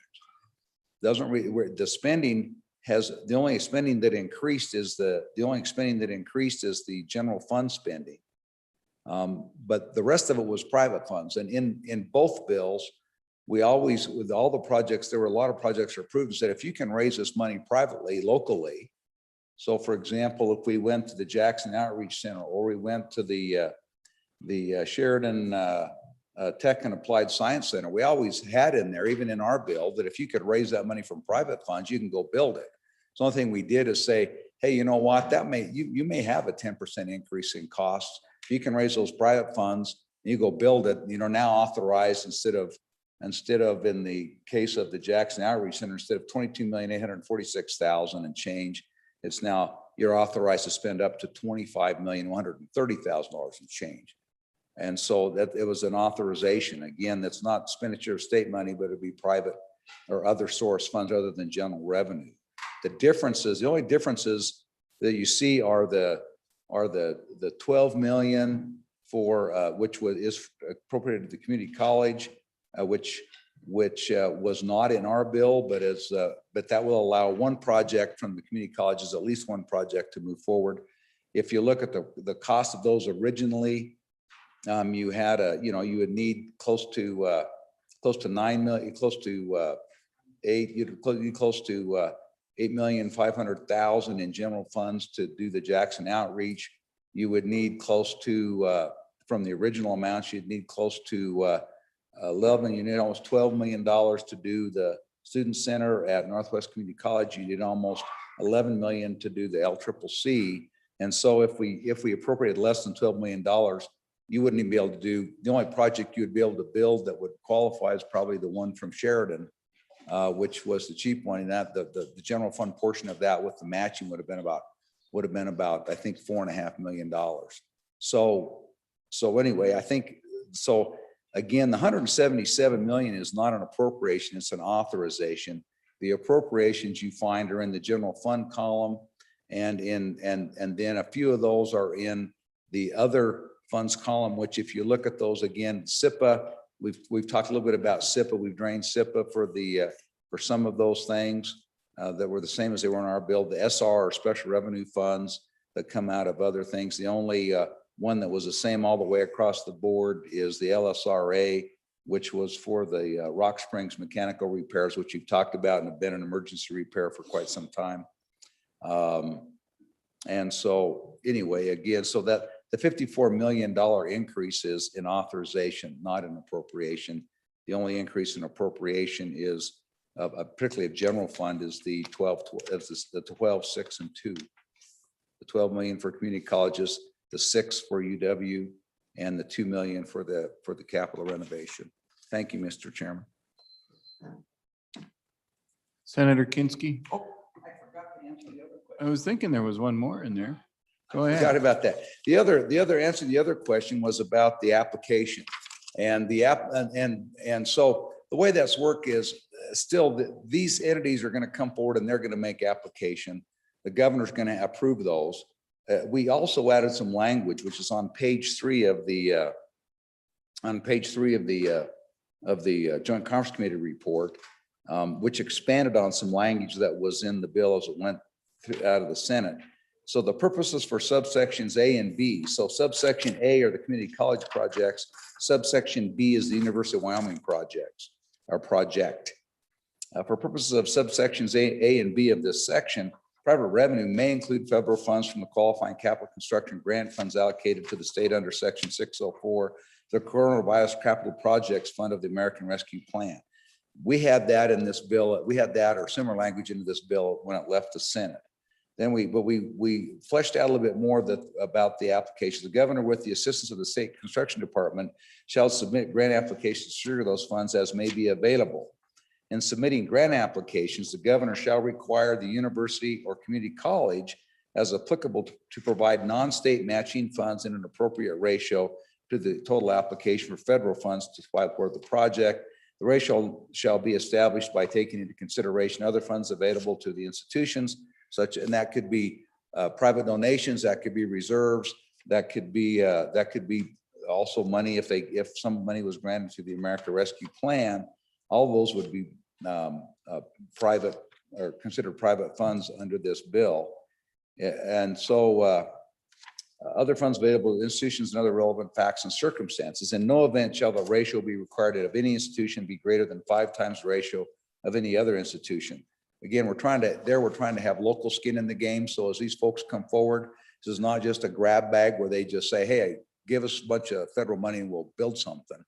And the 5-to-1 ratio comes from just experience in the past, trying to figure out how to provide some guidance or some limitations or sideboards for the governor as they review these applications.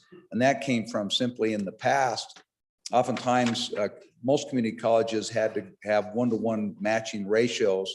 However, as our friends at Eastern Wyoming College always have a lot of trouble because they just, one mill over there in Eastern Community College District raises about $40,000. It's all one mill raises over there.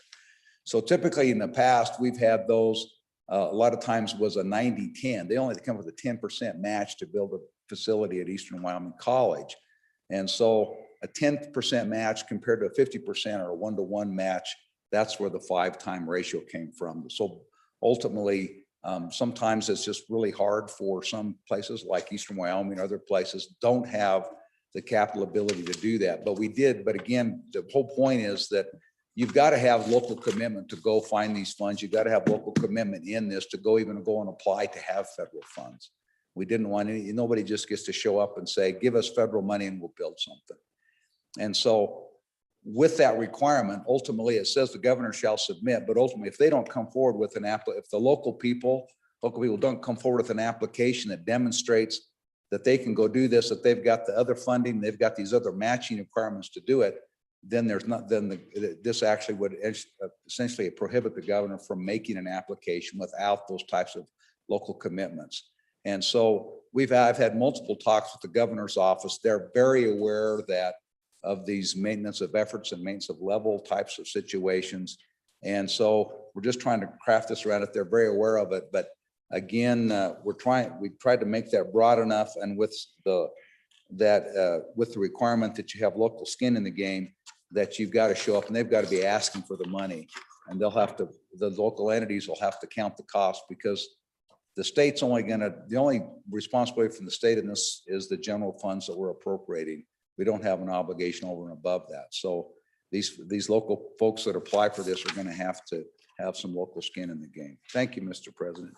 Thank you. Senator Kinski. Thank you. So just to follow on with that, I'm going to chew off just a small piece of it on a project that I understand and my colleague from Parkman understands as well. And that's the Sheridan College Construction Tech Center. So in the middle column under Senate, the blue purple kind of column, you'll see originally there was a maximum project cost there of 8.96 million. Well, that was 18 months ago that we authorized that. We didn't have a CapCon bill. So in discussion, we thought we'd better bump all these up by 10% authorized. Now that's just the authorized. That doesn't mean you get the money. So now that project is at 9.8 million. Half of that is 4.9 million. Okay, go to the line that says SCD-CC projects. It's about a quarter of the way down. SCD-CC projects. In the far column under GF, General Fund, you see $12 million. That means for all 4 of those community college projects, no more than general fund, no more than 12 million is available. There's also specific language says you have to come in with $1 a match for every dollar you're trying to get out of the general fund, and you all have to compete against each other. So even though those community college projects in aggregate exceed far outstrips the $12 million. They're going to be competing with each other. So who's got their plans ready to go? Who's got their match raised? And what's the priority the community college has accorded you? And the community college commission will pick and choose who gets some portion of that 12 million.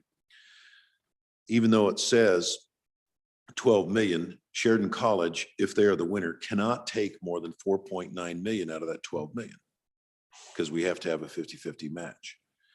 Now we move from the general fund column to the federal funds column. It lists for Sheridan College 9.8 million in federal funds. Okay, we can't get 9.8 million plus 5 million from the general fund. You can get your money from one or the other. You can't get both, but they're listed in both places. So it looks like you're double counting. We're not going to spend $177 million, if that makes any sense, if you're following me. So then the reason this shows 9.8 million under Sheridan College, even though we know we're not going to get 9.8 million of ARP funds. Originally, we talked about saying, well, let's just say everybody's got to get a 50% match so that those ARP funds, 104 million for critical infrastructure for education, health, and I can't remember what the third condition is, work.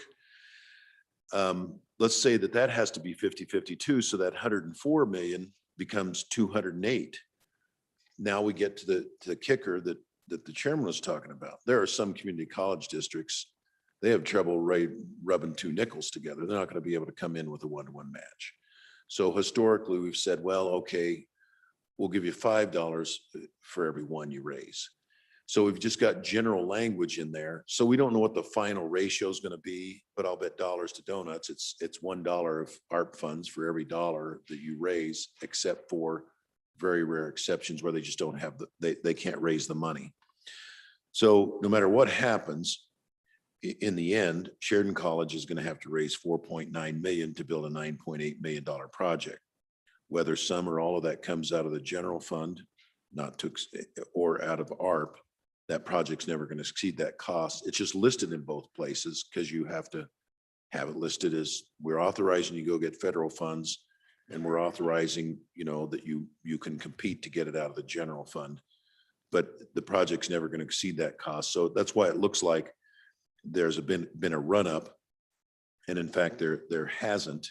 It's just the vagaries of how you have to authorize this to go apply for federal funds and authorize us to apply for general funds. And I that either helped or everybody's looking at me like I'm Tommy Boy.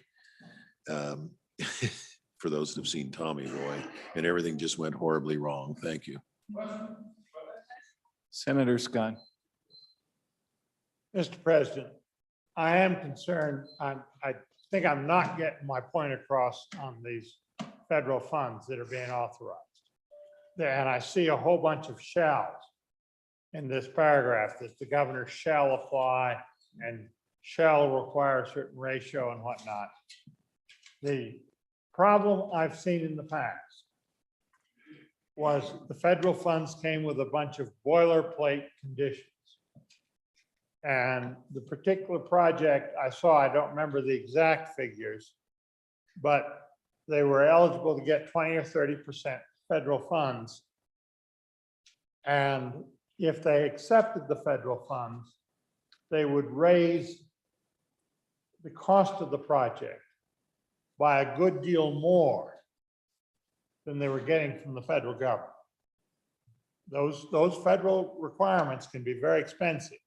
And I think in that case, the problem was there was a federal requirement for a prevailing wage that at the time was set basically at the highest union wage that was paid in the vicinity and not what was generally available in the market. And that was what was causing the increase.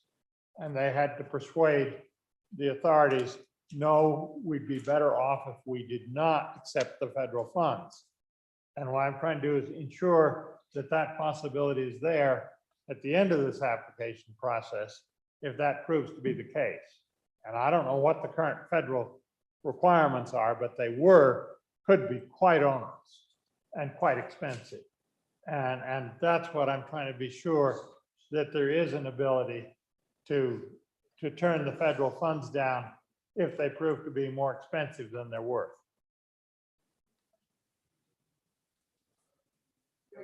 Okay, Let's talk about this, Mr. President. go ahead, Senator Case. Point of order is that we're allowed to speak 2 times. This is a concurrence report. Okay. All right, we want to go back to Senator Kinsky. Mr. President, for my second time, to address the concerns of my colleague from Bates Creek, and apologies that I didn't pick that up the first time. The answer to your question is we don't know, but we'll be back here probably in July, and by then we should know more. But we will know before anybody drives any nails, before any project monies are accepted. I'm not going to let my community college get into that situation, and they're not going to let themselves. What you're referring to is the Davis-Bacon Act on the federal funds. We don't know if that will apply. It probably will, I would assume, but I haven't seen it drive it up by more than 30%. The situation, at least in our town, is it's impacted our costs, but not that dramatically. And we've always found a way to comply and still stay within the project cost. As to any other strings, you know, the feds are still busy printing the money. And so we don't have the final configuration of it, but it will be scrutinized very carefully by all of us here and the governor's office and the colleges and I think everybody in the state to make sure that we're not, by accepting that gift, we're not really hurting ourselves in the long run. So this process is not going to be a quick process to get the rules and get the applications together and raise the matches and all that sort of thing. So we have time to really carefully weigh what the feds are or are not going to do, either to or for us or both. Thank you, Mr. President. Thank you. Question has been called. Motion is the Senate do adopt Joint Conference Committee report on House Bill 121 and vote aye. Chief Clerk, please call the roll.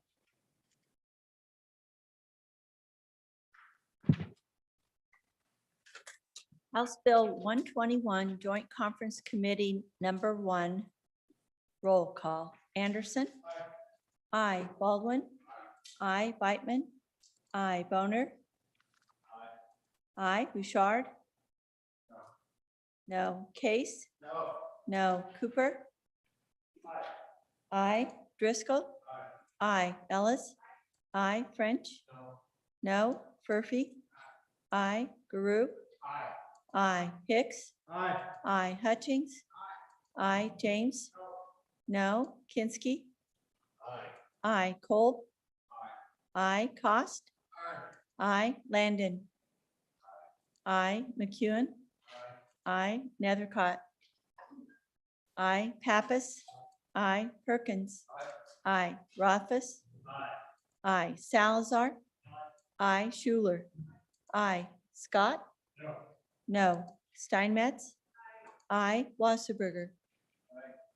Aye. President Dockstader? Aye. Closing vote. Closing vote closed. House Bill 121, 25 aye, 5 no. By your vote, you have adopted Joint Conference Committee report on House Bill 121. We have one other concurrence to work with tonight. Senator Landon, are you ready on concurrence for Senate File 75? That'll be message 382. I am, That's it. Mr. President. Read it in, please. Thank you. Message number 382, referencing Senate File 75, Protective Orders Amendments. And if you'd move it now, Senator, and tell us about it. Thank you, Mr. President. I would move message number 382, concurrence requested on Senate File 75, Protective Orders Amendments. Fellow senators, you should have received this a little while ago in your inbox. And if you want to follow along, I'll just point out that what they did on the other side leads me to ask that we do not concur. This looks like Charlie Brown's little Christmas tree. They put lots of big bulbs on it and it's bent all the way to the ground.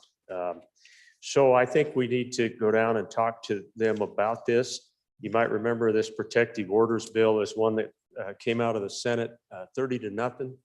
The Judiciary Committee did good work on it. And I think it's an important bill, Mr. President. So maybe we can get down there and clean it up a little bit. Thank you.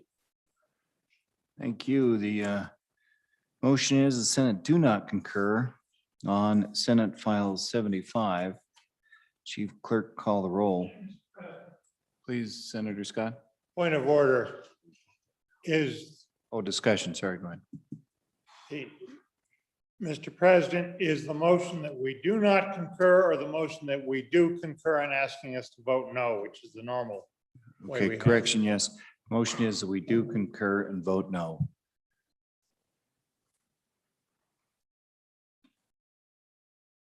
All right, and make that clear.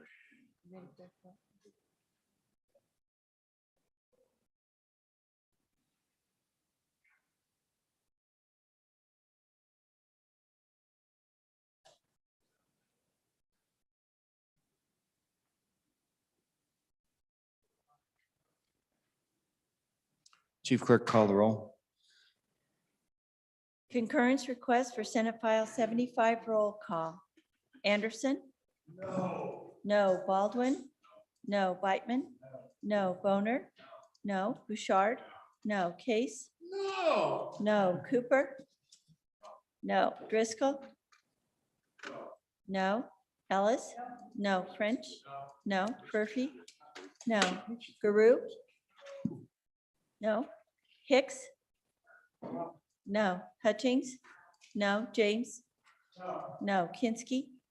No. Colt? No. No. Cost?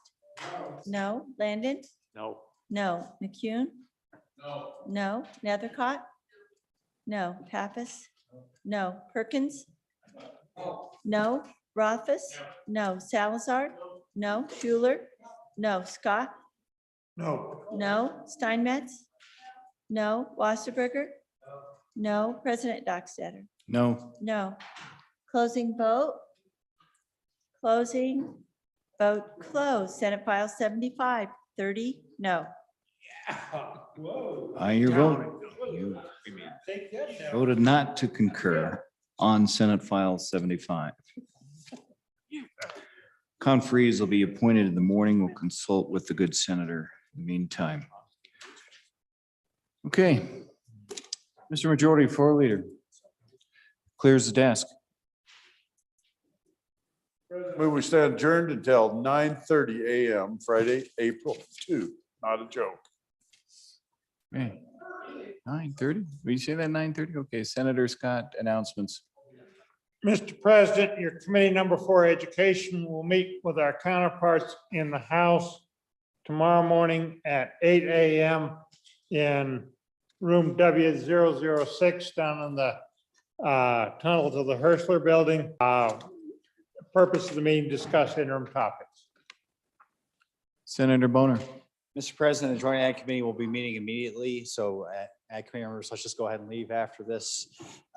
Where House has been patiently waiting for us. We're going to be meeting in E5 upon adjournment today to discuss interim topics. Further announcements? No further announcements. Folks, if you'll go home or go out of this meeting, check your website. They thought by about 6:30 they'd have that. We do have the governor's vetoes out. So if you go to your website, you'll find them there. And you have some hard copies too as well. Good. We got some good old fashioned hard copies. We'll distribute those. All right. You've heard the motion. All those in favor say aye. Aye. Those opposed, nay.